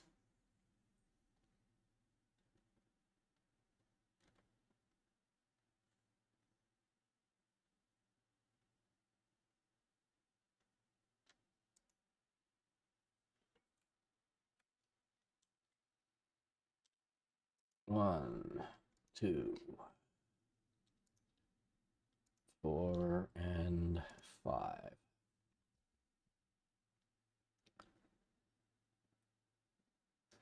Arch. So we need this.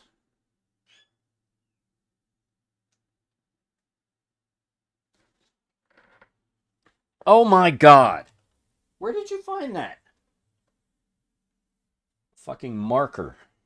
Where are you finding shit? Don't look at me like that. It's a valid question. She is so bad.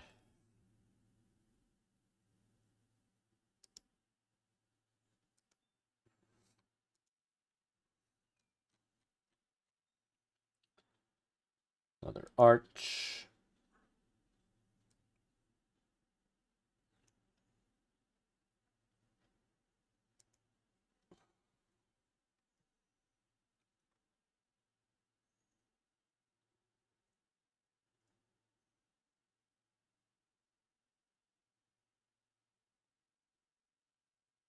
$24D, there's a fountain.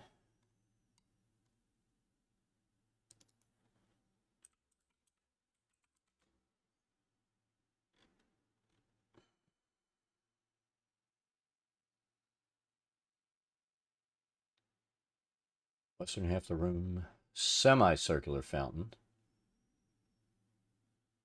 Please show me a semicircular fountain. That doesn't suck.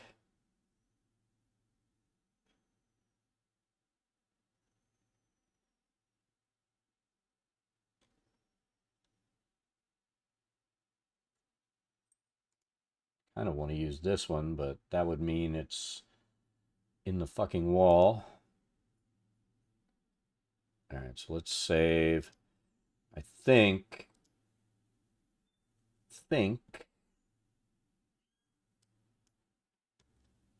First, let's take a look here.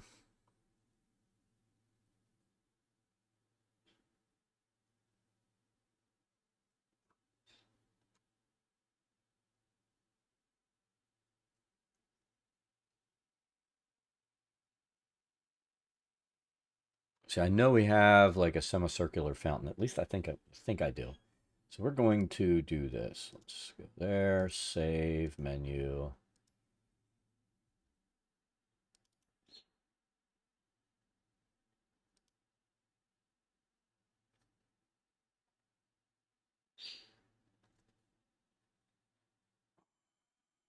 Tell you what, we're going to switch this up. So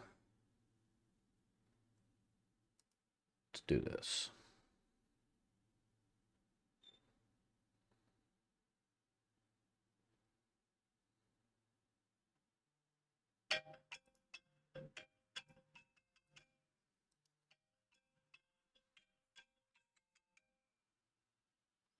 Let's bet it's a bullshit call. Hello? This is an... No, it's not an urgent message.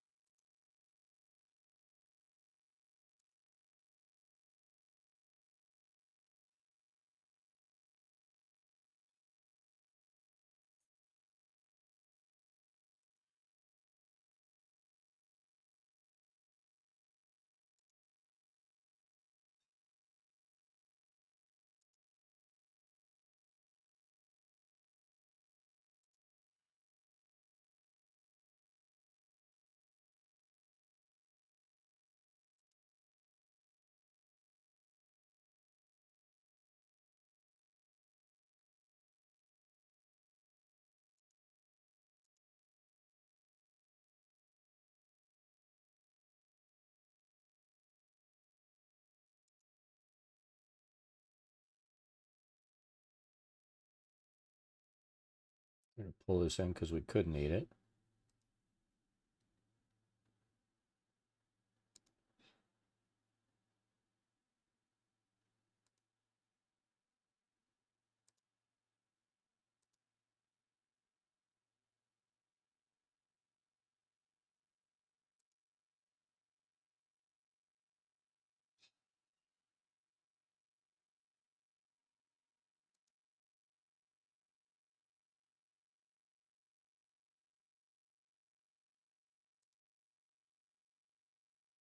I'll pull that in too.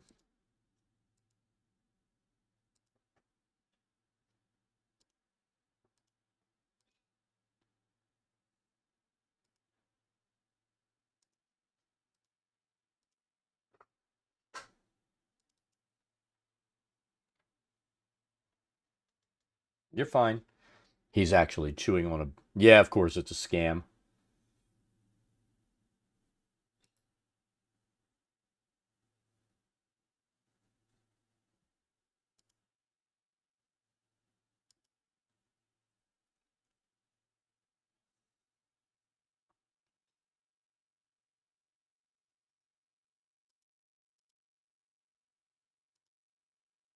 All right, fountain.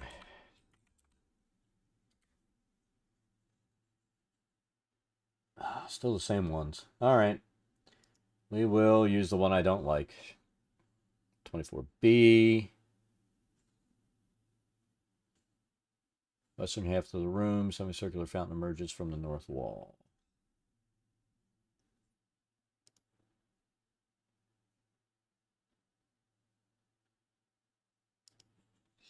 That's all we can do. 25A.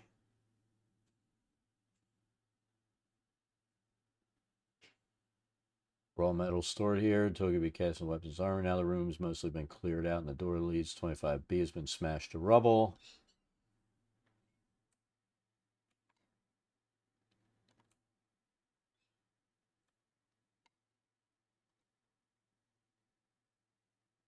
All right, so we need to create the rubble door, which means we're going to do this.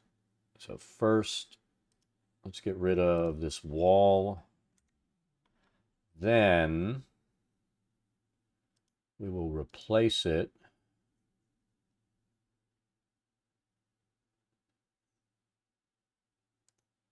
with a wall going from here to here. All right, then we're going to place stone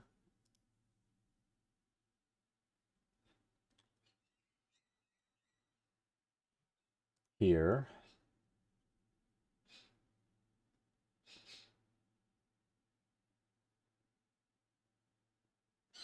All right.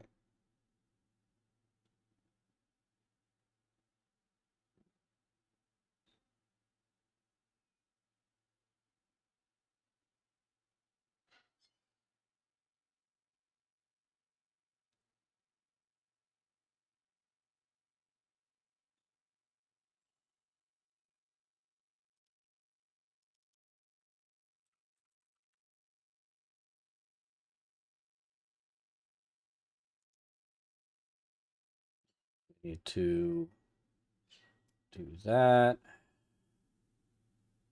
Take snap off.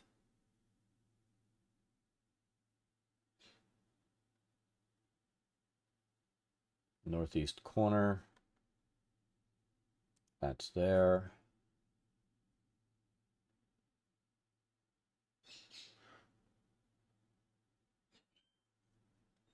This is a destroyed forge.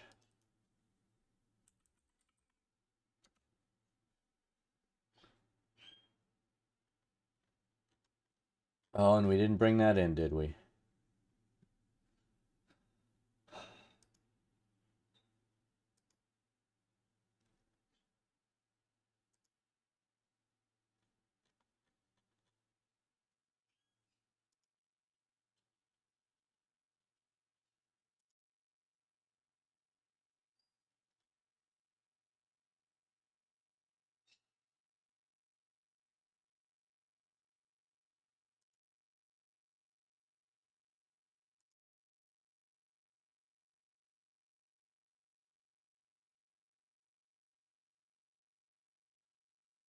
Need a forge.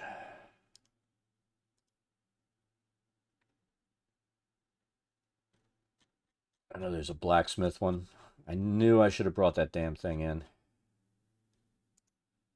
Let me just make sure I didn't.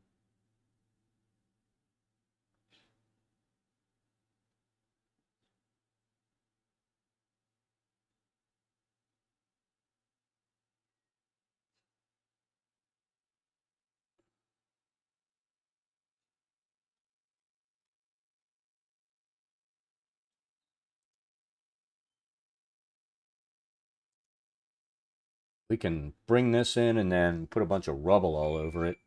It'll look, I think it'll look okay.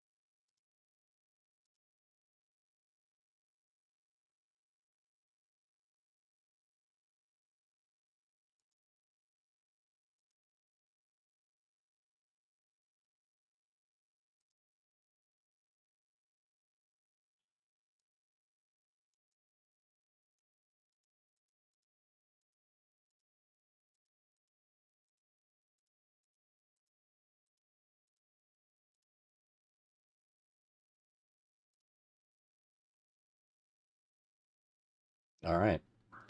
There's our destroyed forge.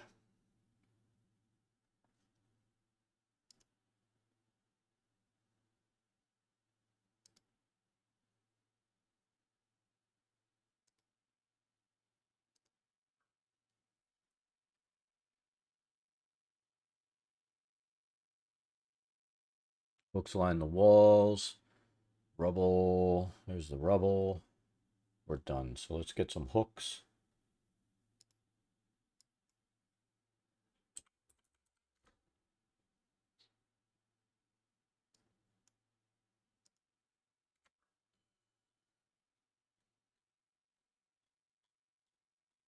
You know what? Fuck it.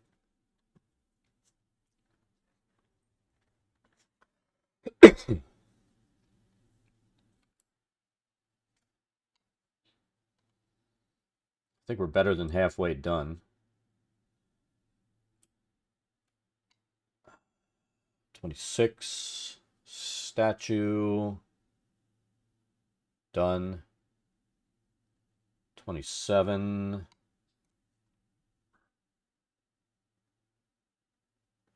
There's an open pit.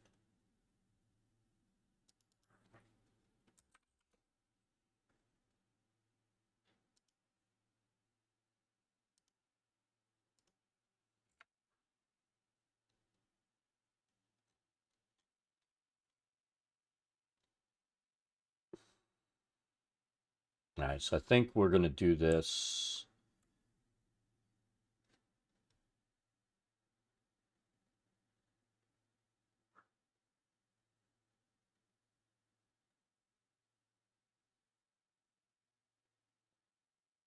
We're going to do the pit the way we have been doing it. So let's do this. We need that. Pattern shape tool.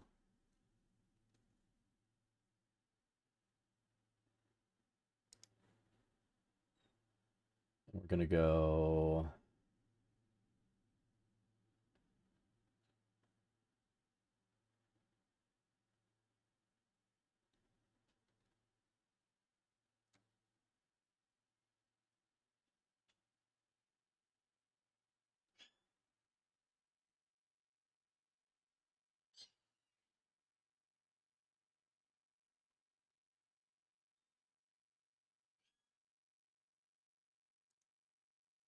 All right, so we'll go like this.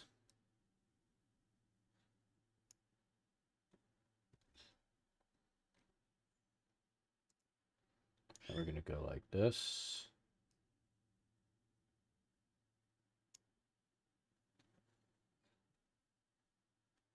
Then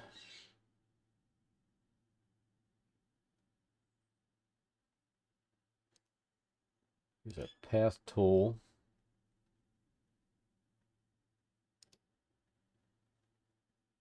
To go like this. Oh, that isn't going to do it.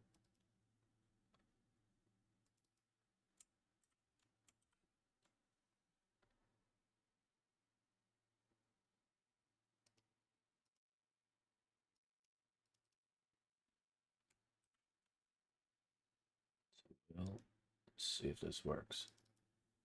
It's 1, 2.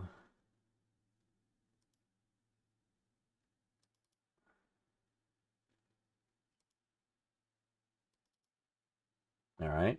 That looks like a pit. And then we need crypt in the bottom.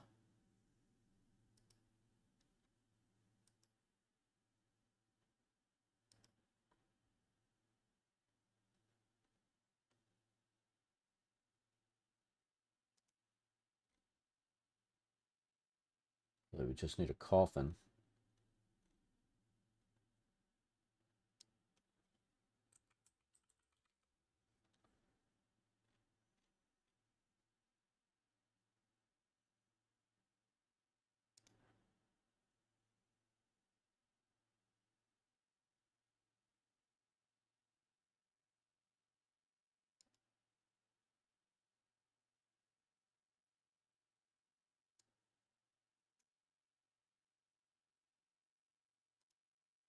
All right.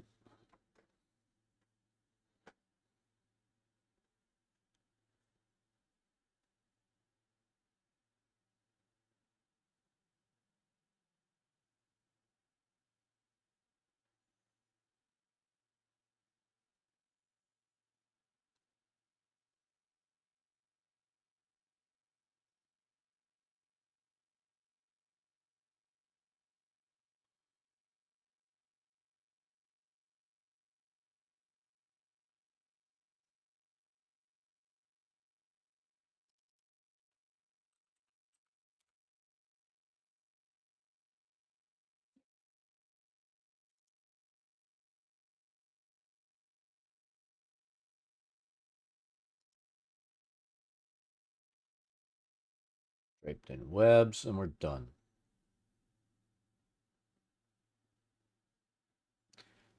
$28. Statue trap.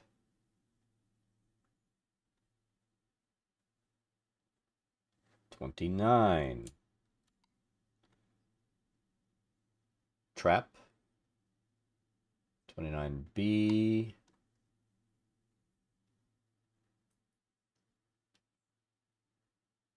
Painting on the wall.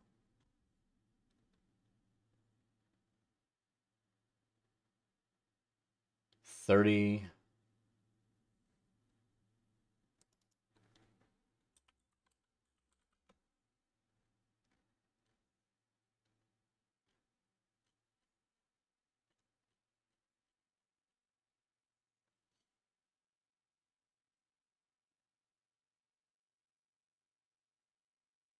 Stone arch, decorated gold, embedded in the middle of the north wall, atop a 3-foot high red marble dais. I don't have a red marble dais.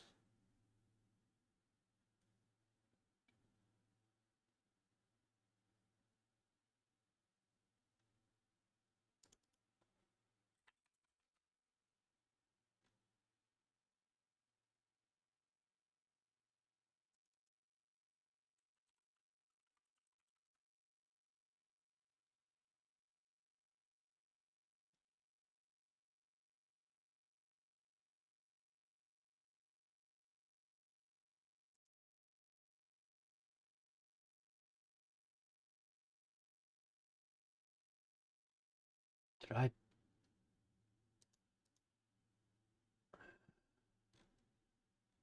Pretty sure I pulled the elevation assets in.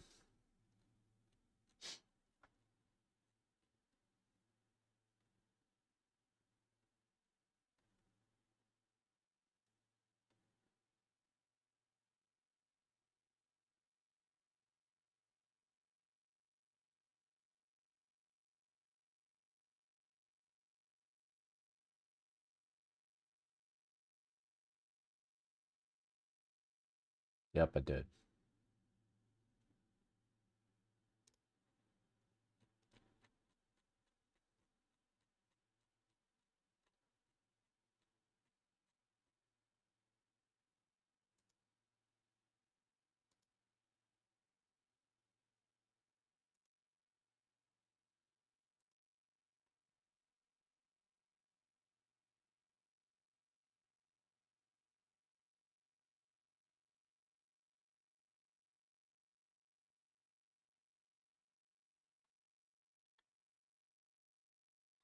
Oh, I want to do this.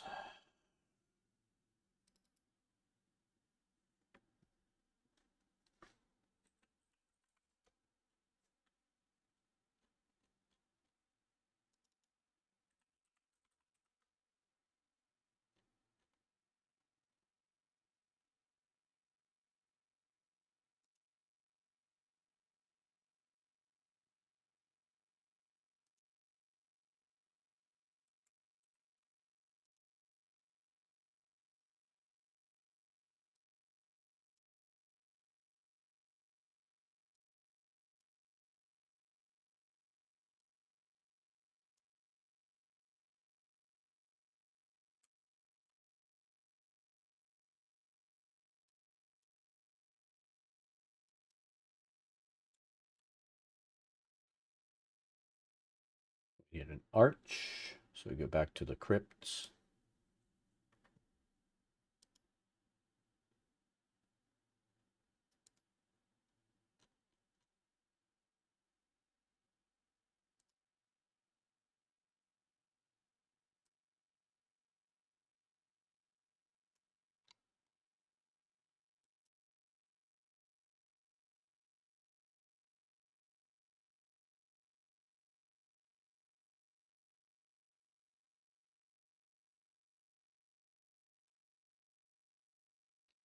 $30B. Play-by-play generator. It's a chaotic evil cube.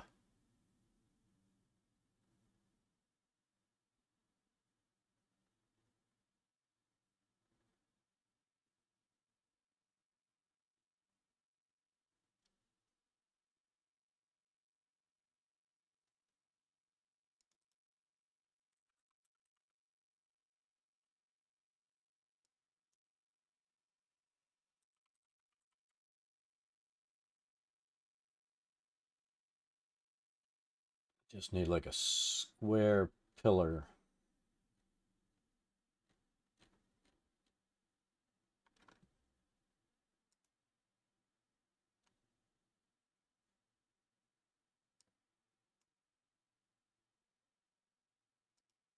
There we go.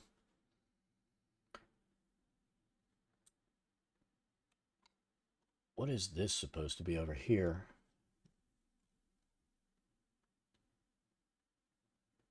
A gong. Bet I don't have a gong.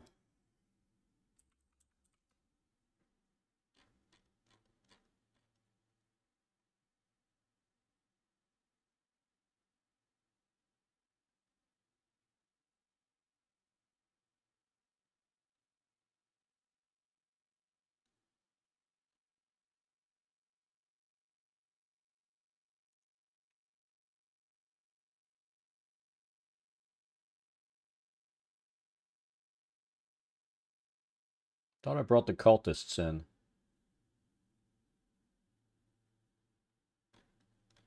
Seriously?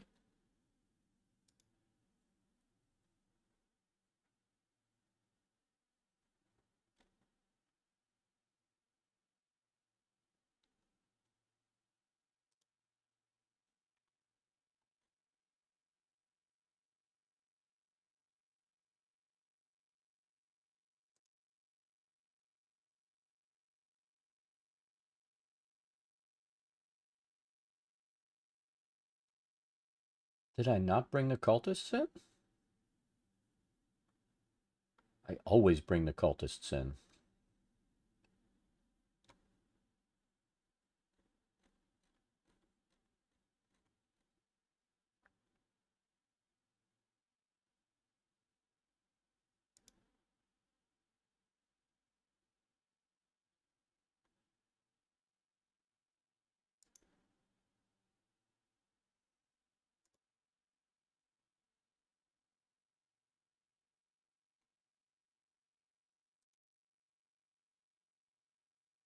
We'll see if the cultists have a gong. They seem like the people that would bang a gong.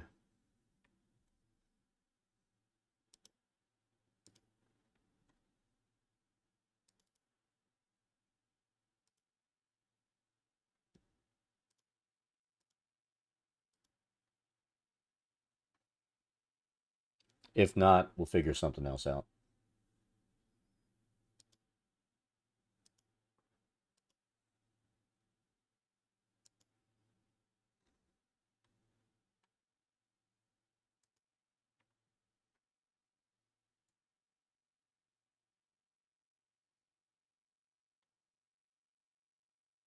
Iron Maiden.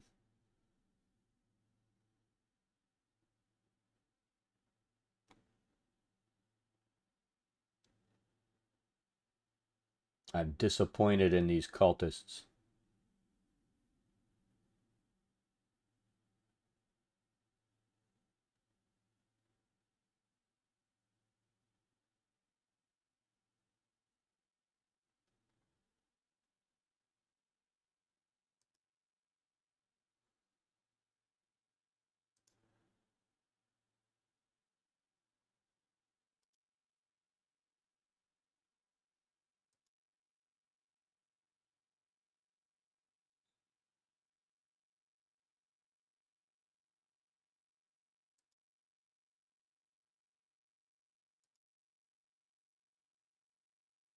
I could end up bringing like every asset in here.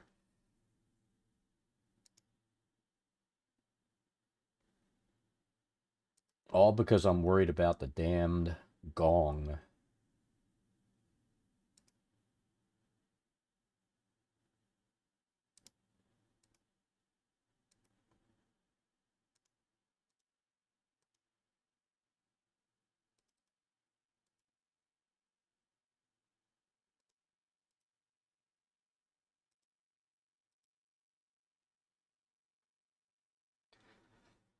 It is what it is.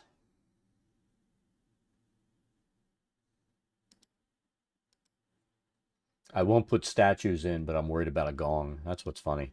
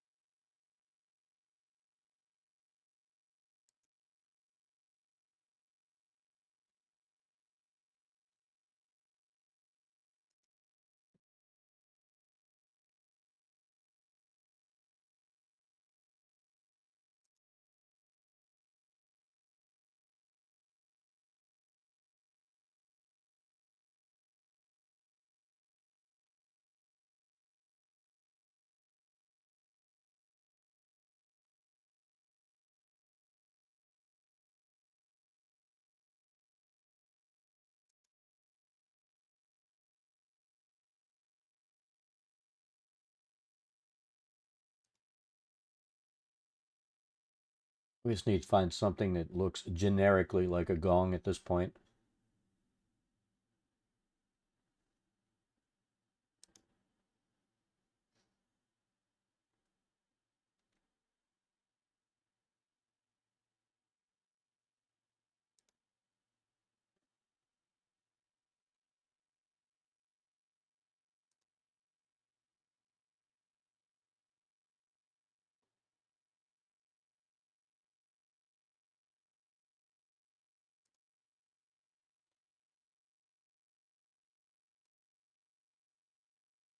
We could find a round shield on its side.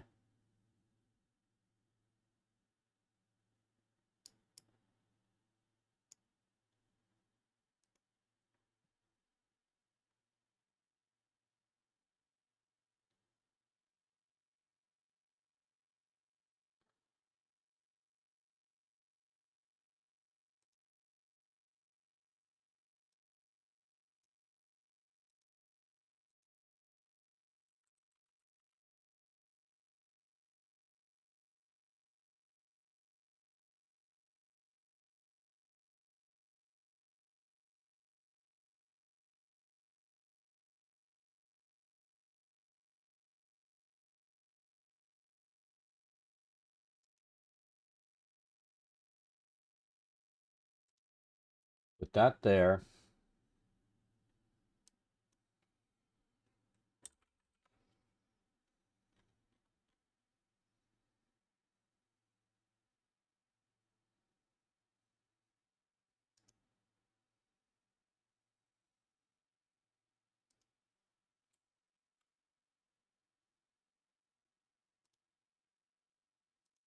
And that there. Gong. It's as close as we're getting to a gong. More than enough time burned on a gong.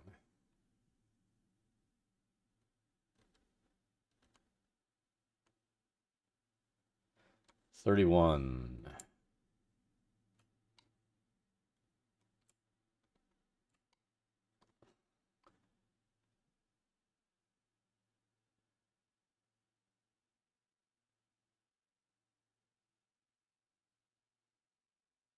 Brazier Statue Alcove.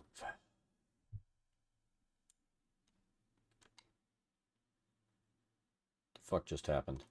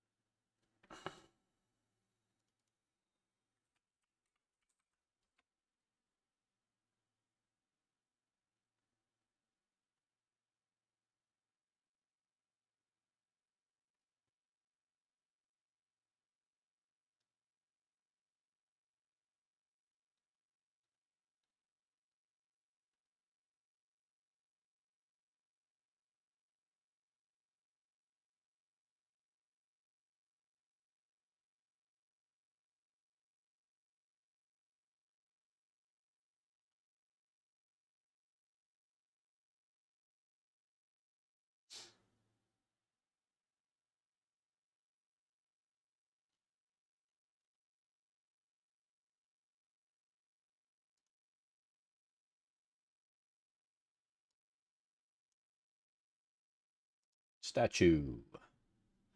Open pit. Do the same thing we did before.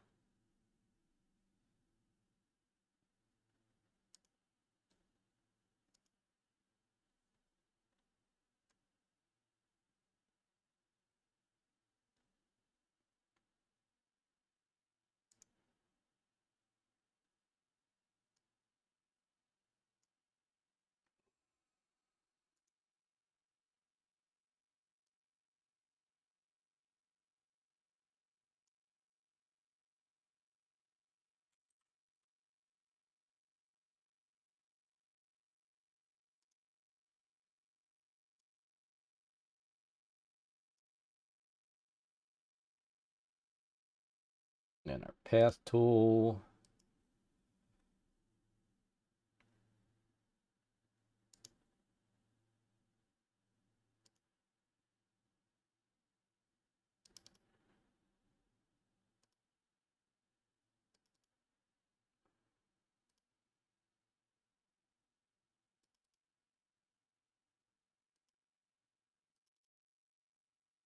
There's our pit.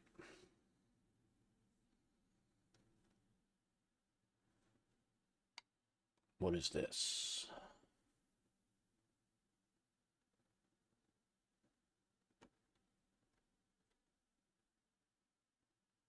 It's a brazier. Okay. Doesn't look like a brazier.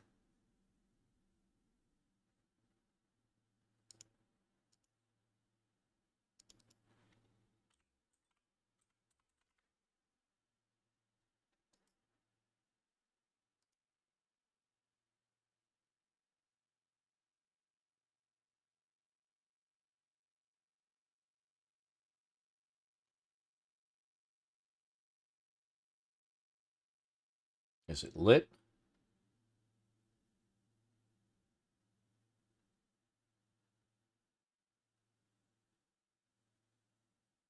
Apparently it's not.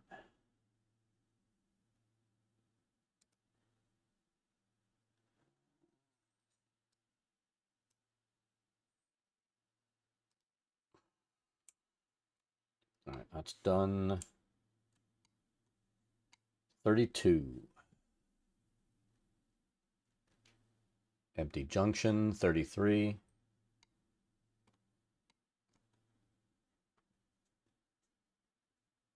Ballista.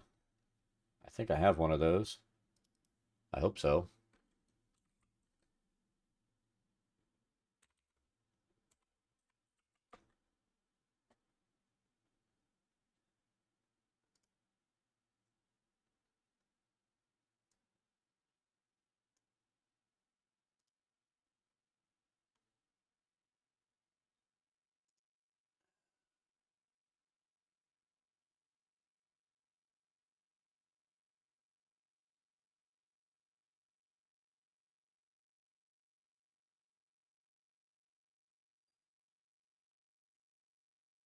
Awesome. So whoever opens the door.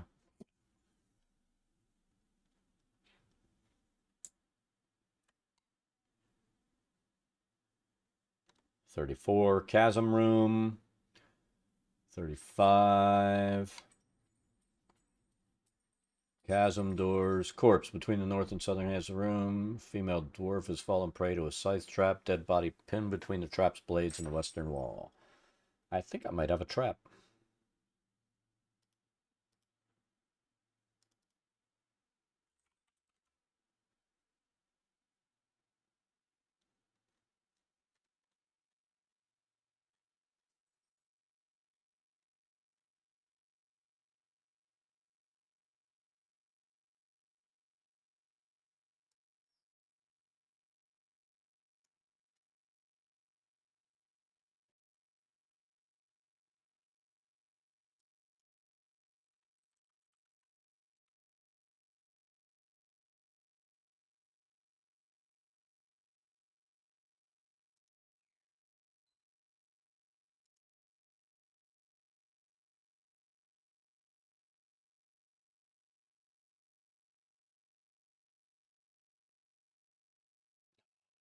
Bastard.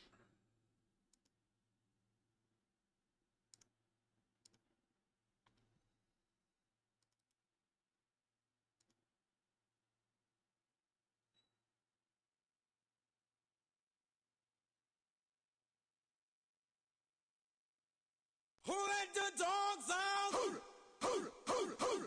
Oh, where are they? All under my feet. See if we can even get dog butt. That's the best we can do. Dog butt. Right there. And Tessa peeking.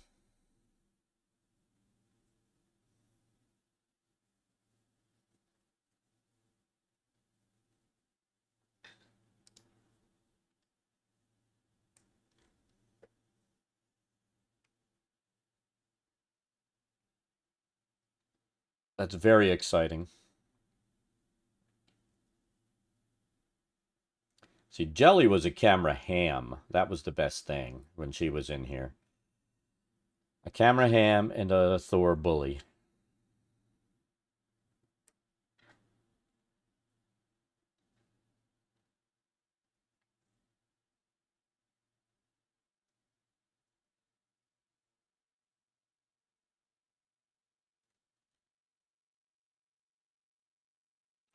I think we're just going to put a corpse up here.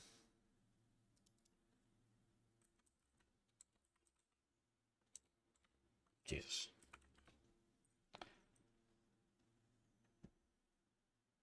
Tessa, this is not in the slightest bit comfortable for me. Not that you care.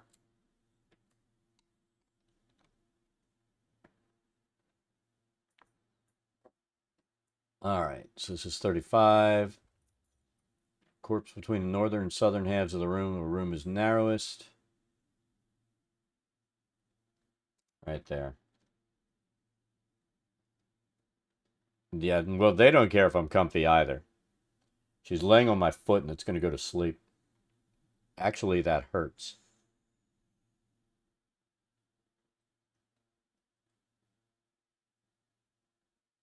Empty.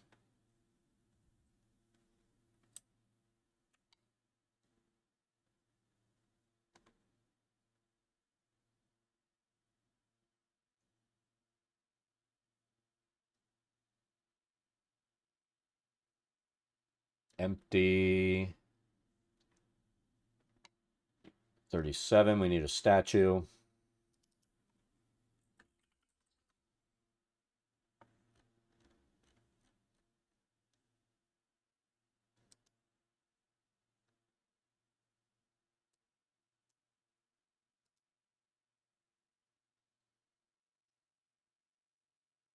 There's a zombie horde. Can't do anything about that.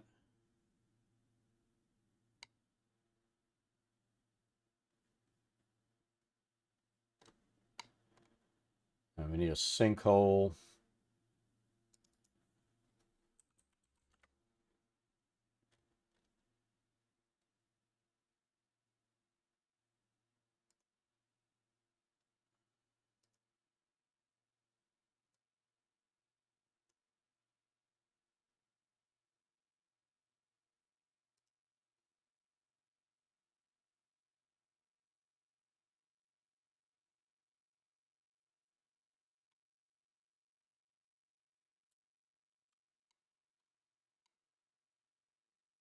Is that it?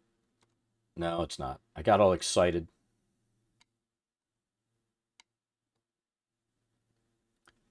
All excited for nothing.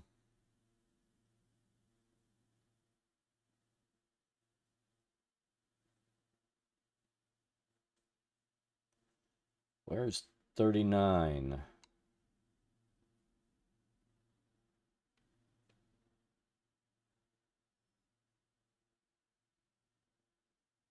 $37, $38, $39 right here. All right. 39A. Statue. Let's get that thing off of there.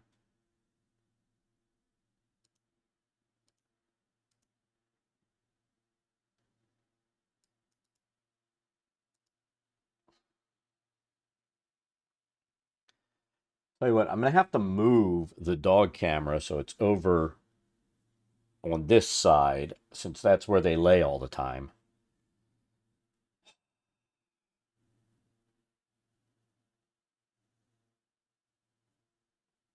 And that's going to be problematic. I'm going to have to run the cable so it's attached under the desk.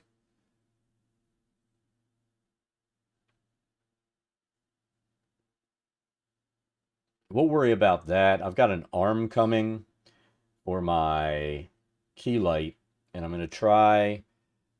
The lighting's a little better now. We're using the bounce card, but I'm going to use it and then have a direct light coming this way, you know, kind of this way from over here. But with my 4-monitor setup, it makes it difficult to get a direct light on.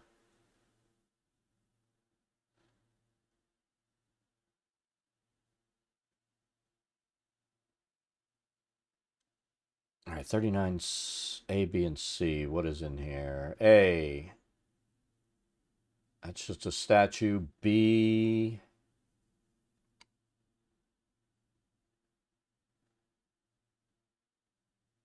I don't see 39B. Oh, it's this. Secret hallway. 39C.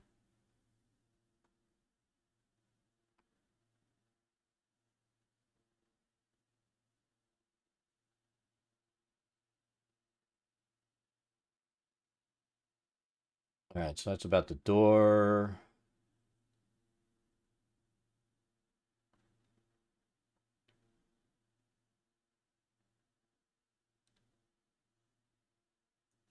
So it doesn't say what these things here in the room are. I don't get why that's drawn there, and there's nothing describing those squares.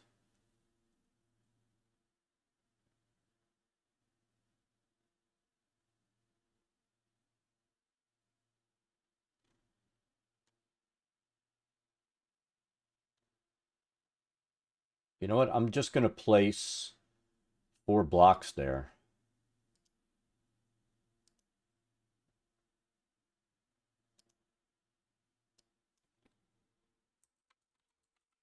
Let's just look up stone. Let's see what we come up with.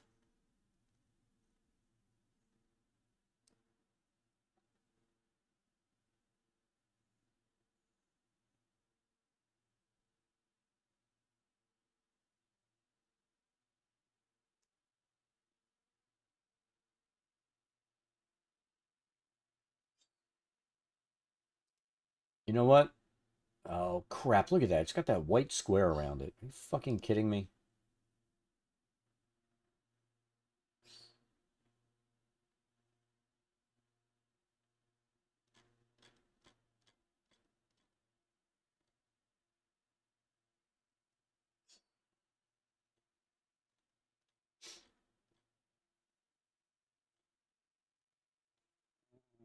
Oh, it's rough being you.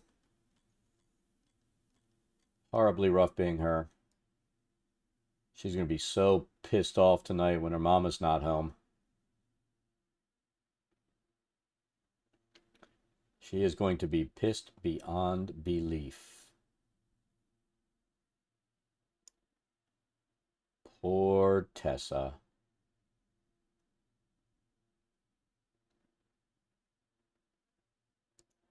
Fuck it. This is what we're going to do.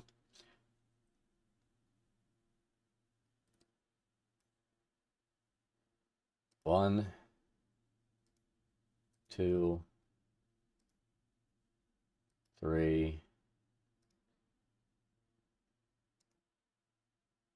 4. And you can decide what the hell it is yourself, because it doesn't say. 40, that's a chasm. Chasm, chasm, chasms. Chasm, chasm everywhere. We're done!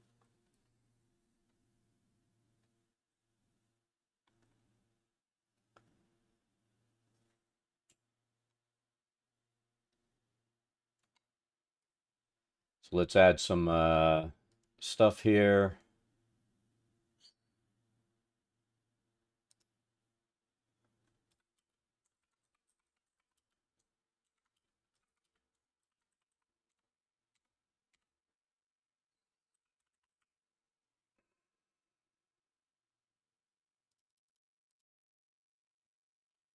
Square equals 10 feet.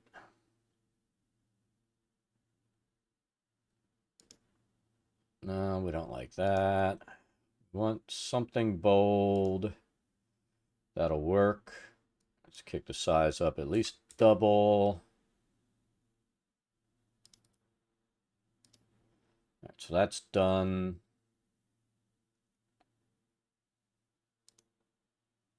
Object.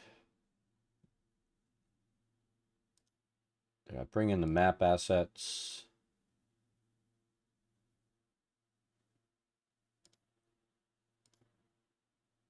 What time is it? 3:50. We actually did this in a reasonable amount of time, mostly because I didn't fixate on statues today. I had other things we fixated on. We probably could have cut an hour off of this. But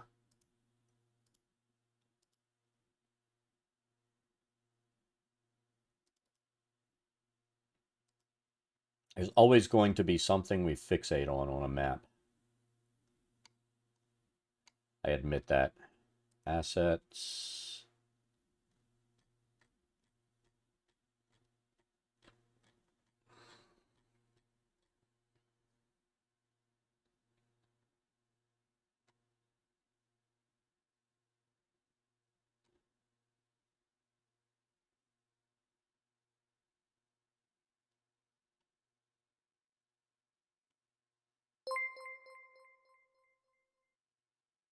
Oh, no one cares. Subscribe to YouTube. Not in here, but thank you.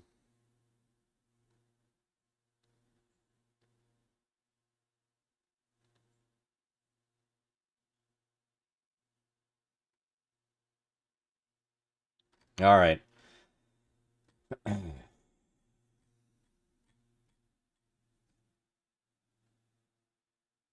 We won't worry about the north-south thing.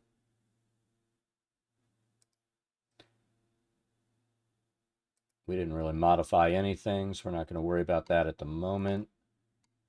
We do need, all right, so that's up to level 14. This is level 15. So this is down to level 16.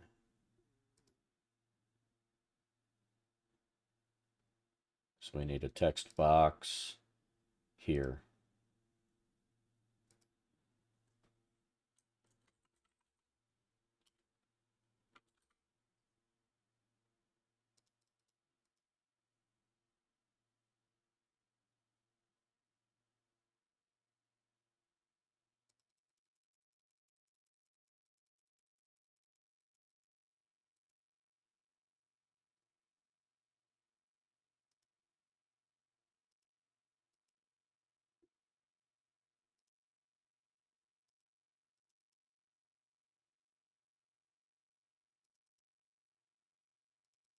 We just need to change that to bold. And then let's do this, and we're going to take a look and see how it looks.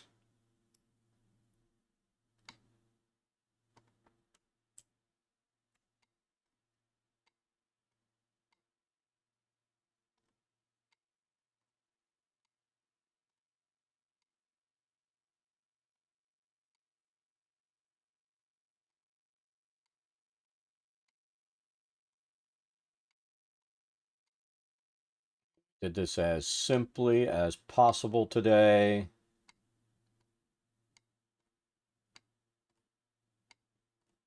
And we're calling that Harry freaking done.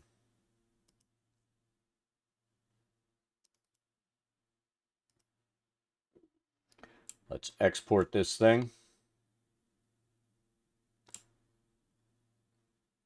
You know what we haven't been doing? We're going to do something.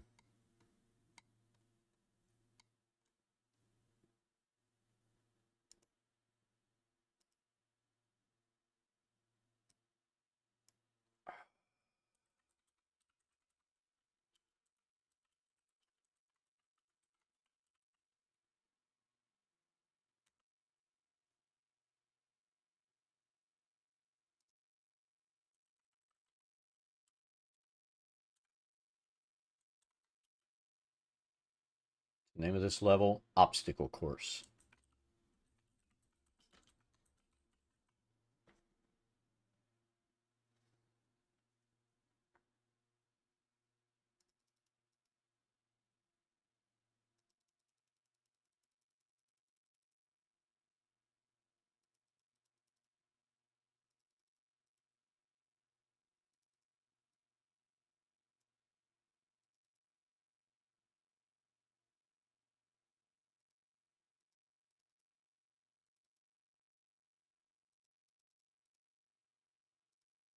We're going to title the map. That's a first.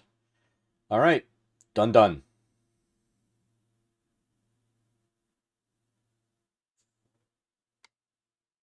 This one was easy. It didn't, most of these rooms said empty, all this stuff, so it made life a little bit easier. So let's go ahead, save again. Save as. All right, now we'll do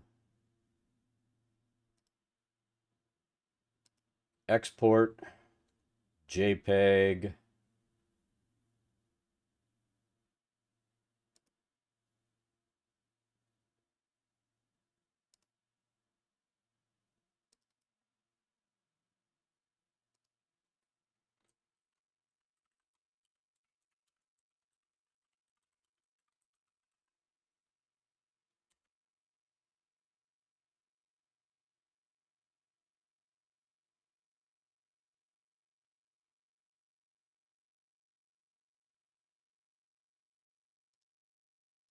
PNG.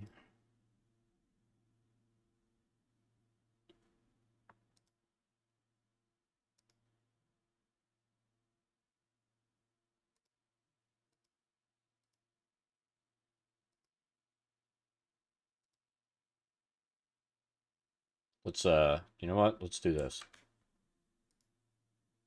Try it again.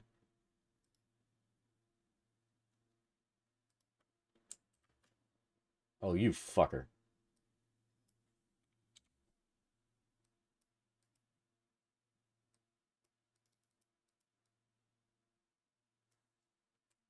Copy.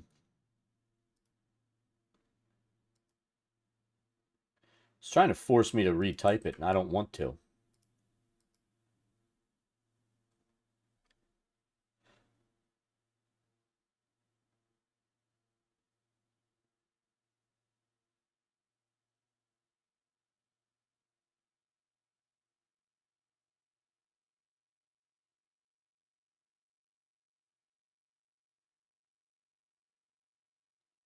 I don't like that spinning wheel down there. Not at all. Let's see what happens. All right. One more. Universal VTT.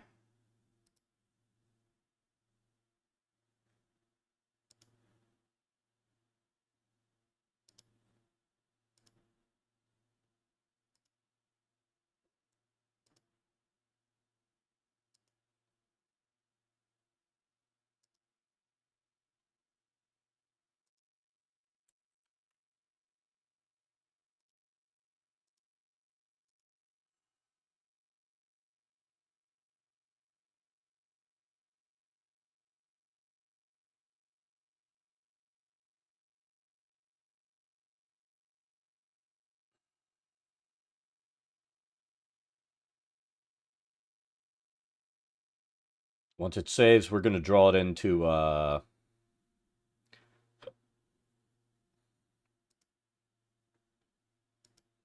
Foundry. And we'll take a look and see what it looks like.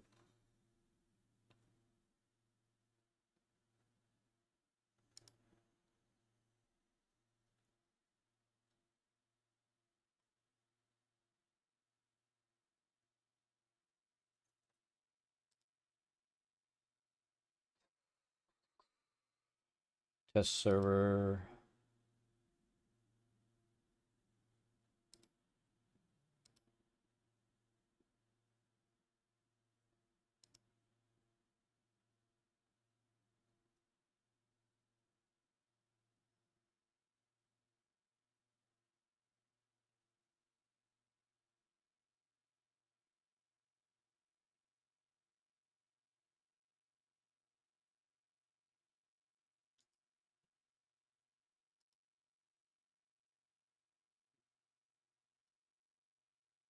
All right, so let's pull this over.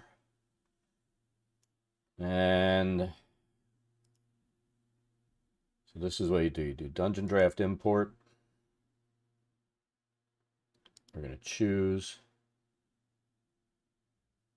It'll be obstacle course.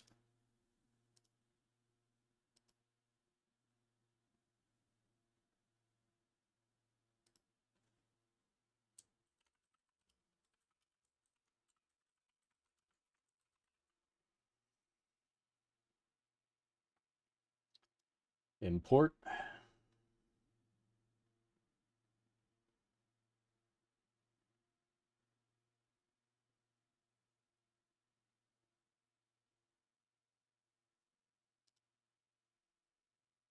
See how it looks.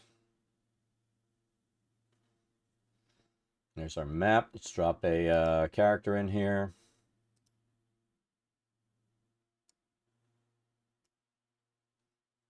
Now, if you notice,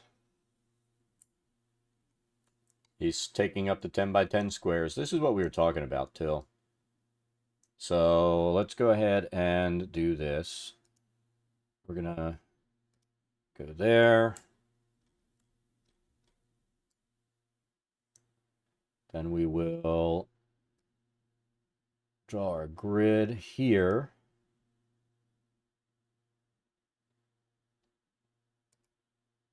Now this is where it gets stupid. Let's pull our character over here.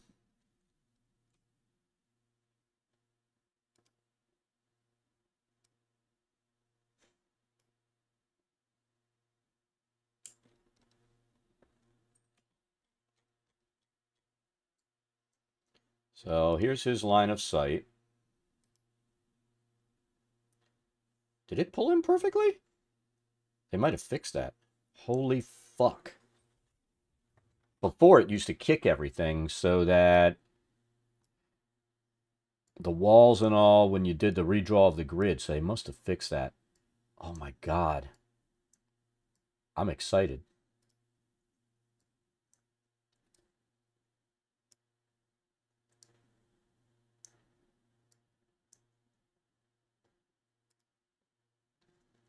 Awesome.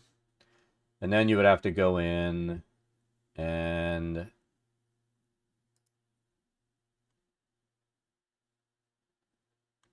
where is this? Yeah, it's working perfectly. Before I had issues where the wall would be kicked off to the side, but they must have made a fix so when you do the grid, it doesn't do that anymore. So, ding dong, the witch is dead. It's all fixed. Perfect. I can't complain. That was my only real complaint. Perfect. And overall, the map looks pretty good.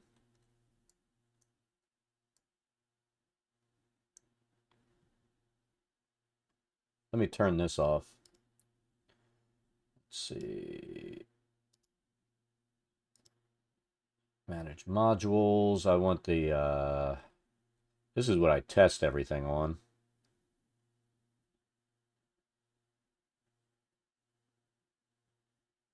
I need the grid scale menu. What is that thing called?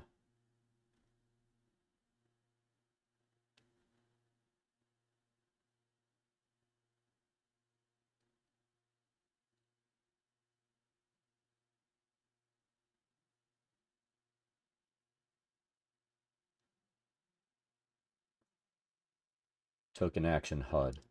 I need to get rid of that.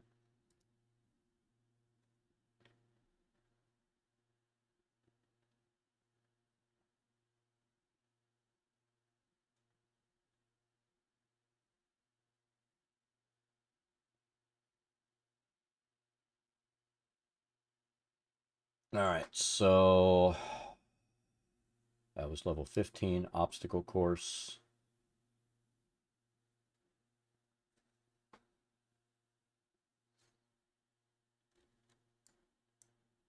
There's my the character.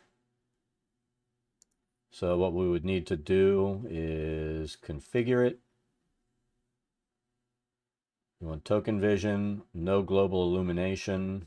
You want fog exploration. Looks like everything is correct. Let's bring somebody in that doesn't have dark vision.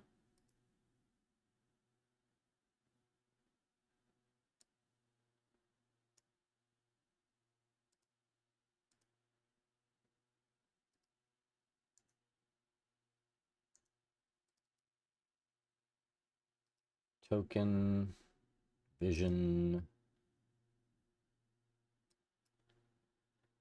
0 update. So as he moves, he ain't going to see squat because he doesn't have vision. He'll only see his square.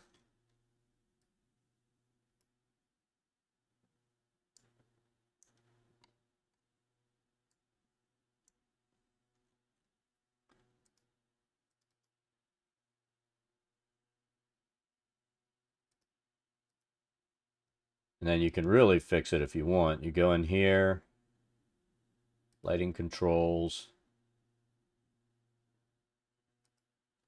Since everything's dark, transition to darkness.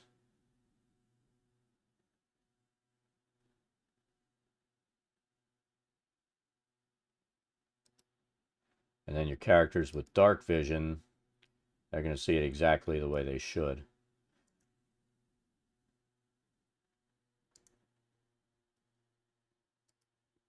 You know, he'll see nothing, and he'll see in dim light.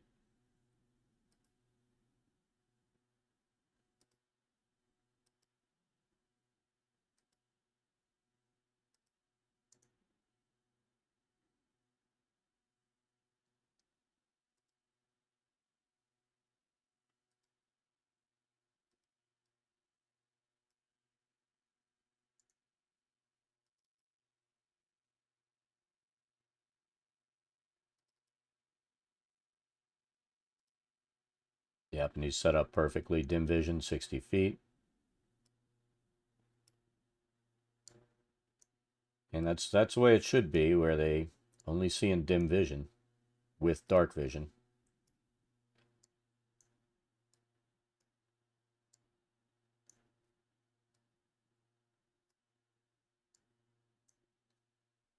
All right. Perfect.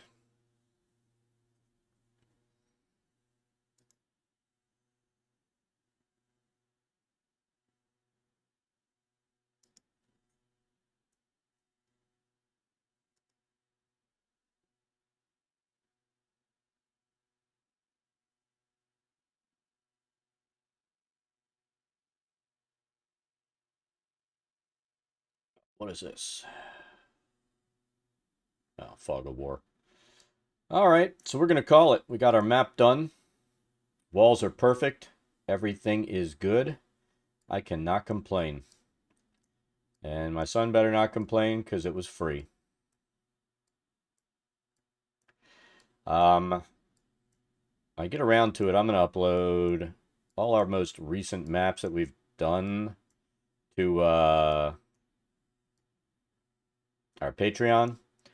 We're going to keep them for free.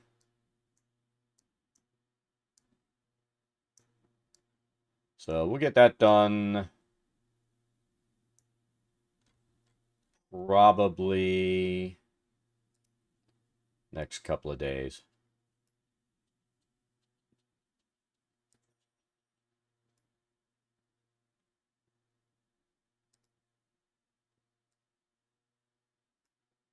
But that's it for the day. Everybody have an awesome rest of your day. I've got to get dressed and go to the store. And we'll probably see everybody tonight unless the boy wants to do something. If he does, then I'll hang out with him for a bit. Otherwise, I'll get on and maybe finish my other map or possibly keep playing the new build that I've been working on Cyberpunk. We'll see. I will post to Twitter and let everybody know what's happening. Or keep your notifications on and you'll see when I pop online. But that's it for the day. Have a great one. We'll see everybody later. Have a good one, Tiny, Violet, everybody that's in here. If you're still in here, see you later.